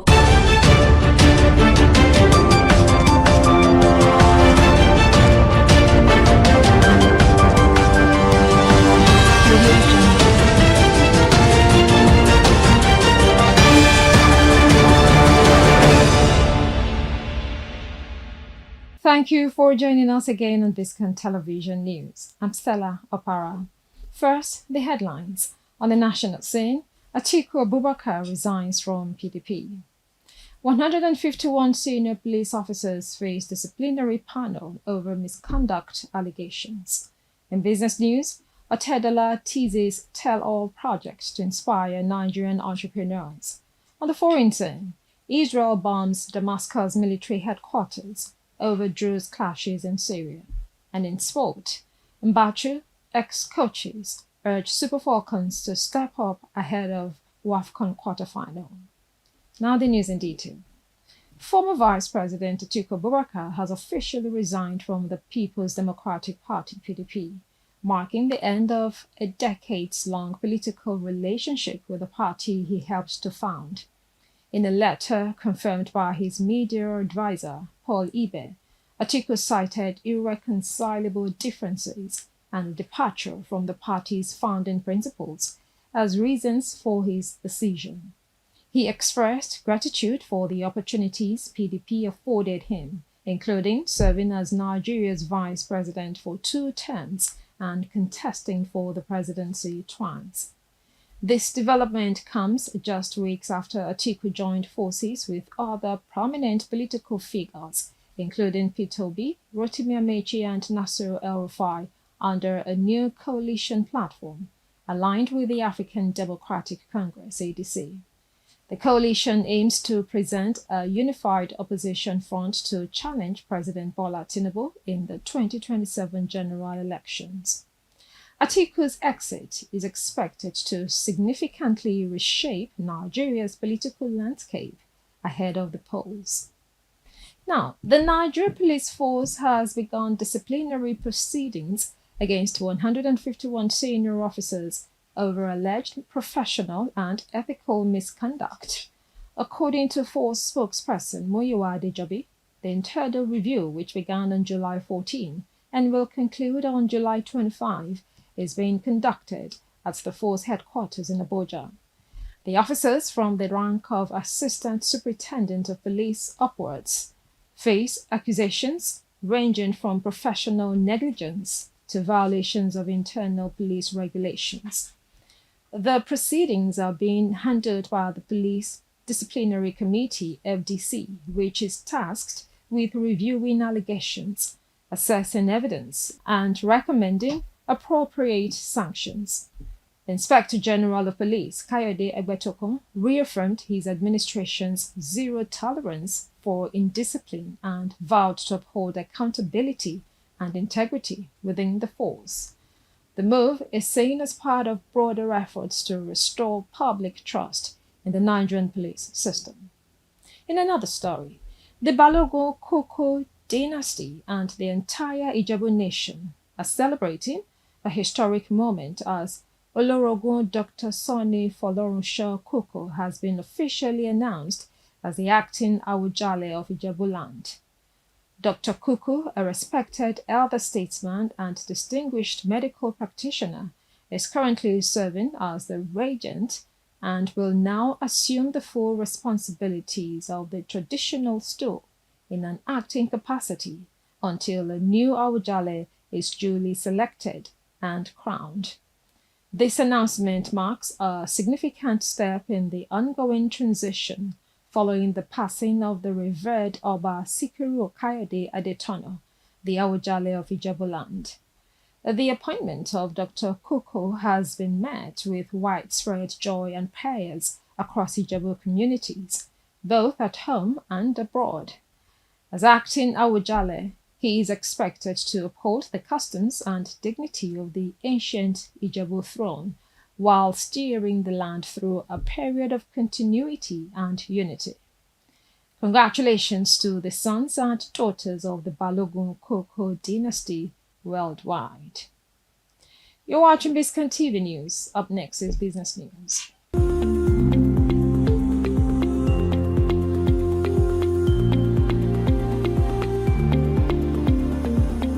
Welcome back. Now to business news. Billionaire businessman and chairman of Gerego Power PLC, Femi Otedola, has hinted at a forthcoming project aimed at motivating and empowering aspiring Nigerian entrepreneurs. In a message shared on social media on Wednesday morning, Otedola reflected on his decades-long business journey, citing perseverance, resilience, and lessons from failures as the keys to his success. He revealed that his new initiative will detail the challenges and breakthroughs that shaped his rise to becoming one of Africa's most prominent business figures. While specific details remain under wraps, Otedola promised to unveil something very exciting in the coming days, prompting widespread speculation that a book, mentorship program, or youth-focused business initiative may be in the works. Known for his philanthropic efforts and influence in Nigeria's corporate landscape, Otedola expressed hope that his story will serve as a guiding light for the country's next generation of innovators and entrepreneurs. His announcement has already stirred interest across business and youth communities nationwide. You're watching Biscon TV News. Up next is Foreign News.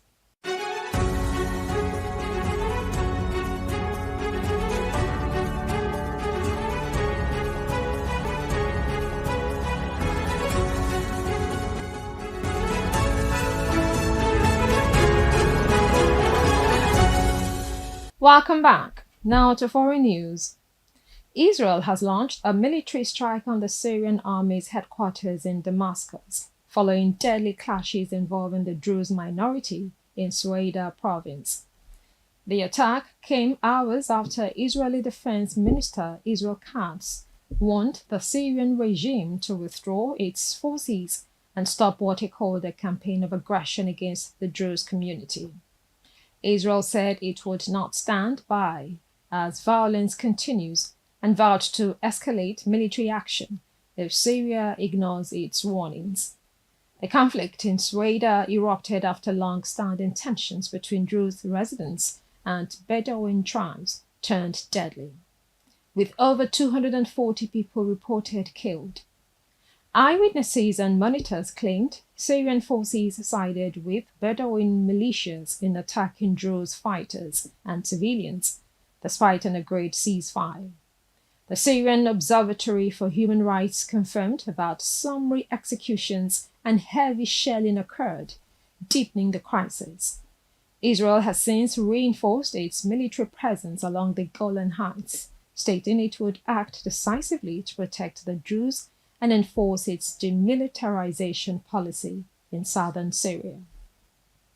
We'll take another break to bring you sport news.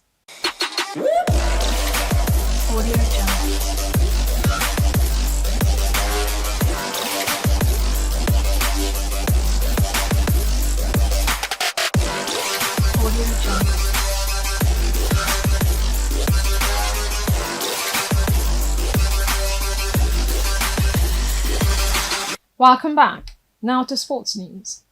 With Nigeria's Super Falcons set to face Zambia in the quarterfinals of the 2024 Women's Africa Cup of Nations on Friday, former players and coaches have called on the team to significantly improve their performance.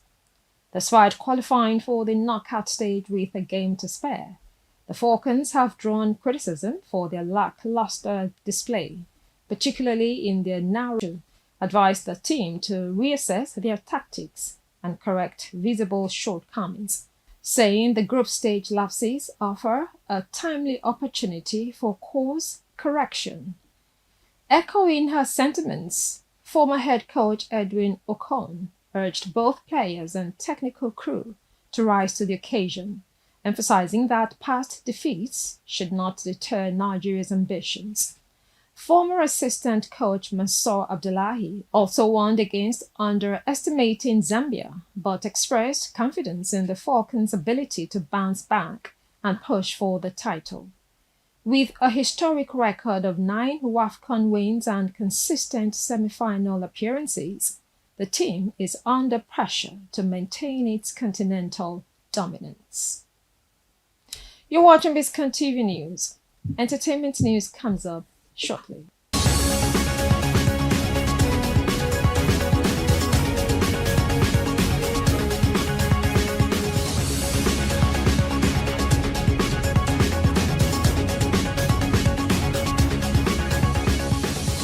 Welcome back. Now to entertainment news. A fresh wave of celebrity drama has erupted on social media as Nollywood actress Nkechi Blessing Sunday throws shade at self-styled relationship expert Blessing CEO over her very public romance with celebrity car dealer IVD. The jabs come in the wake of Blessing CEO's growing affection for IVD, with the couple frequently sharing intimate moments and romantic gestures online since announcing their engagement in April 2025. In a viral video, Nkechi Blessing took direct aim at the couple's public displays of affection, sarcastically implying that Blessing CEO is overly eager for attention and new experiences. While Blessing CEO has yet to respond, social media remains abuzz with reactions to the ongoing spat between the two personalities. And that's the news for now on Biscon Television, compiled and produced by Victoria Hadikoya. Now the last line. Lao Tzu said, "The journey of 1,000 miles begins with a single step." I'm Stella Opara. Thank you for watching.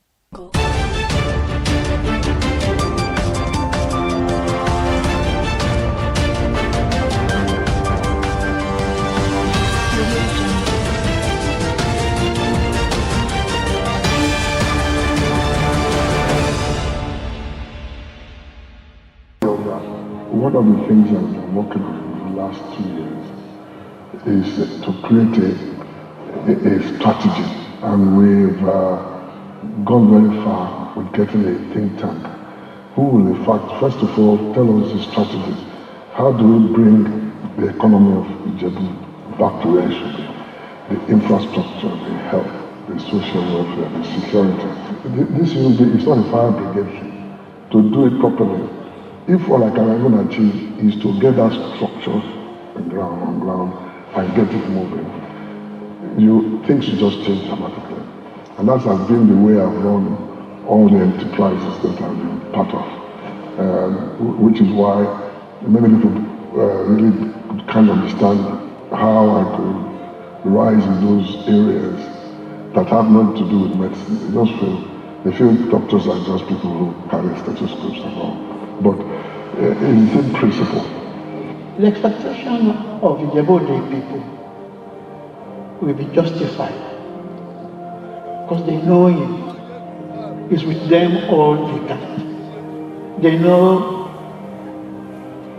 his character, they know his background, they know his pedigree. He's a great promoter of Ijebu culture. If you look at Ojudoba, he has more than become a symbol of Ojudoba.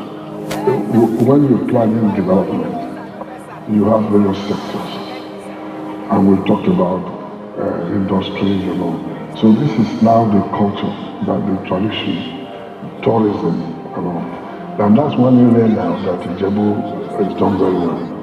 That area of tradition. The Ojúde attracts people from all over the world. That's what's in the area.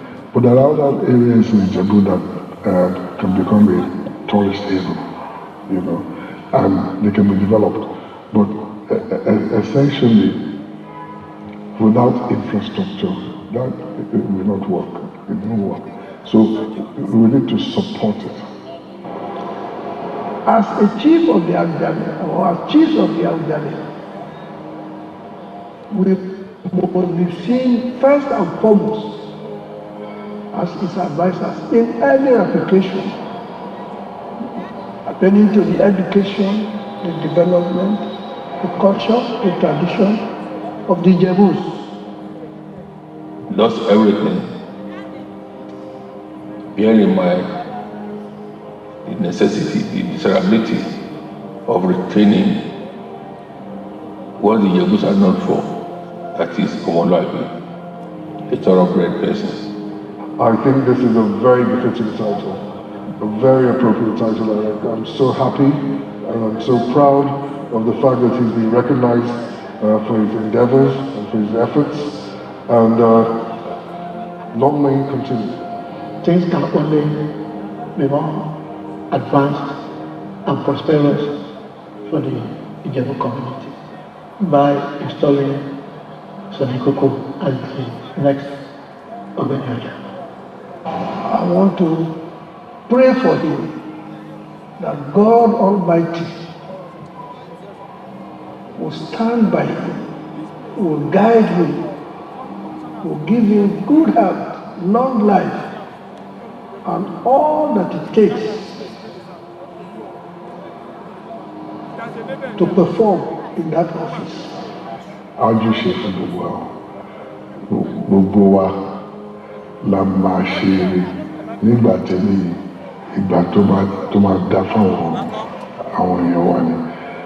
And gbogbo Ìjẹ̀bú, mo dúpẹ́ lọ́wọ́ yín o, mo dúpẹ́ lọ́wọ́ kábíyèsí.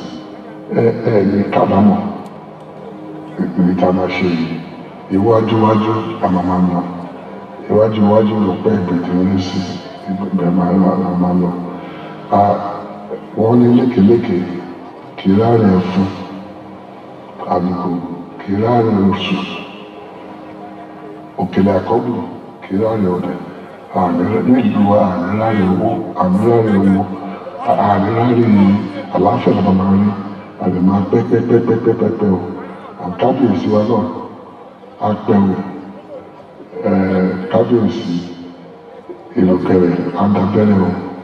Kábíyèsí ẹ máa kó wa jẹ.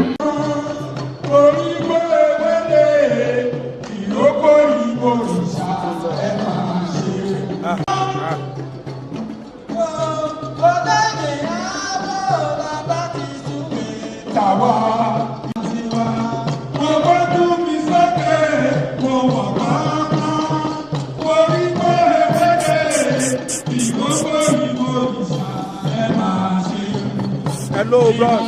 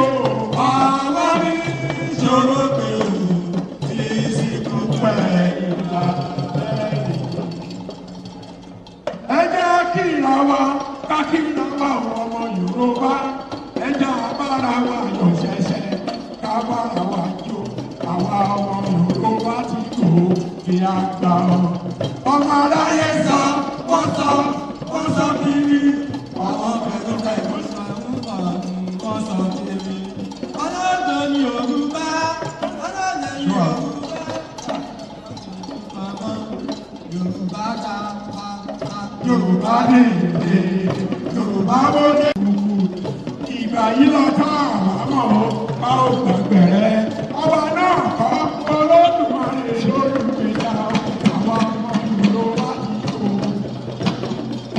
orí wa lóde òde ju ti wọn lọ. ẹ̀ta wa máa ló mú wọn dé àwa ti gòkè àgbà. ẹ̀jẹ̀ ọ̀tá làwọn jẹ́ mọ́lẹ̀ láti ṣe tuntun. látòní lọ òkè náà ó máa títí ayé o. agájùmọ̀ lọ agájùmọ̀ lọ. àwọn ìlú wọn wẹ́ ní ìṣàwọ̀ ní ìṣàlù ayé. àwọn ìlú wẹ̀wẹ̀ ní ìṣàwọ̀ lórí ọ̀rọ̀. léjìká ni wọ́n ṣàwọ̀ lórí ìfẹ́ nínú ojúmọ́. ó ní pẹ̀lú ọ̀gọ̀rọ̀ gbàdúrà tí ìṣọ̀gbọ̀ Odùduwà ọ̀. àti kékeré wọnú adé ọmọ yèyé àdúfẹ́. bàbá wa rẹ̀ lé Ìjẹ̀bú ọba táwọn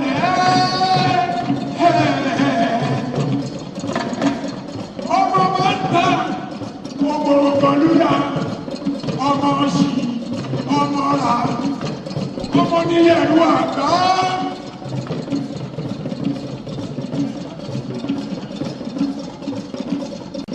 bàbá olóyè tuntun nẹ́nẹ́ bàbá olóyè tuntun nẹ́nẹ́ bàbá olóyè tuntun nẹ́nẹ́ bàbá olóyè tuntun nẹ́nẹ́ ẹni tàbí nílé ọlá tó padà fẹ́ wọ nílé ọlá ẹni tàbí nílé ọlá tó padà fẹ́ wọ nílé ọlá.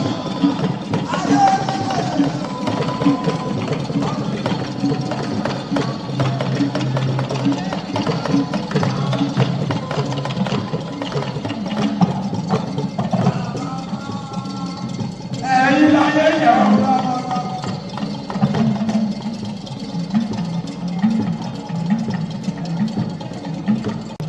No!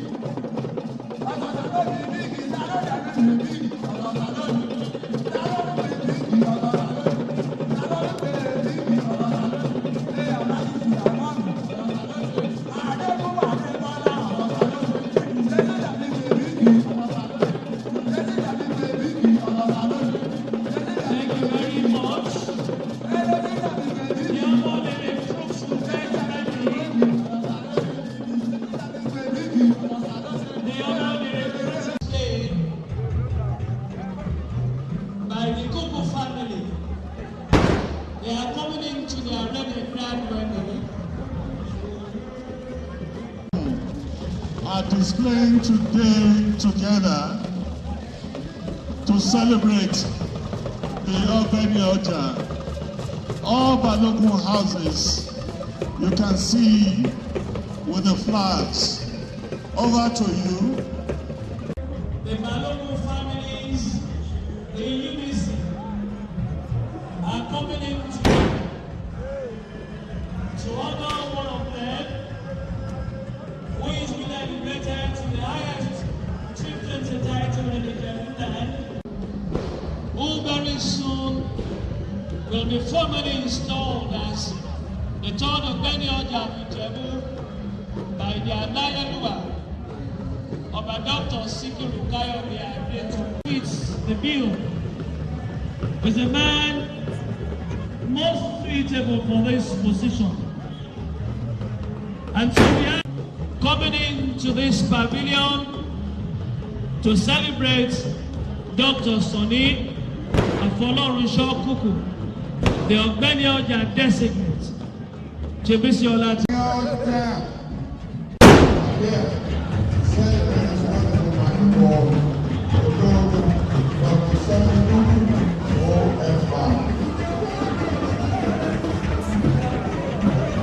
Thank you. The celebration continues.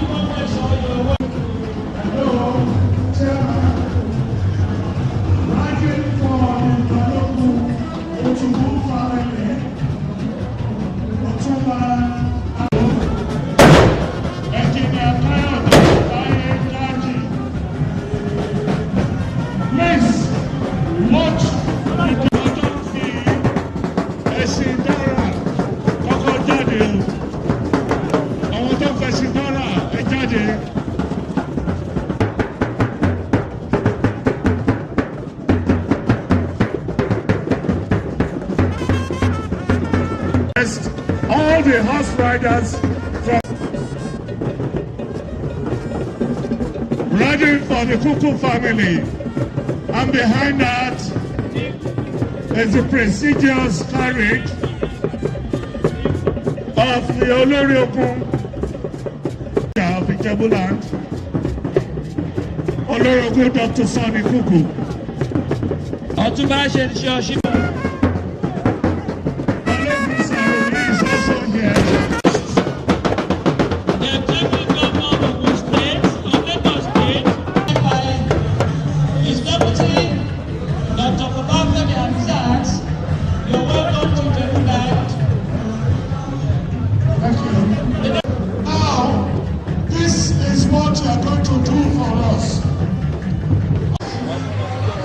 Horse riders, go to the right.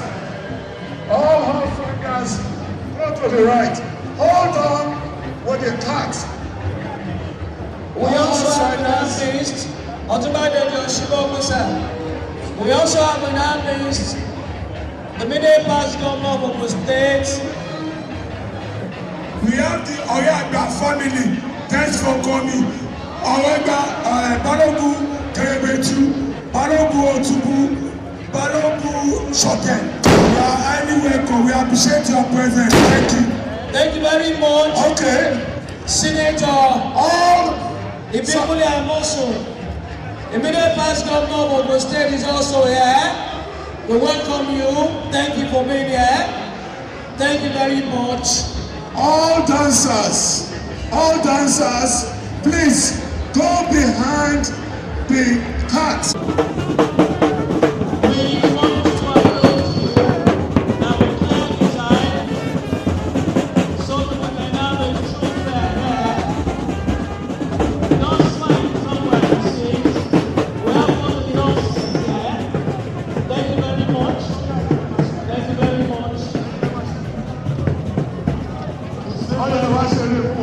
Ladies and gentlemen, talking about Lagos State Governor who's representative, we're not here, but we're here in the way of China. Acknowledge the presence of our Excellency, the Deputy Governor of the State, and about 53 of them are here. Kábíyèsí Ìzàdé apẹ́ lórí, bàtà apẹ́ lẹ́sẹ̀, ìrùkẹ̀rẹ̀ á dábẹ́rẹ́.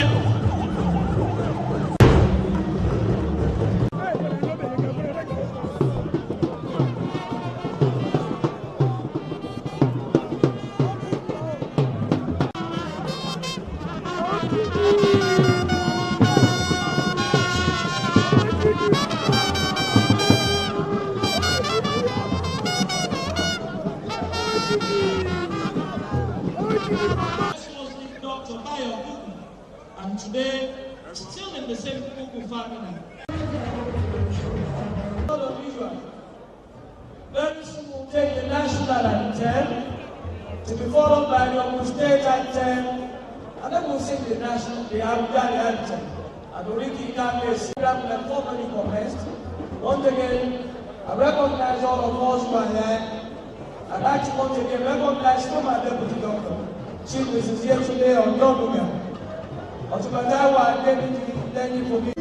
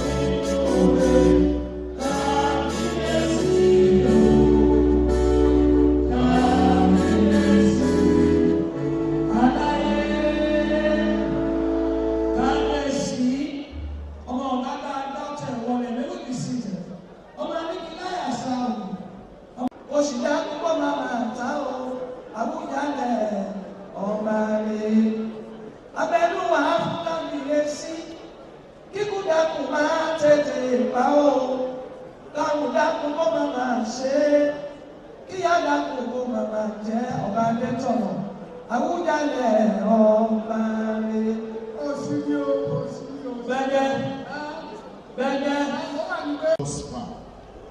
We thank the Lord for the administration that have bestowed upon him and which has continued to do well in this land. We give you all the glory for the enabling grace, and especially for that of today, in which our dear Father, your humble servant, Olurogun Sonekuku, is being installed as the Benyoja of Ijebu land. Father, we pray that you be present here today, and that in all that we shall do, your name alone will be glorified. Please, Lord, have your way. Let your Holy Spirit take absolute control.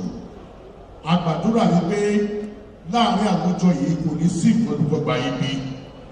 Gbogbo àwọn bàbá àwọn ọmọ àtẹ̀tí mú débi láyà àlàáfíà. Oníkálukú àpàdà sílé wọn pẹ̀lú àlàáfíà. Àgbàdúrà àwọn oníjẹ́nikẹ́ni gbé o. Ọ̀pọ̀ ẹnikẹ́ni lórúkọ Jésù kò ní forí sọ́gi. Àbámọ̀ wá síbí kò ní gẹ́tì ẹnì kọ̀ọ̀kan wá. Bàbá wa Sọ̀ní Fọlọ́runṣọ́kùkù, oyè tẹ́ ẹ jẹ lónìí àlàáfíà lè máa fi lò ó. Ìgbà tí ẹ jóyè náà ẹ mọ̀ sí rere. Bàbá wa Kábíyèsí Àwùjalẹ̀, ẹ ti dàgbà, ẹ ti gbó. Gbogbo àdúrà ọjọ́ alẹ́ yẹn á túbọ̀ túra. Ọlọ́run á fi ìdẹ̀ra á fi rọ̀ yín lọ́rùn. Gbogbo àdúrà fún àwọn lọ́balọ́ba tó wà níbí lórúkọ Jésù àdára fún gbogbo yín o. Gbogbo àgbègbè tí ẹ jọba ní lórí àlàáfíà túbọ̀ máa jọba níbẹ̀. Gbogbo àwọn excellencies wa tó wà níbí lórúkọ Jésù Kristi ẹ̀ ní ṣiṣẹ́ o. Oore ọ̀fẹ́ láti lè ṣe ìdarí yìí lọ́nà tó máa fi ògo fún Ọlọ́run, bára máa tu ará ìlú. Gbogbo àdúrà Ọlọ́run á yọ̀ǹda ẹ̀ fún yín. Gbogbo ẹ̀yin tẹ́ wà níbí lónìí tẹ́ wá bá aláyọ̀yọ̀ lórúkọ Jésù ẹ̀yin náà ẹ̀ ga o. Aráyábẹ̀yìn náà ṣe rere. Ẹnì kọ̀ọ̀kan wá àwọn ọlọ́tí ọjọ́ òní sọkún. Ògo ni fún Ọlọ́run lókè ọ̀run. Àgbàdúrà pẹ̀lú ọkàn pẹ́ ní orúkọ Jésù Kristi Olúwa wa. Fasi Adetokunbo Yusuf, the chairman of this installation ceremony, to come and give. For this beautiful, as we proceed with the program, may the peace and blessings of God be with you all, and may God sanctify all we are doing today. Thank you very much. From you all. Thank you.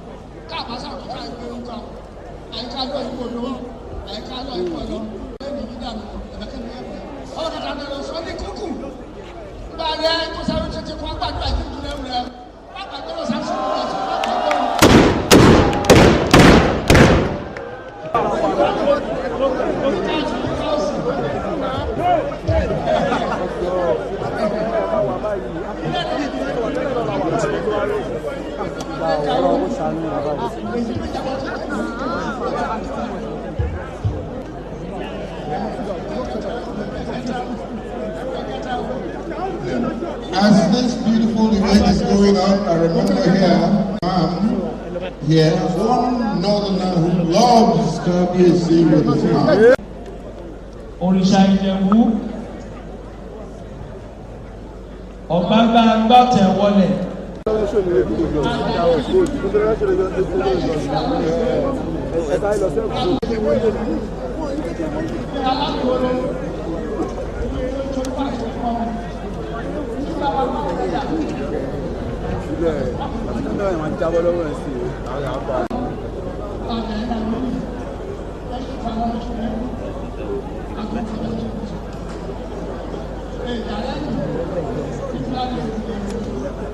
Ẹni òdìyà òjàlè ti káàkiri àjàrán popularly known as Bede. That is the new of many of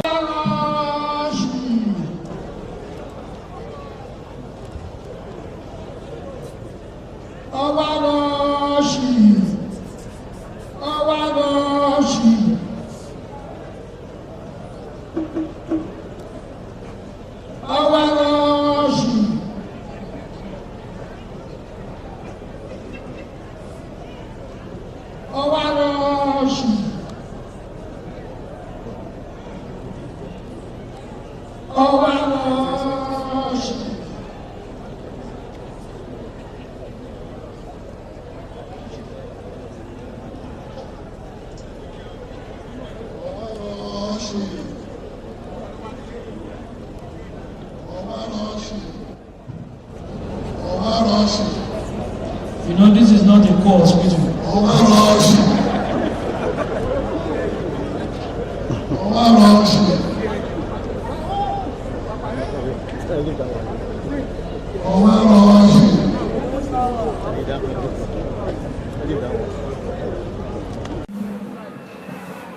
With the beads of the presidency title, you can see that on the screen.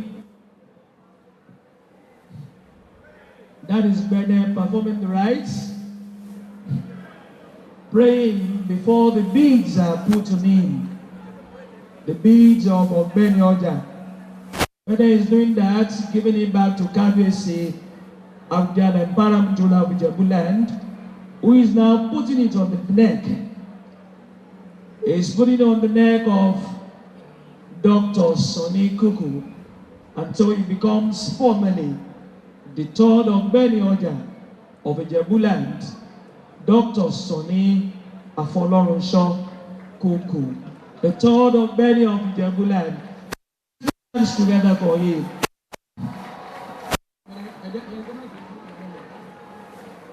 Giwa Shakiru Adeso Yusuf Otumba.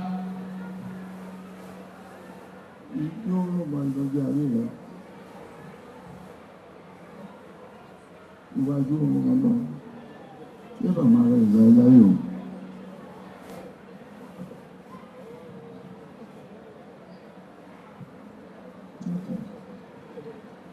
While KBC is praying, let me recognize Giwa Biodo Ononuga, the Giwa of Ebe Keye. The Keyes are here. Thank you for being here. The Ijebu Museum, which is the place pavilion, is open. You can visit it. It's just to my left here, depending on where you are seated in this pavilion. The Ijebu Museum, where you have artifacts, history of Ijebu, it is there. Thanks to KBC Oba Sekiruka. All of you for being here. KBC is still performing the rites of initiation of the new Ogbeni Oja. Well, if you look at your screen, I don't know what else to call it, but I know it is called Shakis.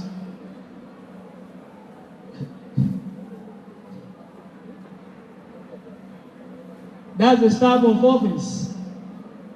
Yes. Bede is holding it to KBC, and you can see KBC praying on it before he formally puts it on the shoulder of the new Ogbeni Oja of Ijebuland. Wamori oye ikele o, wamori oye o.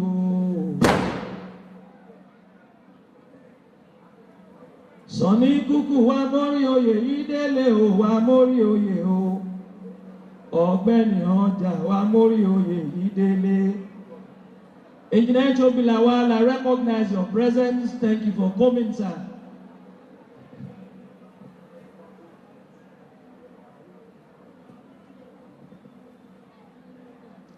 Wọ́n ti dé fìlà oyè. Fìlà oyè ló ń dé fún ọ̀gbẹ́ni ọjà tá à ń rí yìí. Fìlà oyè kò ní ta wọ́n lórí o.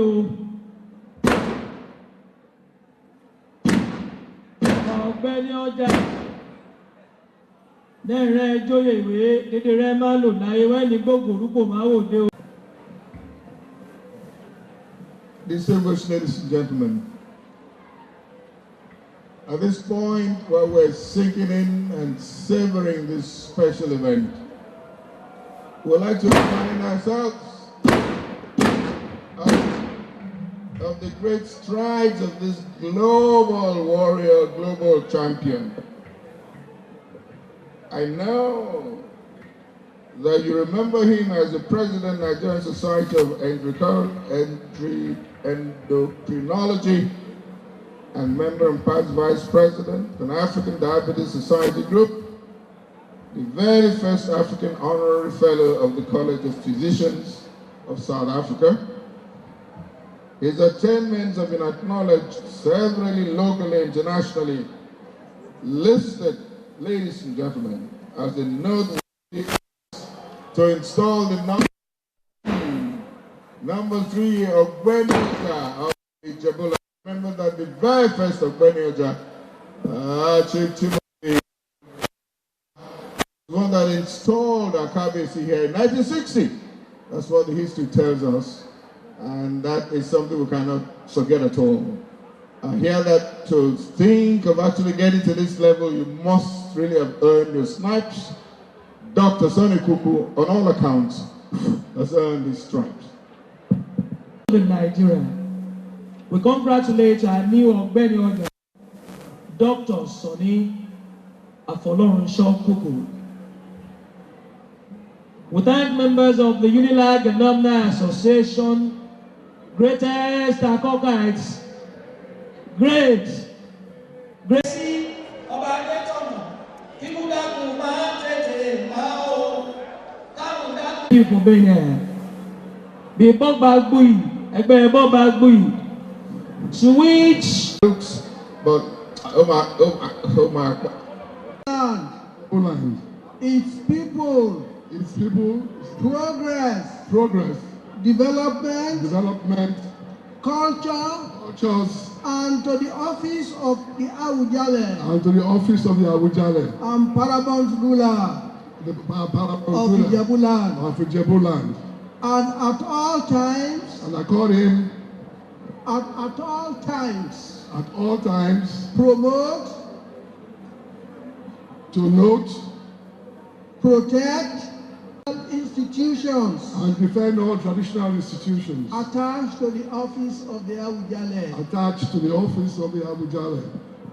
I, your full name, Fọlọ́runṣọ́ Kúkú, further solemnly swear that I will be faithful and bear true allegiance to the Awujale and paramount ruler of Ijebuland, and in particular remain loyal to the incumbent of the said office. I shall, to the best of my knowledge and ability, support him in all his endeavors, for the peace, unity, stability, integrity, solidarity, well-being, prosperity, and development of Ijebu Kingdom and its people. As Ọ̀gbẹ́ni ọjà, I pledge my support and loyalty to the Council of Obas of Ijebuland, and at all times contribute my best to the activities of the council as may be required of me for the progress of the council and the development of Ijebuland. As Ogbeni Oja, I pledge to contribute my best to the upliftment of Ijebuland, its development, peace and progress of Ijebu community at home and abroad, and above all support the Awujale in all its services for the upliftment of Ijebuland, its people and culture. So help me God. And you kiss the Bible, please. Kiss the Bible.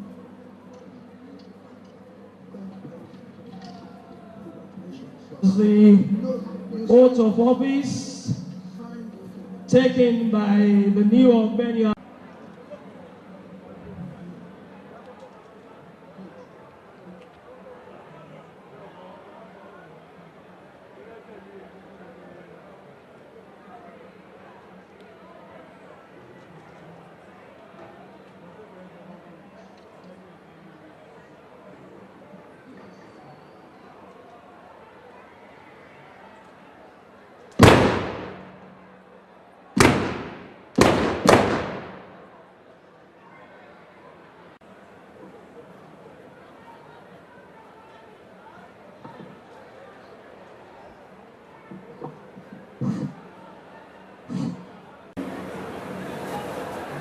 The privilege to read the citation of the new Ogbeni Oja, Dr.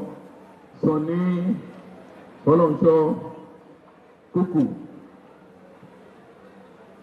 Order of the Federal Republic, FAS,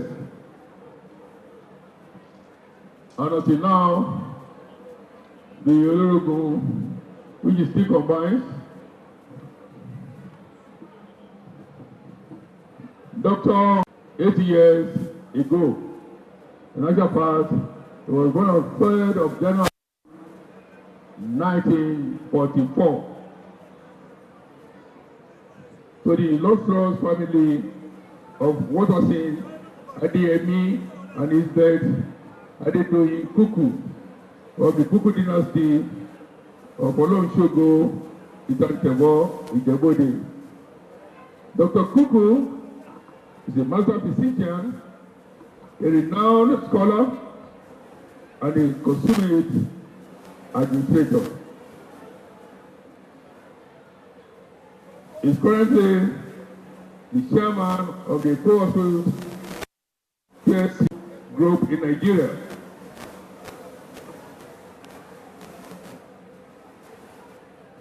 He is a first-class graduate in medicine at the College of Medicine, University of Lagos. So he's a great advocate. Before then, he was at the King's College, Lagos.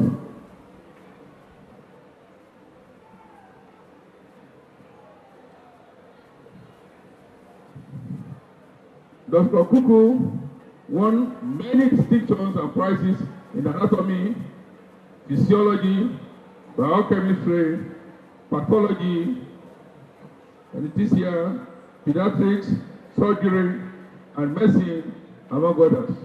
Can we acclaim that, please? Can we give him a round of applause?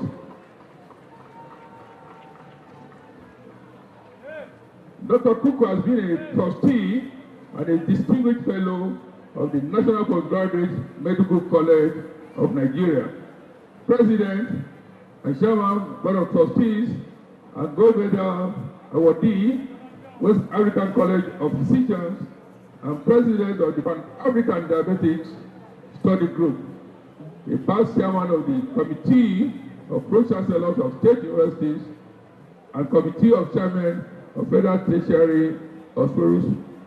He was the recipient of the first Distinguished Alumnus Award of the University of Lagos, Ambassador of Goodwill Award, City of Freetown, First African Honorary Fellow of the College of Physicians of South Africa and the Royal College of Physicians of Glasgow. He is a Fellow of the prestigious Nigerian Academy of Science and the Chairman of the Board of Trustees of the Academy of Medical Specialties of Nigeria.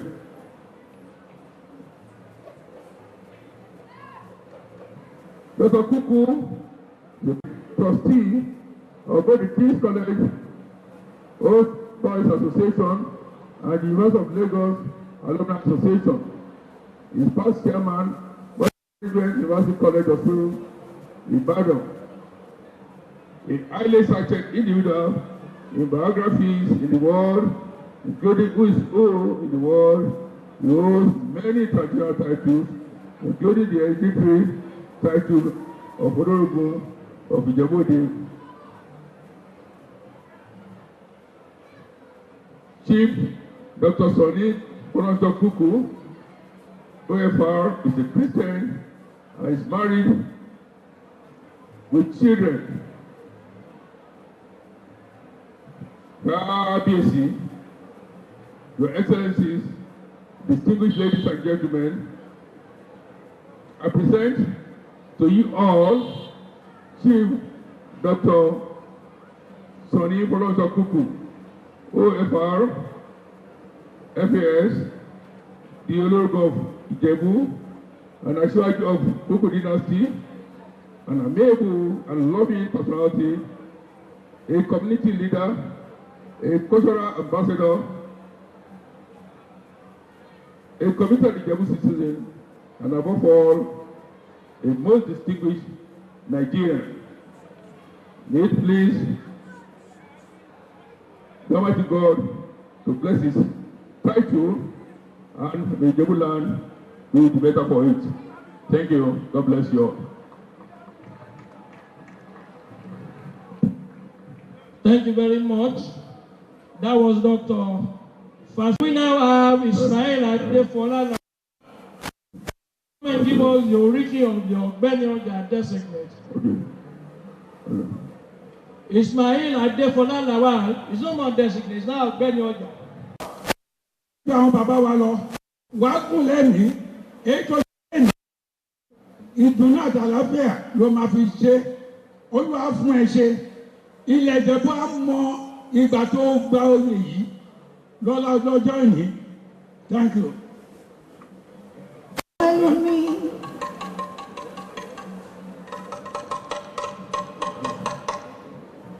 Ìbẹ̀yàn ọba ládéládé sí ibẹ̀ kalẹ̀ àwẹ̀rọ̀ kí mojú bá a dùn lọ. Ìbẹ̀yàn àwẹ̀rọ̀ kí mojú bá a dùn lọ. Ìbá ọkùnrin ìbá ọkùnrin àwẹ̀rọ̀ kí mojú bá a dùn lọ. Ẹjọ́ kì í ṣe jàre lọ. Àgọ́ dẹ̀rọ̀ àgùntàn tó wọlé tí ó àgọ́ dẹ̀rọ̀ mú kalẹ̀.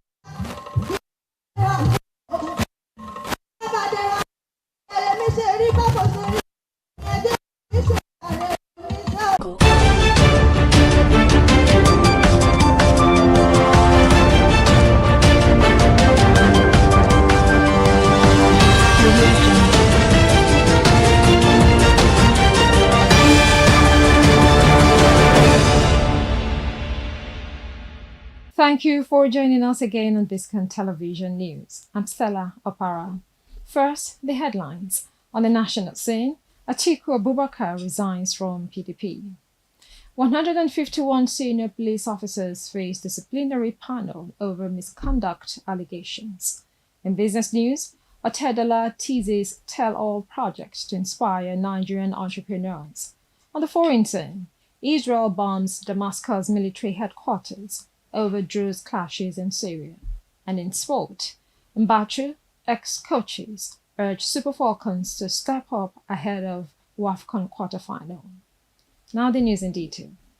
Former Vice President Atiku Abubakar has officially resigned from the People's Democratic Party (PDP), marking the end of a decades-long political relationship with the party he helped to found. In a letter confirmed by his media advisor, Paul Ibe, Atiku cited irreconcilable differences and departure from the party's founding principles as reasons for his decision. He expressed gratitude for the opportunities PDP afforded him, including serving as Nigeria's vice president for 2 terms and contesting for the presidency twice. This development comes just weeks after Atiku joined forces with other prominent political figures, including Peter Obi, Rotimi Amechi, and Nasiru El-Rufai, under a new coalition platform aligned with the African Democratic Congress (ADC). The coalition aims to present a unified opposition front to challenge President Bola Tinubu in the 2027 general elections. Atiku's exit is expected to significantly reshape Nigeria's political landscape ahead of the polls. Now, the Nigeria Police Force has begun disciplinary proceedings against 151 senior officers over alleged professional and ethical misconduct. According to Force spokesperson Muyiwa Adejobi, the internal review, which began on July 14 and will conclude on July 25, is being conducted at the Force headquarters in Abuja. The officers from the rank of Assistant Superintendent of Police upwards face accusations ranging from professional negligence to violations of internal police regulations. The proceedings are being handled by the Police Disciplinary Committee, FDC, which is tasked with reviewing allegations, assessing evidence, and recommending appropriate sanctions. The Inspector General of Police, Kayode Egbetokun, reaffirmed his administration's zero tolerance for indiscipline and vowed to uphold accountability and integrity within the force. The move is seen as part of broader efforts to restore public trust in the Nigerian police system. In another story, the Balogun Koko dynasty and the entire Ijebu nation are celebrating a historic moment as Olorogun Dr. Sonny Folorunsho Koko has been officially announced as the acting Awujale of Ijebuland. Dr. Kuku, a respected elder statesman and distinguished medical practitioner, is currently serving as the regent and will now assume the full responsibilities of the traditional stool in an acting capacity until a new Awujale is duly selected and crowned. This announcement marks a significant step in the ongoing transition following the passing of the revered Oba Sikiru Kayode Adetono, the Awujale of Ijebuland. The appointment of Dr. Kuku has been met with widespread joy and prayers across Ijebu communities, both at home and abroad. As acting Awujale, he is expected to uphold the customs and dignity of the ancient Ijebu throne, while steering the land through a period of continuity and unity. Congratulations to the sons and daughters of the Balogun Koko dynasty worldwide. You're watching Biscon TV News. Up next is Business News.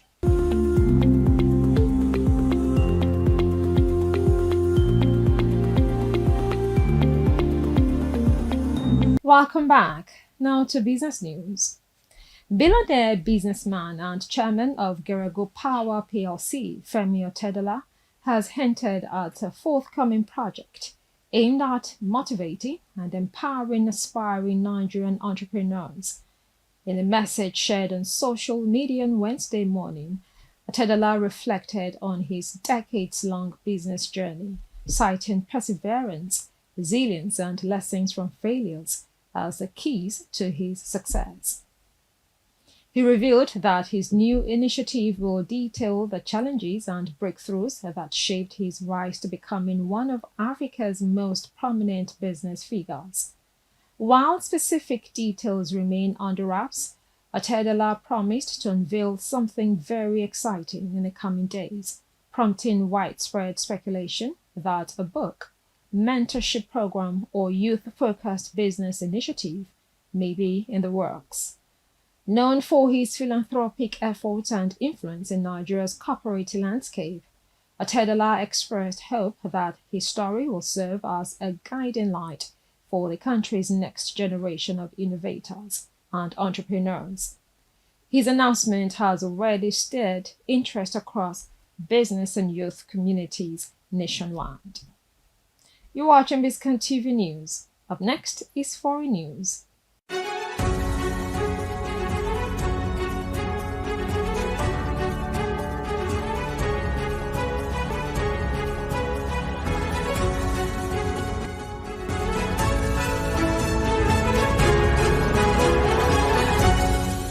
Welcome back. Now to foreign news. Israel has launched a military strike on the Syrian army's headquarters in Damascus, following deadly clashes involving the Druze minority in Sueda province. The attack came hours after Israeli Defense Minister Israel Katz warned the Syrian regime to withdraw its forces and stop what he called a campaign of aggression against the Druze community. Israel said it would not stand by as violence continues and vowed to escalate military action if Syria ignores its warnings. The conflict in Sueda erupted after long-standing tensions between Druze residents and Bedouin tribes turned deadly, with over 240 people reported killed. Eyewitnesses and monitors claimed Syrian forces sided with Bedouin militias in attacking Druze fighters and civilians, despite an agreed ceasefire. The Syrian Observatory for Human Rights confirmed that summary executions and heavy shelling occurred, deepening the crisis. Israel has since reinforced its military presence along the Golan Heights, stating it would act decisively to protect the Druze and enforce its demilitarization policy in southern Syria. We'll take another break to bring you sports news.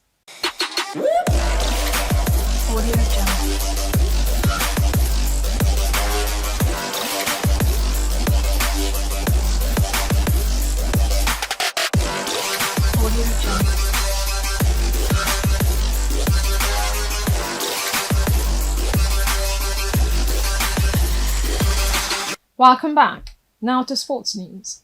With Nigeria's Super Falcons set to face Zambia in the quarterfinals of the 2024 Women's Africa Cup of Nations on Friday, former players and coaches have called on the team to significantly improve their performance. Despite qualifying for the knockout stage with a game to spare, the Falcons have drawn criticism for their lackluster display, particularly in their narrow 1-0 win over Botswana and goalless draw against Algeria.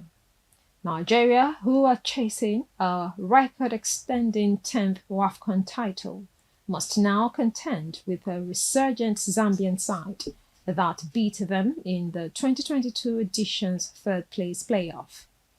Former Falcon star Stella Mbachu advised the team to reassess their tactics and correct visible shortcomings, saying the group stage lapses offer a timely opportunity for course correction. Echoing her sentiments, former head coach Edwin Ocon urged both players and technical crew to rise to the occasion, emphasizing that past defeats should not deter Nigeria's ambitions. Former assistant coach Mansour Abdullahi also warned against underestimating Zambia, but expressed confidence in the Falcons' ability to bounce back and push for the title. With a historic record of 9 WAFCON wins and consistent semi-final appearances, the team is under pressure to maintain its continental dominance. You're watching Biscon TV News. Entertainment news comes up shortly.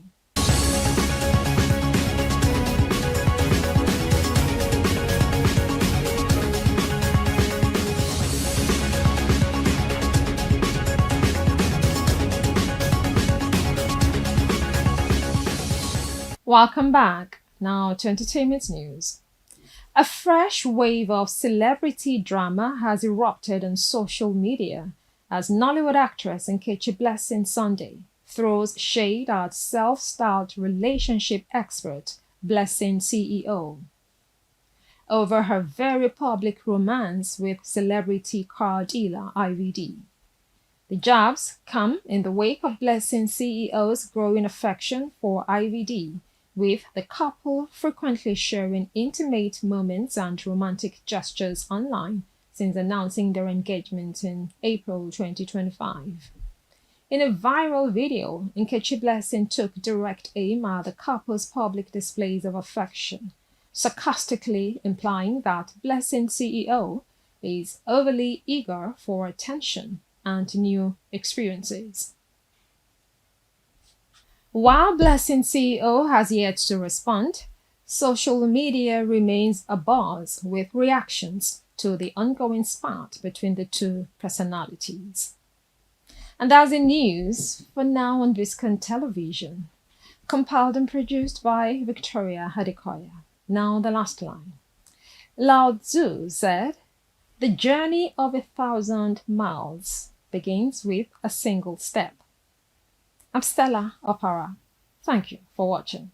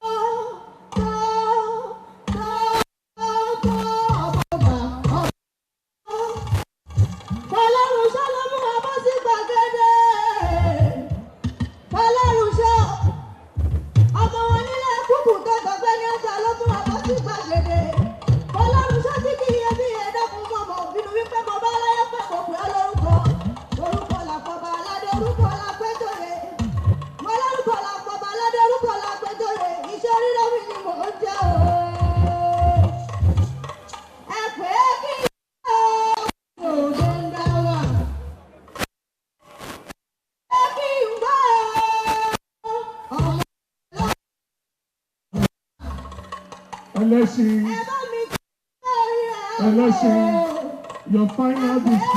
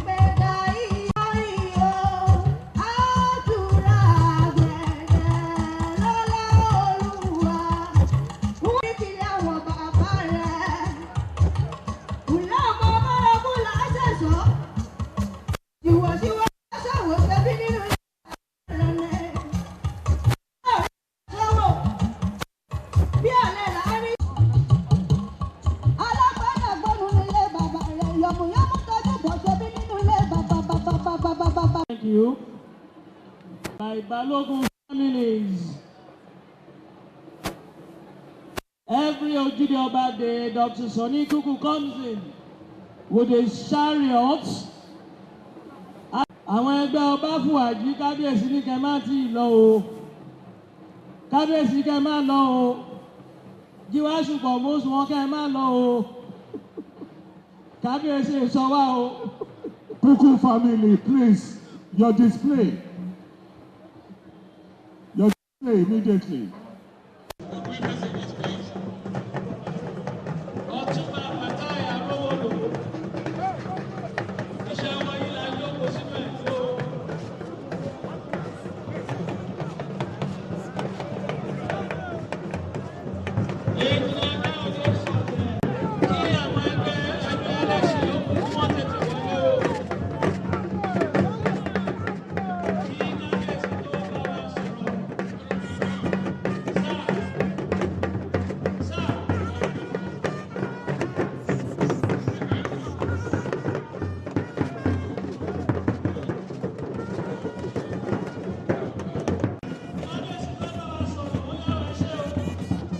Sọ̀rọ̀ ń bí lẹ́nìí. Kábíyèsí láti ìgbà tí wọ́n ti bí àwọn títí di èní.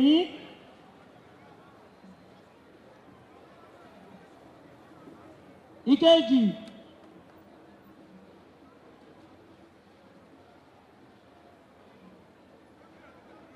Kábíyèsí.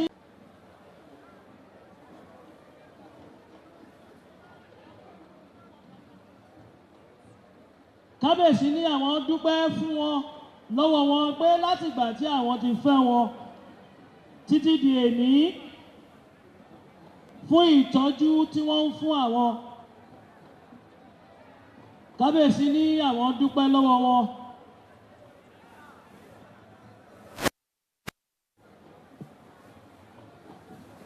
Kábíyèsí ní àwọn dúpẹ́ pàtàkì lọ́wọ́ olórí Kẹ́mi Adébíyọ̀ K-Royal. Ẹ bá mi sọ pé kábíyèsí.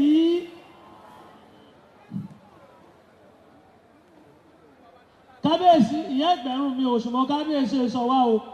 Wọ́n lórí K-Royal ẹ̀ wọlé gbẹ̀yìn.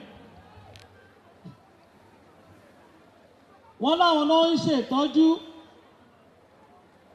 Obìnrin tó bá mọ rírì ọkùnrin, ìyàwó tó bá mọ rírì dòní. Olórí kábíyèsí. Sísí wò mí lójú náà. Bèbè.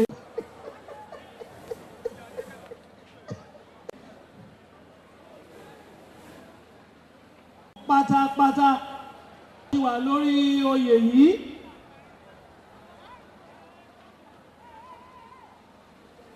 Àwọn dúpẹ́ lọ́wọ́ gbogbo Ìjẹ̀bú fún àtìlẹ́yìn tí wọ́n fún àwọn. Kábíyèsí láwọn dúpẹ́ lọ́wọ́ gbogbo wa o. Kábíyèsí ní ẹ̀kẹta. Àwọn dúpẹ́ lọ́wọ́ àwọn ìjọba ìpínlẹ̀ Ògùn láti the old western region tí kábíyèsí ti ṣe mínísítà nínú kábínẹ̀tì yẹn. Dé ìpínlẹ̀ Ògùn wọ́n láwọn dúpẹ́ lọ́wọ́ gbogbo àwọn ìjọba. Ìkíní.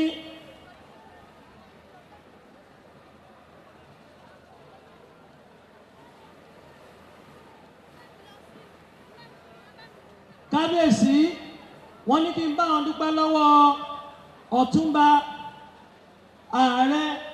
Àrẹ̀mọ òbá tó ìwà criminally beautiful handsome yìí even at about 85. Kábíyèsí ní kí n bá wọn dúpẹ́ lọ́wọ́ yìí.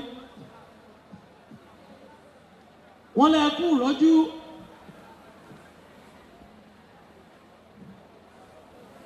Nítorí pé Kábíyèsí nígbà tí wọ́n wà lórí oyè pé wọ́n fi ọmọ kékeré joyè 26 ní Kábíyèsí gbà tán dórí oyè. àwọn alágbára ìgbà náà Ṣẹ́gun Ọ̀ṣọ́bà wọ́n ní ìgbà yẹn ni àwọn ti kọ́ pàdé ńgbà náà lọ́hùn. Kábíyèsí ní àwọn rántí wọ́n fẹ́ dìbò lọ́wọ́ ńgbà náà ní Chief Ọ̀ṣọ́bà bọ́ síta ńgbà náà ní Ẹ̀gbá pé àwọn fẹ́ ṣe gómìnà. Kábíyèsí wá wò ńgbà náà wọ́n wòye pé Ẹ̀gbá ti ṣe gómìnà. Kábíyèsí wá ní Yewa ló tọ́ sí kòkun Ẹ̀gbá mọ́. Kábíyèsí wá pe àwọn èèyàn jọ ẹ̀wọ̀n ẹgbẹ́ ẹ̀ wá o kìíní ìwé kò lọ ẹ̀yà kọ́sọ̀bà ń ṣe gómìnà. Wọ́n dúpẹ́ lọ́wọ́ kábíyèsí. Kábíyèsí ní ṣùgbọ́n àwọn ọmọ àlùmọ̀kọ́rọ̀ àwọn olóṣèlú wọ́n láwọn ò mọ̀ ṣe. Nígbà tó ń débẹ̀ Chief Ọ̀ṣọ́bà náà lọ dìbò fún. Kábíyèsí láwọn gbà pé nǹkan tó náà ń ṣe ni. Ṣùgbọ́n gẹ́gẹ́ bí ìbá àwọn olóṣèlú ẹni tó bá lè sọ̀rọ̀ tí ò dẹ̀ tẹ̀lé wọn sọ̀rọ̀ against wọn sí yẹn dáràn o. Kábíyèsí sọ ọmọ àjọrùn rẹ̀ ìyẹn ti bọ́ sọ position nìyẹn. Àwọn wá ń wòye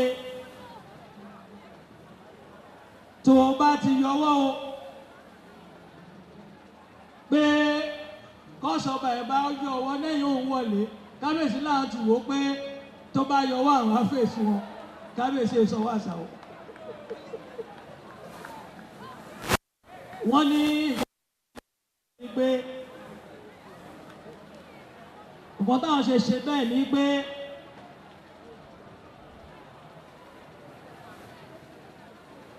kábíyèsí ní àwọn wò ń gbà pé ọjọ́ orí ṣì wà ní fún àwọn éèjì time ṣì wà tẹ́lẹ̀ yóò bá ṣe é ṣe àbábòmíì lọ ṣùgbọ́n Chief Ọ̀ṣọ́bà wọ́n láwọn ò ṣe bẹ́ẹ̀. Wọ́n ní ṣe ní Chief Ọ̀ṣọ́bà kàkà kó gbẹ̀sán pé kábíyèsí ò tẹ̀ láwọn kàkà pé wọ́n gbẹ̀sán pé kábíyèsí ò support àwọn iṣẹ́ Chief Ọ̀ṣọ́bà wá báwọn àti kábíyèsí báwọn ṣe máa di ọ̀rẹ́. Wọ́n ní láti ìgbà yẹn títí di èní ọ̀rẹ́ wà láàrin àwọn ń bẹ Ọlọ́run kó má bà àárín àwọn àti Chief Ọ̀ṣọ́bà jẹ́.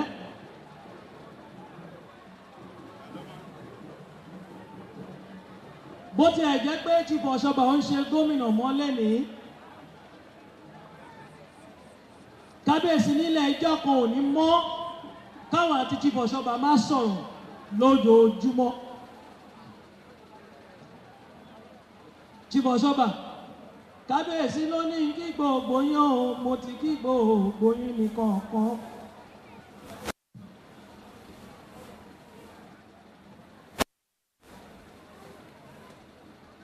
Wọ́n ní kábíyèsí wá ní àwọn wá wòye pé ẹni tí ò gbẹ̀san lára àwọn tó di ọ̀rẹ́ àwọn tó di ọmọ àwọn tó ń bọ̀wọ̀ fáwọn kí làwọn wá lè ṣe fún wọn.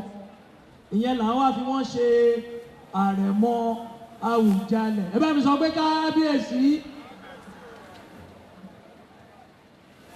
èyí ló yẹ ká máa pè ní Chief Ọ̀ṣọ́bà ẹ̀yin ní fìwà jóyè ìwà yín lẹ fi jóyè yẹn.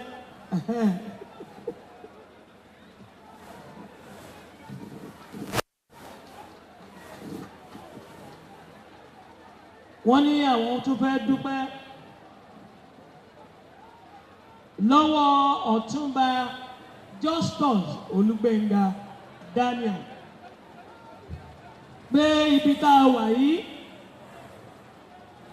àwọn ni wọ́n fún wa PWD ní ṣùgbọ́n gbà tí kábíyèsí sọ fún wọn pé Ìjẹ̀bú fẹ́ lò àwọn náà wà lórí àléfà ńjọ́ náà wọ́n fún Ìjẹ̀bú ní authority láti ṣe. ẹni tó tẹ̀lé wọn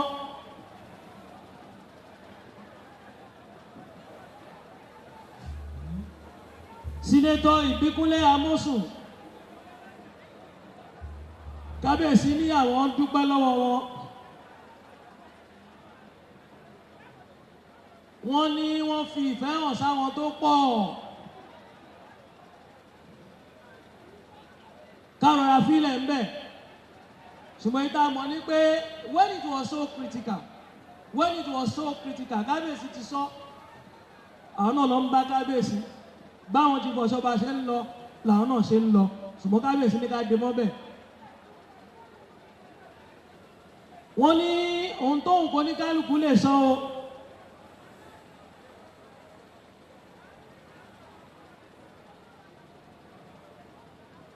Kábíyèsí ní àwọn gbà pé tìfà mọ́sùn wọ́n ṣe dáadáa fún wa.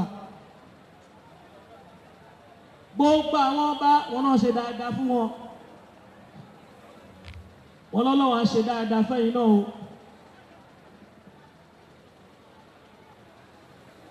Ẹni tó tẹ̀lé wọn ọmọọba Dàpọ̀ Abíọ́dún. Kábíyèsí láwọn dúpẹ́ lọ́wọ́ wọn bó tiẹ̀ jẹ́ pé fún ọdún tó pọ̀ tí kábíyèsí bá ti lọ ìlú òyìnbó wọ́n máa gbé mọ́tò wọn lẹ̀ títí ẹ máa fi lọ mọ́tò yẹn lẹ́ máa lò kábíyèsí. Wọn tí ìjọba ń gbà yẹn gómìnà bẹ́ẹ̀ ni kábíyèsí ní ọmọọba Dàpọ̀ Abíọ́dún wọ́n tọ́jú àwọn púpọ̀. Ìgbà gbogbo náà máa ń débí láti wá wo kábíyèsí. Wọ́n ní tí àánú àwọn bá ṣe gómìnà ọmọọba Dàpọ̀ Abíọ́dún tán kábíyèsí sọ wá o wọ́n ní gómìnà á fáwọn lówó èmi kọ́ mo sọ bẹ́ẹ̀ o kábíyèsí ló máa ń fáwọn lówó.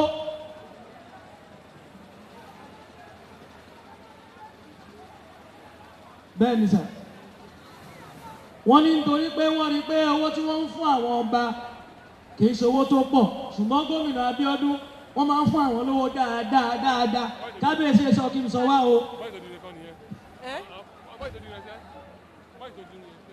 Láti fi kún èyí tí ìjọba ń fún wọn kábíyèsí lẹ́yìn olóṣèlú wọ́n ní ká rí dájú pé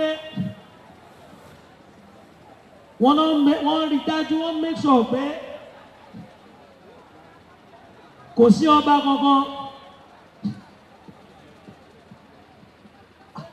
Excellency kábíyèsí náà sọ bẹ́ẹ̀ sà wọ́n lẹ́yìn ìjọba ẹ máa make sure pé kò sọ́ba tó ní enough láti jẹ láti mu láti wọ̀ nípa bẹ́ẹ̀ ó di dandan fún àwọn ọba yẹn kọ́ máa tẹ̀lé àwọn gómìnà káàkiri.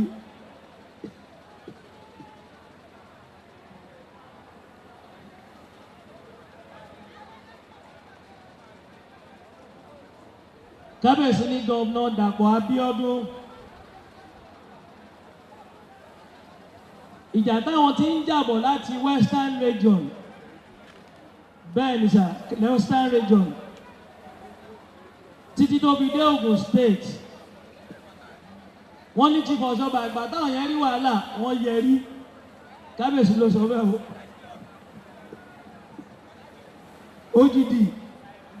OGD náà oríkú yẹrí Amósùn àwọn náà yẹrí. Prince Dàpọ̀ Abíọ́dún nìkan ni wọ́n dúró ìjà tí kábíyèsí ń jà. Obas must be buried according to their religion. Let them be buried according to their religion when they pass. Gọ́vnà Dàpọ̀ Abíọ́dún ló ṣe sáìnì nǹkan yẹn tí àwọn kábíyèsí ti ń ṣe tí wọ́n ti ń jà lé lórí kábíyèsí. Wọ́n nílé ní gbogbo Western Region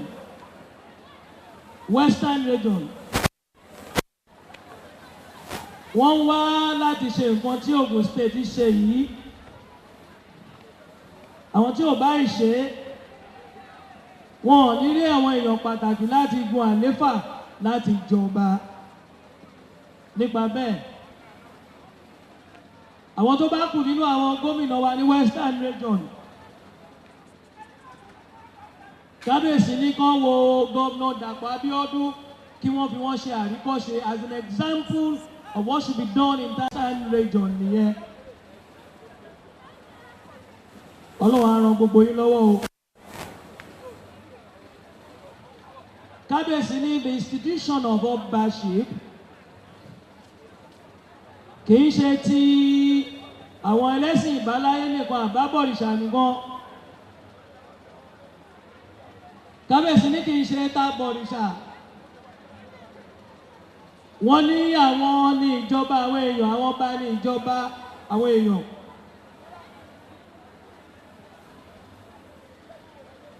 Nígbà tí wọ́n máa ṣe àyípadà sí nǹkan yìí, wọ́n sọ fún àwọn ọba pé àwọn ni ọmọ wa. Kábíyèsí ní àwọn olójú funfun yẹn, àwọn òyìnbó, wọn ò lè mọ ìtọ́jú àwọn ọba wa àtàwọn èèyàn wa. Àwọn ìjọba wa lọ́wọ́ láti ṣe dáadáa kí wọ́n lè fi àwọn bàbá wọn sáyè tó tọ́ àti ètò yẹ. Ọlọ́run á fún wọn ṣe o.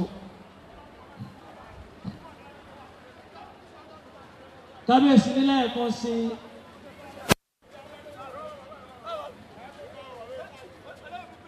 Wọ́n láwọn dúpẹ́ lọ́wọ́ gómìnà Dàpọ̀ Abíọ́dún gidigidi.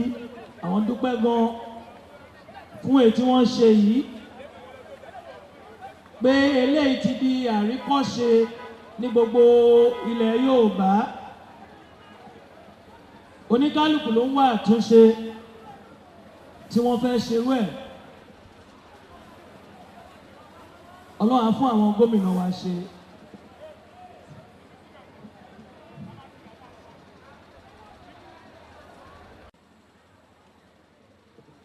Kábíyèsí ní wọn ò bẹ̀bẹ̀ fóyè yìí o, wọn ò bá wọn sọ, wọn ò rán èèyàn sí àwọn. Ṣùgbọ́n ní ìwòye àwọn fúnrara àwọn làwọn rí pé kúkú kan ló ṣẹ̀ kúrò ńbẹ̀, ṣùgbọ́n kúkú míì ló tún wáyé yìí. Balógun Òdú Òyìnbó kúkú tàkọ́kọ́. Bẹ́ẹ̀ ni sà, ìyẹn ò ṣe kúkú.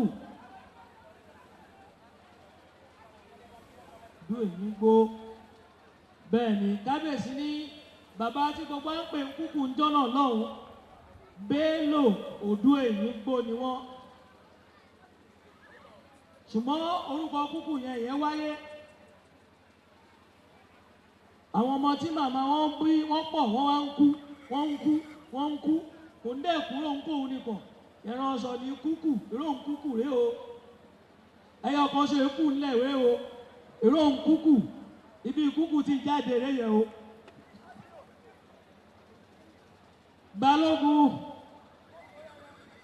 Balógun tá a ṣẹ̀ṣẹ̀ mú yìí fún ọ̀gbẹ́ni ọjà. Kúkú lè ń kejì lélẹ́yìí. Bello Òdú Òyìnbó ni tàkọ́kọ́. Dr. Báyọ̀ Kúkú ní kúkú àkọ́kọ́. Sọ̀ní Kúkú ní kúkú èkejì. Òkú Òyìnbó ni tàkọ́kọ́. Sọ̀ní ní ìkejì. Torí gbogbo ọmọ tí màmá wọn bí ń jọ́nà lọ́hùn, àwọn nìkan náà kù. Ìyẹn náà ṣe sọ ẹni tó kú nígbà tí gbogbo wọn kú, èyí tó wá kù léléyìí o, ó kú.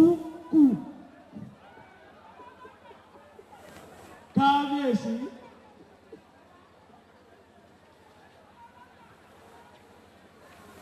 Kábíyèsí ní kúkú ìjọ ló dé yìí o. That in Ìjẹ̀bú history, loyalty to the Awùjalẹ̀, kúkú ìjọ ọlọ́yà sí Awùjalẹ̀. Bí Dr. Sọ̀ní Kúkú yìí wọ́n ṣe lọ́yà sí bàbá wa Dr. Síkírù Káyọ̀dé Adétọ̀nà Ọ̀gbágbá II. Wọ́n ní oyè tí àwọn fún wọn yìí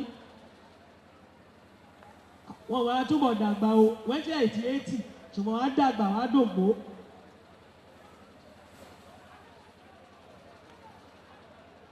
Kábíyèsí ní iwájú lọ̀pẹ́ ẹ̀bì tèmi ń ré sí iwájú rẹ̀ máa lọ o. Kábíyèsí ní ìwé máa ṣiṣẹ́ o. Wọ́n ní bẹ́ẹ̀ ṣe ń Jẹ̀bú tẹ́ ẹ ṣe káàkiri ayé ẹni ọlá ni yín ẹni iyì ni yín iyì tẹ́ ẹ ti ní ó di èní Kábíyèsí ní kò ní wọ mi o. Kábíyèsí ní aṣọ àbùkù ayé ò ní gbé wọ̀nyí Ọlọ́run á jẹ́ kó rí bẹ́ẹ̀. Kábíyèsí gbogbo èyí tẹ́ ẹ wá bí lénìí wọ́n ní láyọ̀ láyọ̀ la máa délé wa o. Iwájú rẹ̀ náà máa lọ o. Kábíyèsí dédé ẹni á ní gbogbo kò máa wò dé o. Kábíyèsí wá ní gbogbo kò máa wò dé o. Wọ́n ní Kábíyèsí lẹ́ẹ̀kan sí àwọn dúpẹ́ lọ́wọ́ gbogbo wa.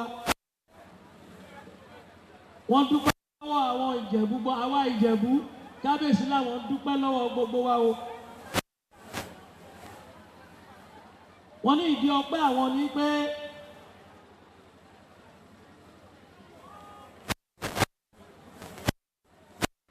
wọ́n ní ọpẹ́ àwọn dúpẹ́ pé Kábíyèsí ní èèyàn wọ́n máa ń tí èèyàn bá ti pẹ́ lórí àléfà á sú àwọn èèyàn ṣùgbọ́n in 63-64 years Kábíyèsí láwọn ò sú Jẹ̀bú Ìjẹ̀bú ò sọ pé àwọn sú wọn ṣùgbọ́n tó bá jẹ́ àwọn olóṣèlú níbi táwọn ọ̀ṣọ́ba yìí nígbà wọn bá ti ṣọdún mẹ́rin wọn lọ́ṣọ̀bà must go àti padà second time wọn ní kò ní padà wá mọ́ wọ́n nígbà tí oṣù oníkan lọ́lọ́ ṣayé fún ọ̀ṣọ́bà must go Kábíyèsí ní ọ̀ṣọ́bẹ̀ fáwọn wọ́n ní ẹ̀là omi dúpẹ́ lọ́wọ́ gbogbo Kábíyèsí ọtúpa iye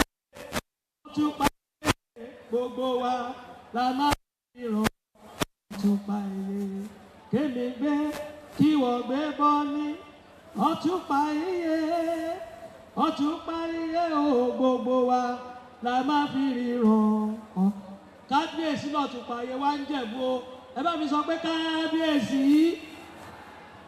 Kábíyèsí àwọn tí ń gbé ẹ láì dá o àmọ́ wọn àtúwọ̀n mọ́ o èyí láì dá gbogbo wọn náà máa farajẹ gbà tàbá tí a dá fáwọn abànújẹ́ ọba Adétọ̀nà abílẹ̀ àbífà ọ̀hún ó gbé ọ̀tá ìbájọ́ wọn wà láyé ni wọ́n á ṣe gudugudu méje yàyà mẹ́fà.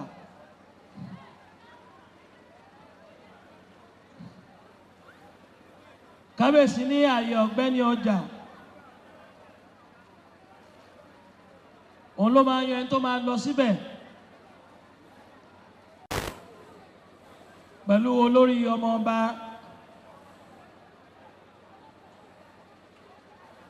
ní ààyè tí wọ́n fi sílẹ̀ láàrin wa. Kábíyèsí ní gbogbo wa la mọ̀ pé bàbá wa Ṣùbọ́mi Balógun tí wọ́n papòdà àràbá ńlá ìjì ńlá ló lọ láàrin wa Ọlọ́run á dẹlẹ̀ fún wọn. Gbogbo àwọn ọmọ wọn àtìyàwó àtẹbí àtojúlùmọ̀ tí wọ́n fi sílẹ̀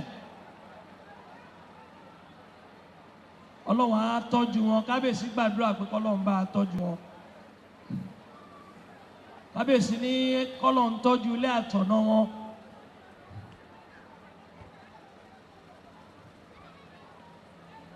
kábíyèsí gbàdúrà pé àwa tá a kù ńlẹ̀ kọ́lọ́n kó fún wa ní àlàáfíà àtẹ̀mí gígùn àtàsìkì tá a máa fi ṣayé kí ọlọ́run kó ṣe bẹ́ẹ̀ fún wa. Ẹ bá mi sọ pé kábíyèsí.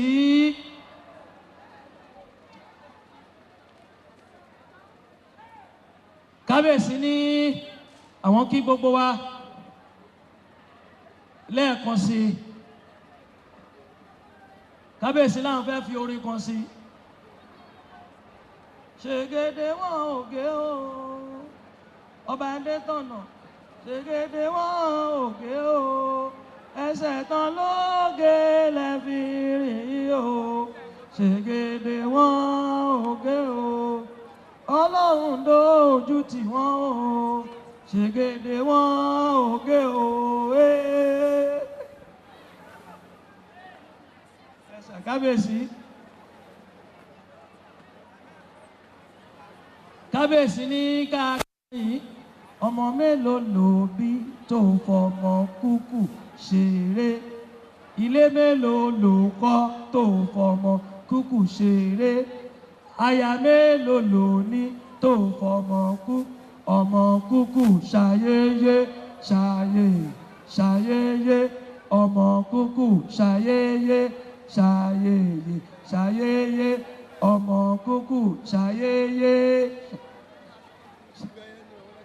Ilé mélòó ló kọ́ tó fọmọ kúkú ṣe ọmọ mélòó ló bí tó fọmọ kúkú ṣeré ilé mélòó ló kọ́ tó fọmọ ọmọ kúkú ṣayẹyẹ ọmọ kúkú ṣayẹyẹ. Thank you very much, sir. Thank you very much, sir. Land, His Royal Majesty Oba Dr. Sikiru Kayode Adetono Ogbagba II, CFR, and his Olori Kemi Adetono, the Akarigbo and paramount ruler of Remoland, who is also the chairman of the Ogun State Council of Obas, His Royal Majesty Oba Dr. Babatunde Ajayi, CFR, the Olu of Ilaro, paramount ruler of Yewaland, His Royal Majesty Oba Dr. Kehinde Gbadewole Olugbele, MFR, all other royal fathers who are here, Kábíyèsí o, the Ọ̀gbẹ́ni Ọjà of Ìjẹ̀bú and honoree of today, Olorogun Dr. Sonny Kuku and his wife, Mrs. Susan Kuku. Distinguished ladies and gentlemen, please permit me to identify all our other eminent guests, too numerous to mention, male and female eminent guests who are here in their numbers to honor the new Ọ̀gbẹ́ni Ọjà. All local government chairmen, all Ọ̀túnba high chiefs who are present here, the members of the Kuku dynasty, all Regberegbes present, all cultural groups, all market associations and different associations who are here, distinguished sons and daughters of Ijebuland, esteemed guests, gentlemen of the press, ladies and gentlemen. It is with immense pleasure and deep respect that I stand here before you today, representing His Excellency Prince Dapo Abiodun CON on this momentous occasion, the installation of Olorogun Dr. Sonny Fọlọ́runṣọ́ Kuku, OFR, as the Ọ̀gbẹ́ni Ọjà of Ìjẹ̀bú by our father, the highly revered Awujale and paramount ruler of Ijebuland, His Royal Majesty Oba Dr. S.K. Adetono, CFR JP Ogbagba II. This ceremony is not merely a celebration of tradition. It is a testament to the rich cultural heritage that binds the Ijebus together as a community and a people. The Ọ̀gbẹ́ni Ọjà is not a ceremonial title. It is a position of high influence and immense responsibility. It is the highest title conferred on any individual in Ijebuland. The Ọ̀gbẹ́ni Ọjà is chairman of the Kingmakers and in all matters pertaining to the palace ranks as second to the Awujale. It is a call to serve, to uplift, and to champion the aspirations of the people.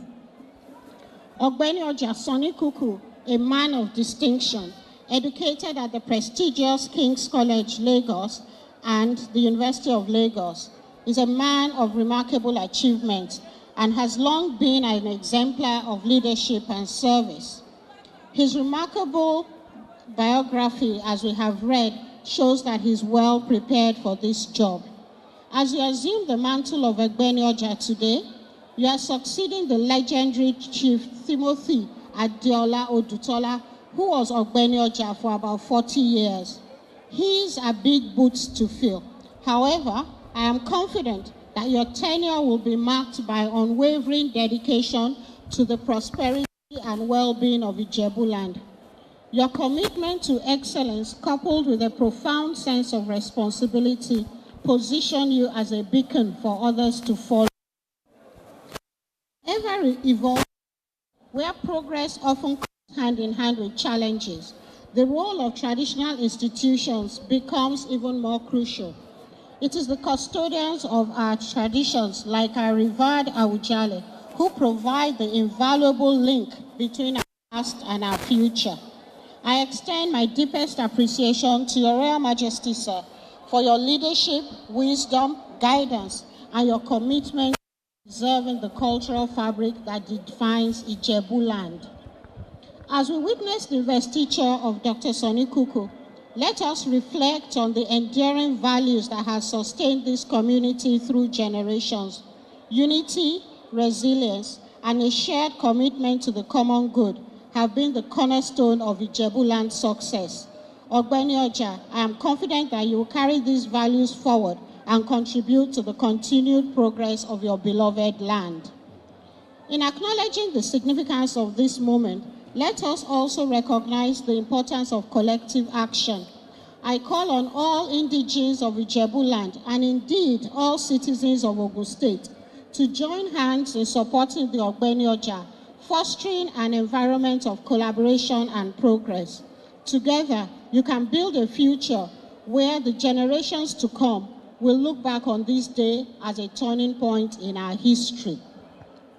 Please be assured of the Prince Dapo Abiodun-led administration's commitment, working hand in hand with traditional institutions to provide and create an environment conducive to growth and prosperity. Our collective success hinges on the harmonious partnership between the government, traditional rulers, and the people.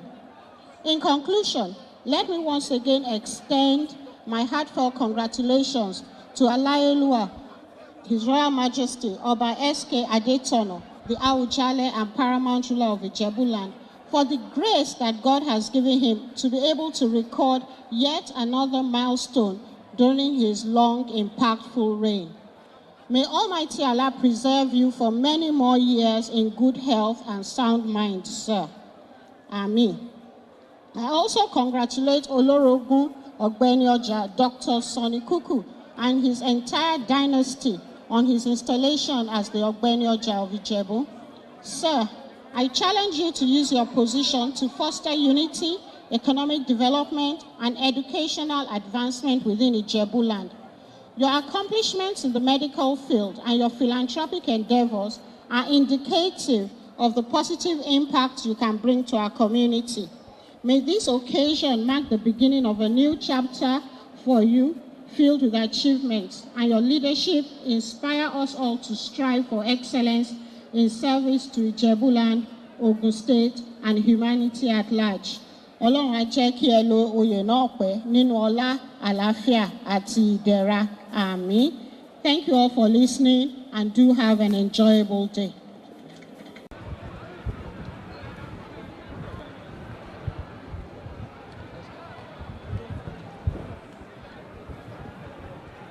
Pé ká má rìn arélé, bẹ́ẹ̀nìyàn pé ká má rìn Àwùjalẹ̀ àfojú ẹ̀ rí màá bánú sọ, ká má má bẹ́ẹ̀nìyàn sọ ò bánú sọ, àmàmà. Síbí oníjẹ ìkòkò oníjẹ làwa fi ń ṣebẹ̀ o, síbí oníjẹ ìpá tá a ní kò mọ̀ nílẹ̀ yìí ọ̀pọ̀ ọmọ Àwùjalẹ̀ ni wá o. Ṣíbí onídẹ ìkòkò onídẹ làwa bí i ṣebẹ̀. Bánú sọ ká máa máa bẹ́ẹ̀nìyàn sọ ò bánú sọ ká máa kábíyèsí o. Ẹ túbọ̀ pẹ́ fún wa o, ìgbà ọdún kan o, gbogbo ìtókù àtúbọ̀ ṣojú ẹ̀mí yín o.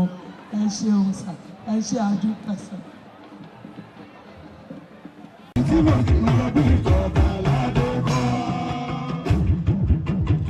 Ìgbàlẹ̀ olóṣègùn wọn sọ bàbá bọ̀rọ̀ mi. Àwọn ọmọ gbogbo Ìjẹ̀bú alábẹ́lẹ́jẹ́ bàbá kan ní wọ́n máa jẹ́ òtún ìṣòro. Bẹ́ẹ̀ máa ní lẹ́kẹ̀ẹ́ kí màmá bẹ̀rẹ̀ adékùnrin sọ láwọn kan ní wọ́n máa padà ní o. Ọtún bá bẹ́ẹ̀ ọtún ọba lọ́fin Ìjẹ̀bú apẹ́ ogólù wọn máa jẹ́ òtún ìṣòro nínú ayé.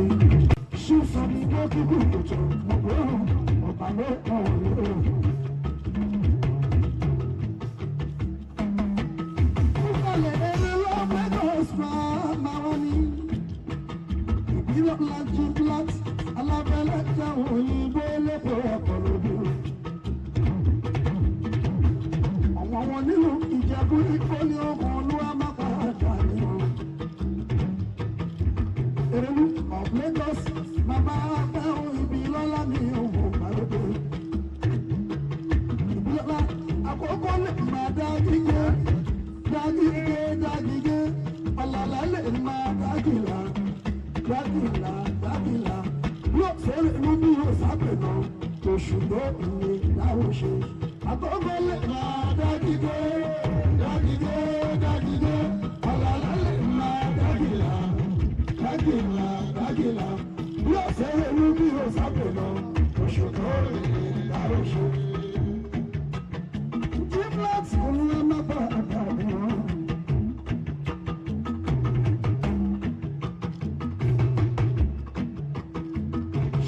Olùkọ́kọ́mọ ọ̀gá owó olú ẹ má bàdàn lẹ́yìn bá wọn. Clement bàbá àgbẹ̀wò olú ẹ̀kọ́ mọ̀ ọ̀gá owó olú ẹ má dọ̀tí ìṣòro àmì ní ilé ayé. Ṣùgbọ́n olùkọ́kọ́mọ ọ̀gá owó.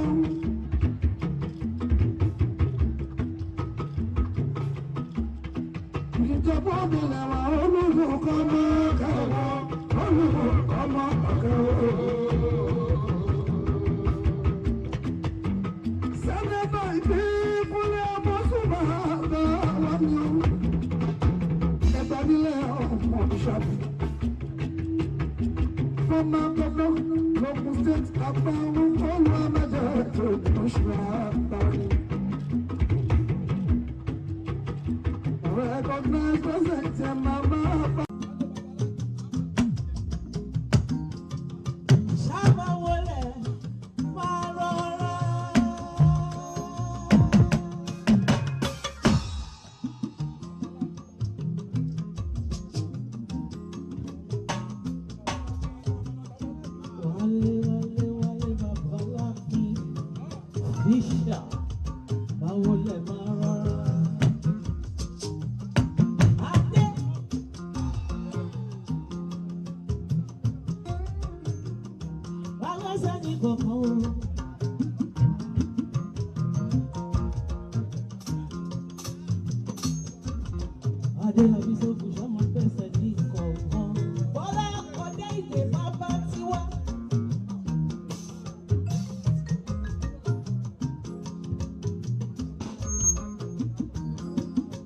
Ó sọ mo ní àràbà ní bàbá ní abálábà ní bàbá lọ́jọ́ ọjọ́ wálé káwọ́.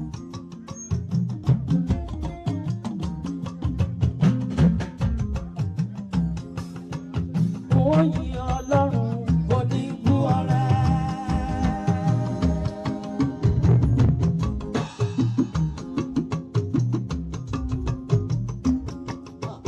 Mo yin ọ́ o àtọ́bàjáyé.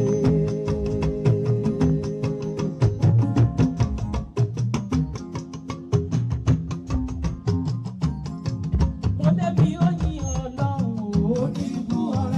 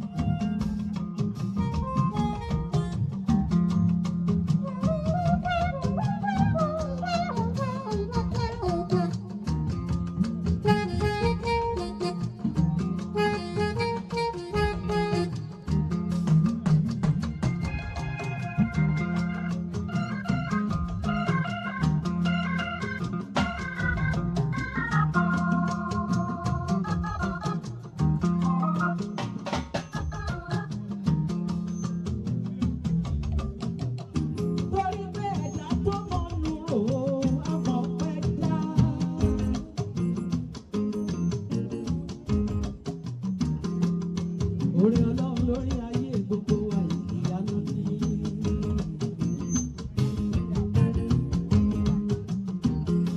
Orí ọ̀fẹ́ Ọlọ́run la fi wà láyé ìyanu ni.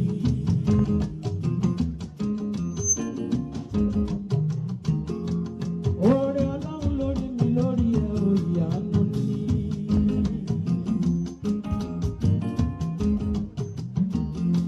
Orí Ọlọ́run lórí bàbá olóyè ìyanu ni.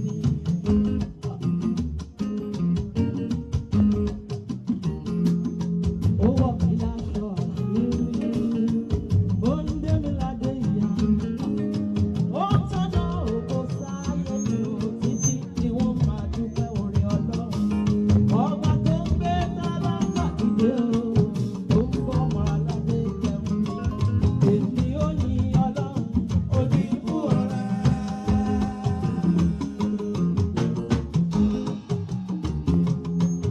Ó yin ọ́ o, ká tó padà yé.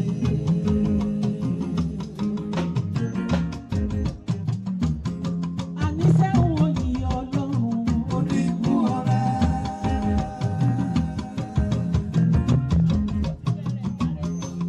Èmi ó yin ọ́ o, ká tó padà yé.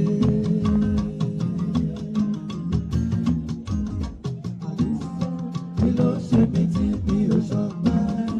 Ọ̀nà ọpẹ́ mi ò papọ̀ jù. Orí Ọlọ́run lórí mi, orí Ọlọ́run lórí ayé. Ó tóbi títí kò lákàwé. Ó yìn ọ́ o, ó yìn ọ́ o, àtúbàjáyé.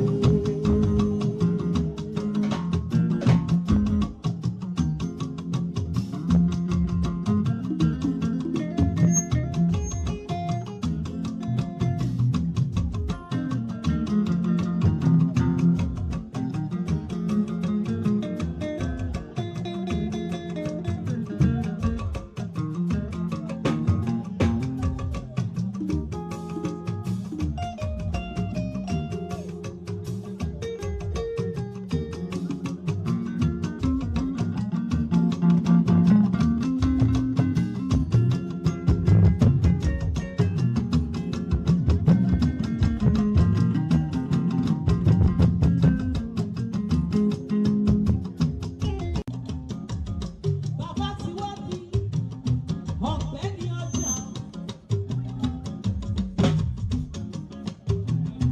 Ọ̀gbẹ́ni ọjà òfin Jẹ̀bú Láńdì. Olówó orí ọkọ̀ Susan ha.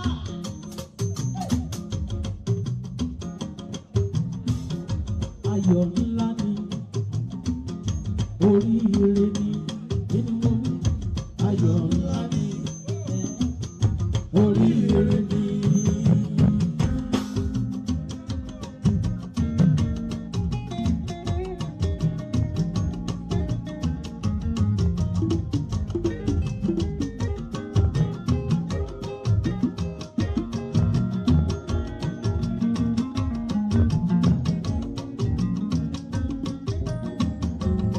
Ká tó fi ní jóyè.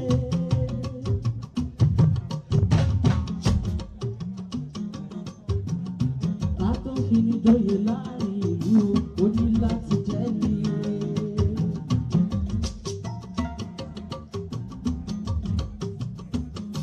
Ológun dọ́kọ̀ Sọ̀ní Ọlọ́run ṣọ́kùnkù. Ọ̀gbẹ́ni ọjà. Ọ̀gbẹ́ni ọjà ọ̀fìn Jẹ̀bú Láńdì. Pátápátá ti lé lóko, àtẹni tó fẹ́ àtẹni tó fẹ́, àti ilẹ̀ àti ìmọ̀. Ká máa dúpẹ́ lọ́wọ́ Elédùmarè ọba mímọ́.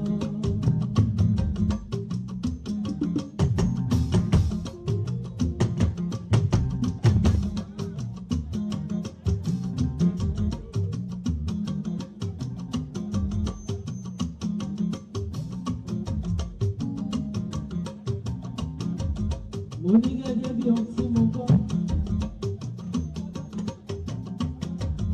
Highest chieftaincy title ní gbogbo Ìjẹ̀bú, Ọ̀gbẹ́ni ọjà.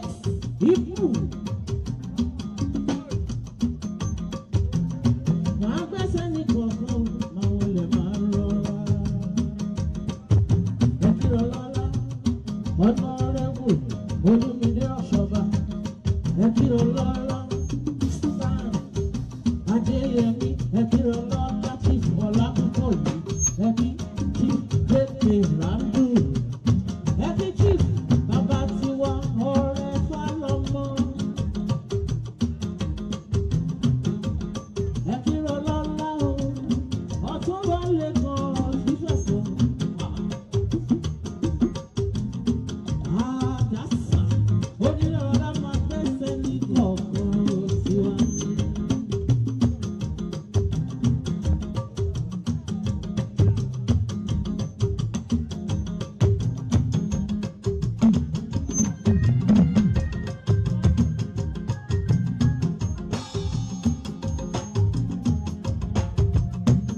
Gbogbo ara ni mo fi kí ìyálóde.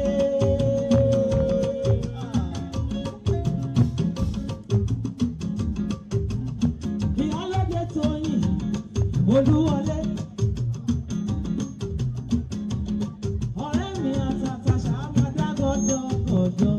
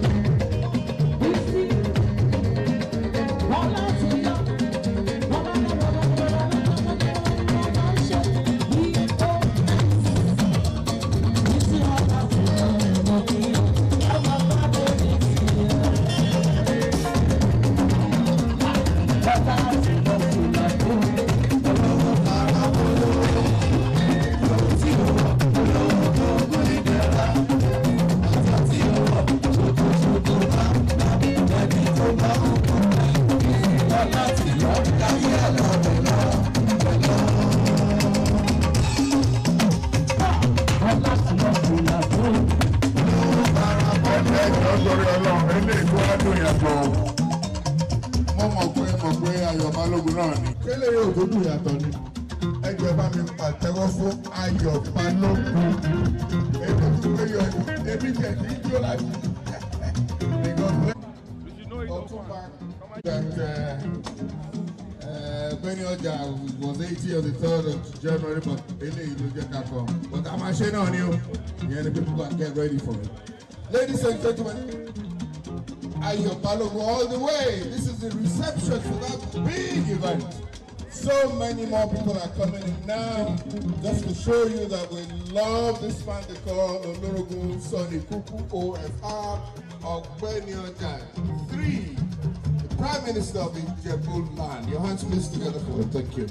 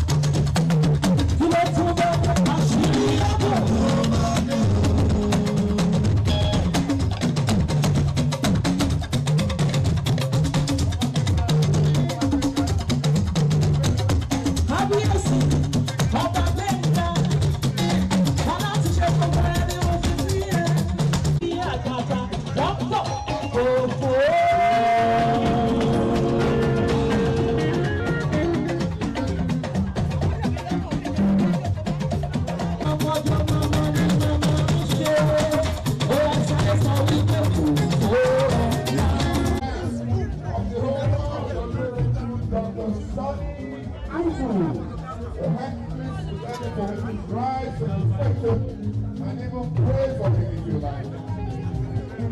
Ọ̀gbẹ́ni Ọjà, let's have you the floor, please. Ọ̀gbẹ́ni Ọjà, Dr. Sonny Agolonjo Kuku OFR.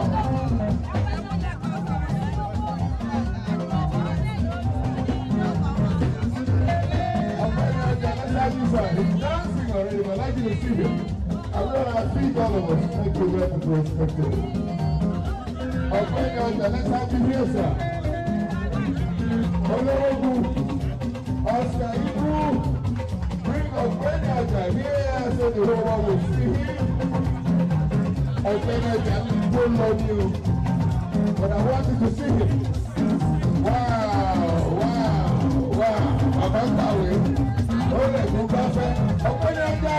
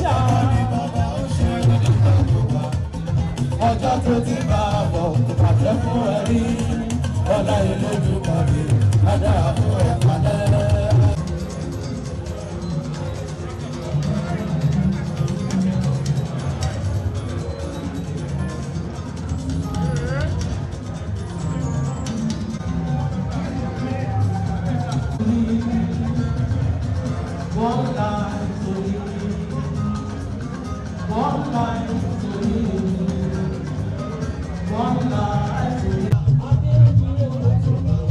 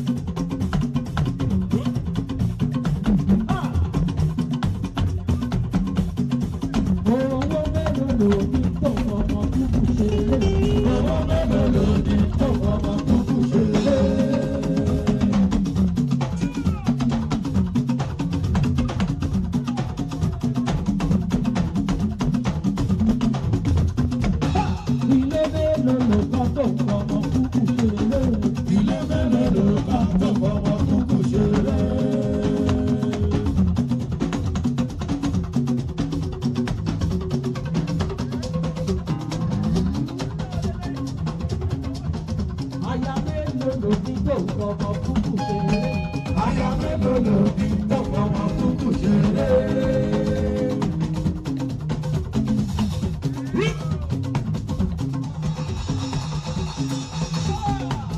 Owó mélòó ló ní o tó fọmọ kúkú ṣeré. Owó mélòó ló ní tó fọmọ kúkú ṣeré. Ọmọ yóò jà ó ní owó mélòó ló ní tó fọmọ kúkú ṣeré.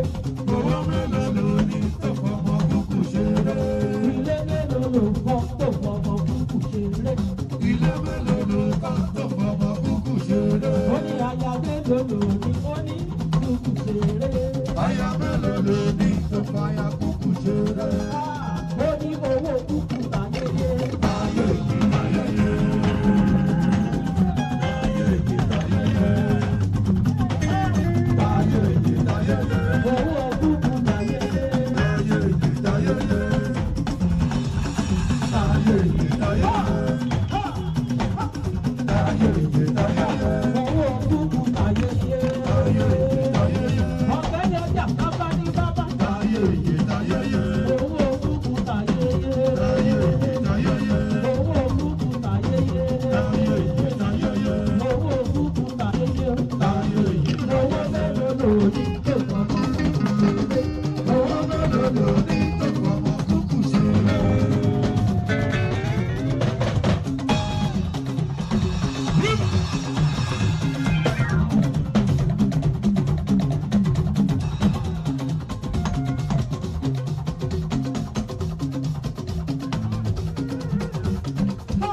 Ilé mélòó ló kọ́ tó fọmọ kúkú ṣeré.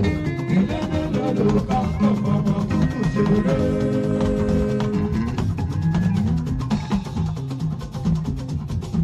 Aya mélòó ló ní tó fọmọ kúkú ṣeré.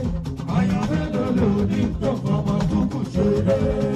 Mo ní owó kúkú tayẹyẹ. Tayẹyẹ tayẹyẹ. Owó kúkú tayẹyẹ. Tayẹyẹ tayẹyẹ. Owó kúkú tayẹyẹ. Tayẹyẹ tayẹyẹ. Owó kúkú tayẹyẹ. Tayẹyẹ tayẹyẹ. Lórí òkè gòkè gbogbooro. Olúwa ló fẹ́ gbọ́. Ọ̀fẹ́ ni ọjà. Òsì gòkè gbogbooro. Ọba ni ọba lọ́jọ́ ọba ẹ̀gẹ́ lọ́la Olúwa. Òdìrò òsì gòkè gbogbooro. Olúwa ló fẹ́ gbọ́. Ọ̀fẹ́ ni ọjà. Olórogún dọ́kítọ̀ sọ ní kúkú. Òsì gòkè gbogbooro. Olúwa ló fẹ́ gbọ́. Bàbá olóyè tuntun lẹ́lẹ́. Òsì gòkè gbogbooro. Olúwa ló fẹ́ gbọ́. IST Olúwa. Òdìrẹ̀lẹ̀. Òsì gòkè gbogbooro. Olúwa ló fẹ́ gbọ́. Torí nígbà tí gbogbo ń ṣojú. Ẹnì kan ò gbọ́.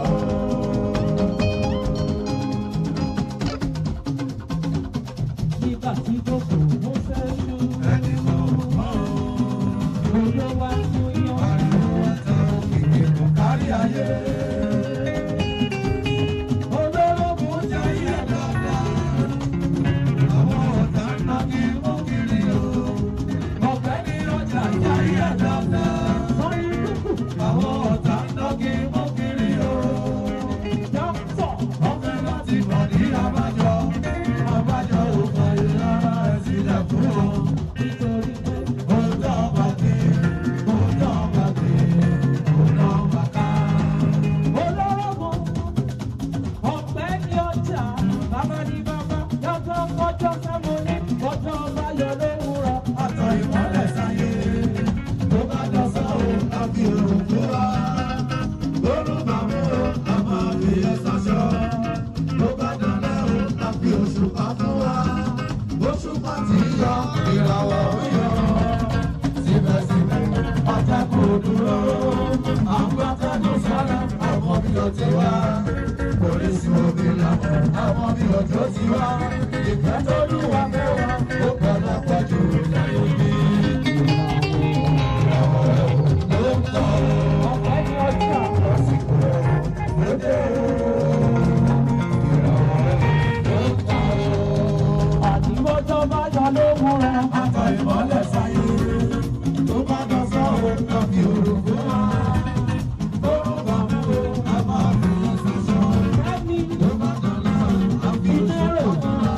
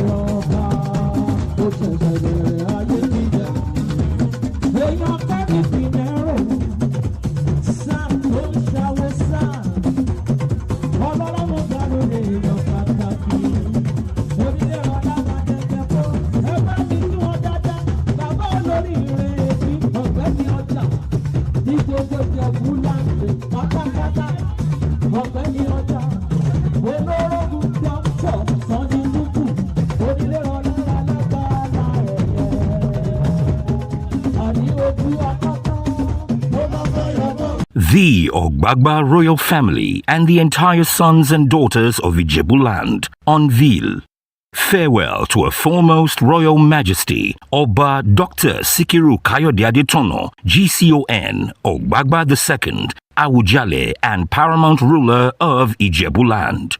It is with profound melancholy that I write to bid farewell to His Royal Majesty, Oba Dr. Kayode Sikiru Adetono, GCON, a monarch whose legacy will forever be etched in the annals of history. The late Awujale's reign was marked by wisdom, courage, and an unwavering commitment to the development and progress of Ijebuland.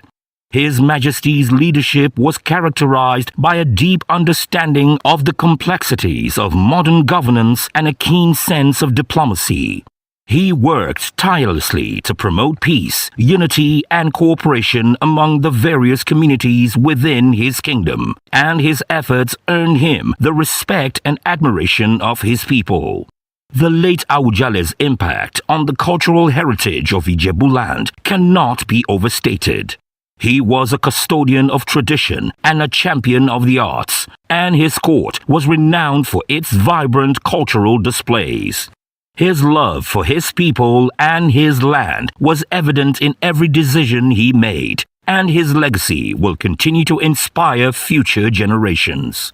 As we mourn the loss of this great royal icon, we take solace in the knowledge that his impact will be felt for years to come in Ijebuland, nay Nigeria. May his soul rest in peace, and may his legacies continue to guide and inspire us. Amen. With affectionate regards, Sir Kessentin Adebukonla Adebutu, OON, CON, CFR, KJW, FISM, FGPS, FNIJ, FA Meds, the pillar of Methodism in Nigeria, and Odole Odua of the source. Odole Odua commiserates with the Buhari family, President of the Federal Government of Nigeria, and the entire Nigerians on the transition of President Muhammadu Buhari, GCFR. It is with deep sense of loss that I commiserate with Buhari family, the president of the entire citizens of our dear country, on the demise of ex-president Muhammadu Buhari, GCFR, which inevitable event occurred on the 14th of July 2025. President Muhammadu Buhari was more than just a former head of state. He was a symbol of Nigeria's resilience and determination. Throughout his life, he demonstrated remarkable courage, discipline, and passion for public service. As a military officer and later as a democratically elected leader, he served Nigeria with distinction, leaving an indelible mark on the nation's history. His commitment to fighting corruption, stabilizing the economy, and addressing security challenges will always be remembered. President Buhari's leadership was marked by a deep sense of duty, and his legacy will continue to inspire Nigerians to strive for greatness. As we bid him farewell, we remember his unwavering commitment to Nigeria's unity and progress. May God grant President Buhari eternal rest, and may his memory continue to inspire us to build a better Nigeria for all. Signed, Sir Dr. Kessington Adebukunla Adebutu, OON, CON, CFR, KJW, FISM, FGPS, FNIJ, FA Meds, the pillar of Methodism in Nigeria, and Odole Odua of the source.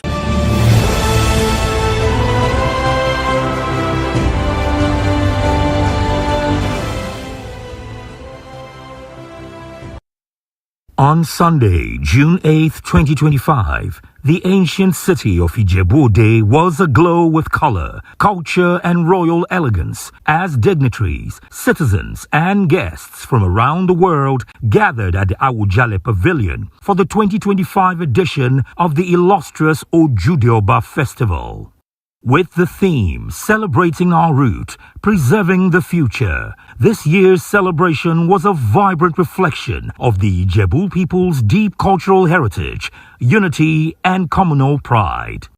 Ojude-Oba, meaning the King's Forecourt, is a cherished festival of Yoruba people of Ijebu-Ode, Ogun State, southwest Nigeria, held annually on the third day after Eid-el-Kabir, Ileya, to honor the Awujale and paramount ruler of Ijebu-Land, His Royal Majesty, Oba Dr. Sikiru Kayode Adetono, GCON. At 91 years old and marking an extraordinary 65 years on the throne, Oba Adetono continues to serve as a beacon of royal distinction, cultural preservation, and visionary leadership. The Awujale Pavilion was once again a magnificent spectacle of elegance and tradition.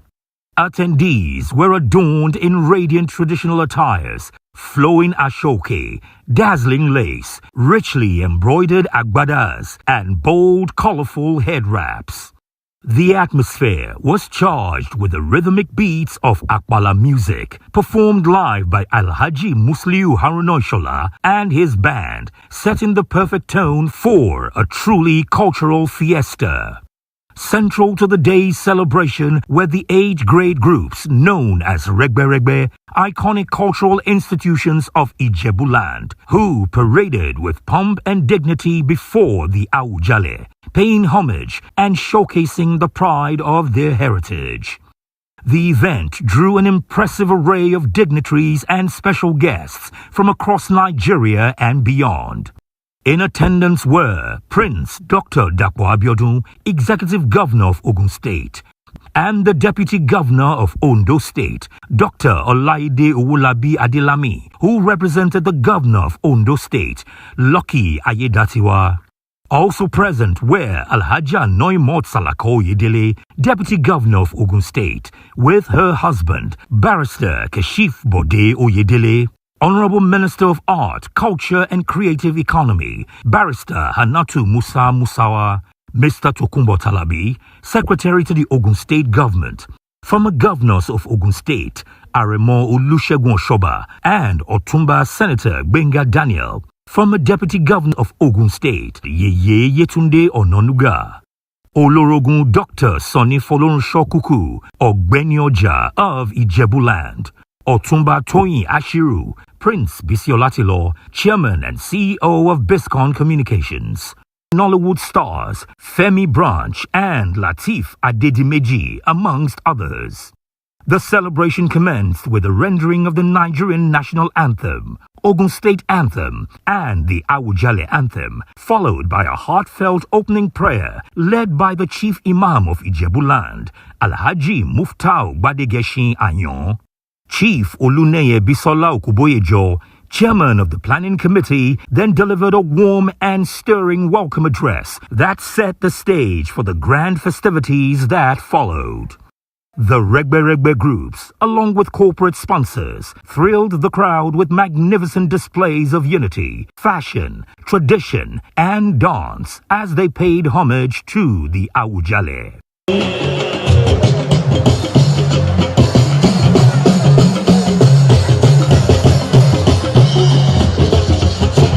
Engineer said money don't you sell?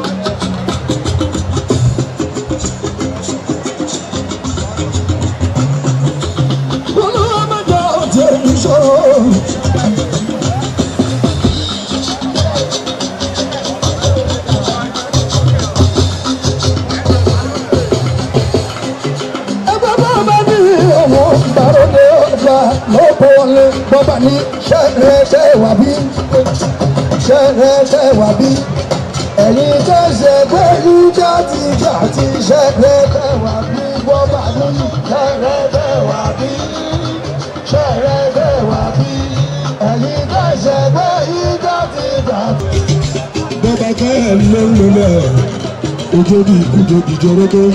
Bọ́bá kẹ́hìn ẹ̀rọ kù sí ọlọ́run rẹpẹtẹ rẹpẹtẹ rẹpẹtẹ.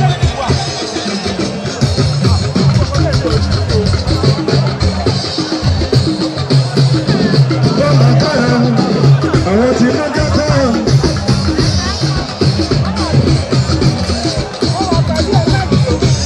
Ọ̀tún bá di wá èrò àbí ọgbọ́n ọ̀dọ́ mọ́jà.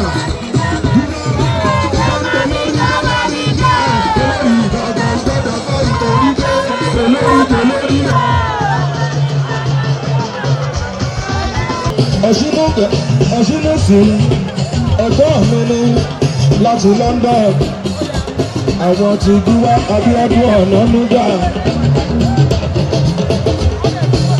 ẹ̀gbọ́n Kazeem Adébọ̀wálé láti ìlú London, ọmọ Ọ̀ṣunúsìn. Ọ̀ṣunúsìn kí lè ń kọ́ ọba pé ọba òun ọba láṣẹ ọba. Ọba òun ọba láṣẹ ọba. Ọba tó bá dé owó.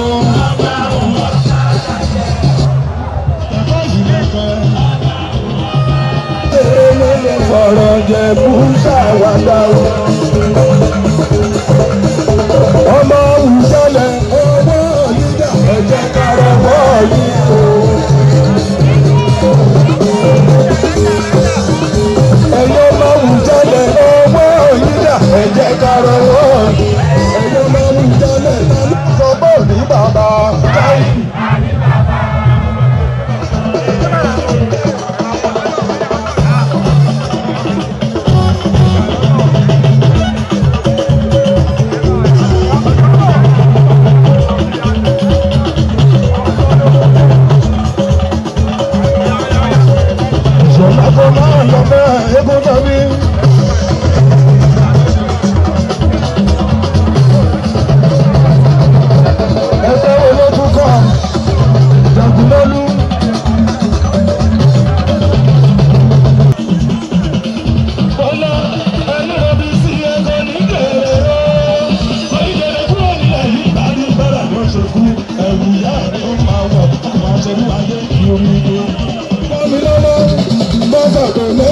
Ṣòwò orílẹ̀-èdè ọjọ́ ìgbẹ́rẹ́ onítọ̀hún àti ṣọ́ọ̀tì tẹ̀lé tara wọn ò ní kú wọn ò ní rù wọn ò ní wọlé lọ́kìtà ìgbàgbọ́ wọn jáde wọn lórí iṣẹ́ wọn ti jáde wọn lórí.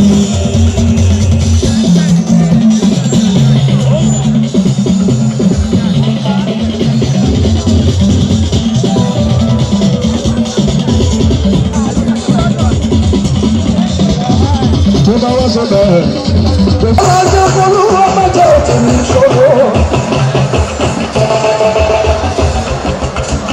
Babalájẹ́ bó bá ṣẹ̀tẹ̀ alábẹ́lẹ́jọ́ polówó mẹ́jọ tèmi mo ṣe nílé ayé. Babalájẹ́ polówó mẹ́jọ tèmi mo ṣe nílé ayé. Polówó mẹ́jọ tèmi mo ṣe nílé ayé. Ọba nílé ayé mi, èmi ò lè ṣe ọ́. Ìrẹ́ni tó lọ gbé yàtí sí ìbámu tẹ̀ mọ́. Iwájú iwájú, ẹ̀sìn sílẹ̀ ìrẹ́ni.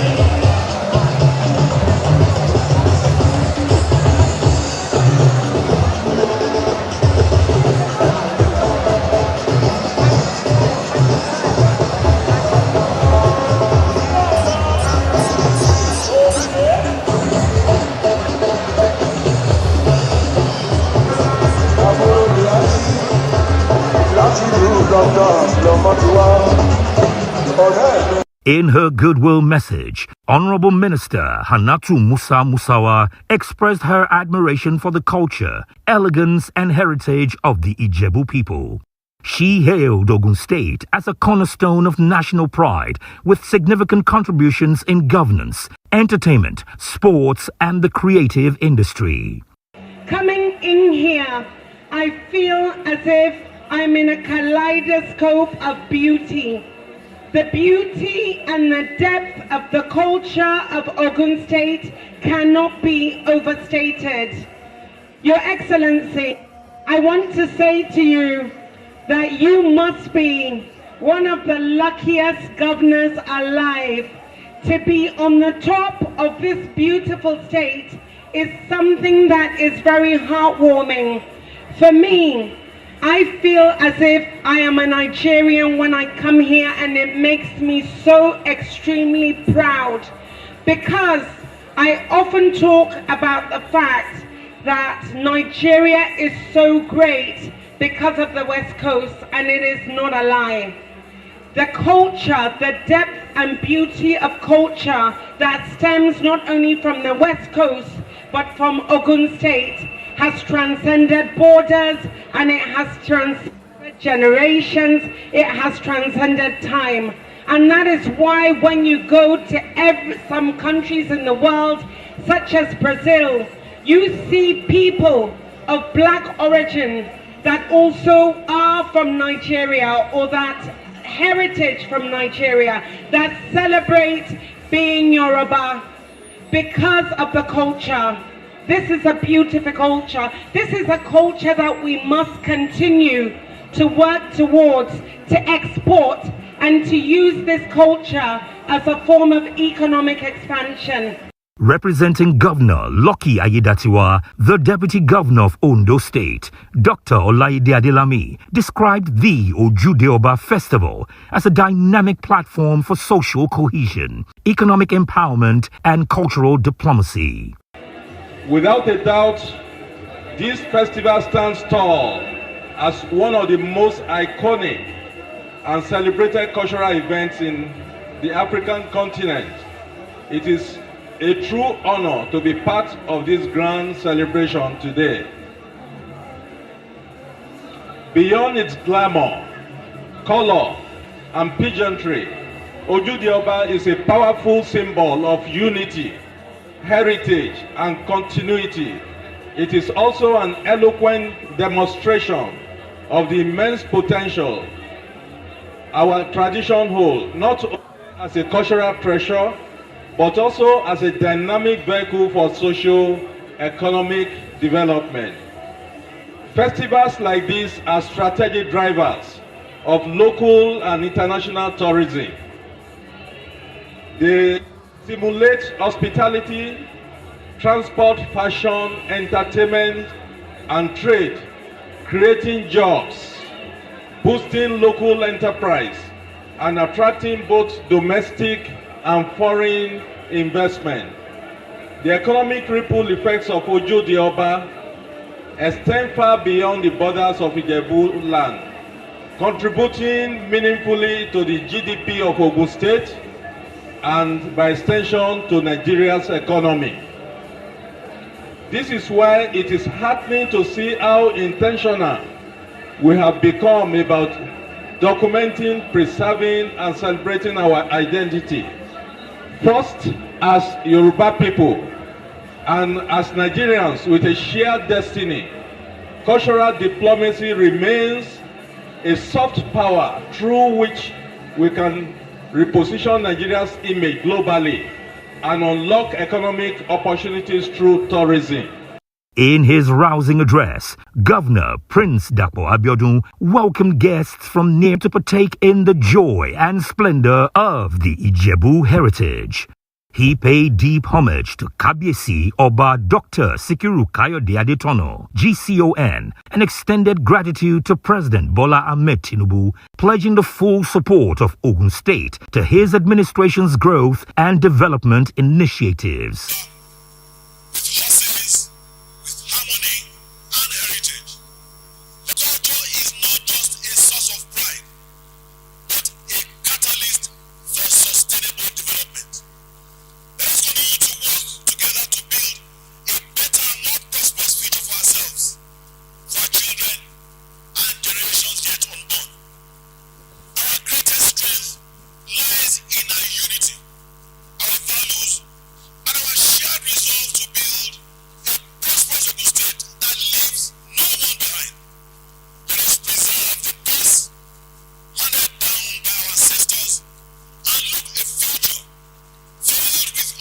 The high point of the event was the thunderous equestrian parade and homage by the legendary Balogun families, whose regal horses, traditional attire, and choreographed pageant sent waves of excitement and elevated the celebration to unforgettable heights.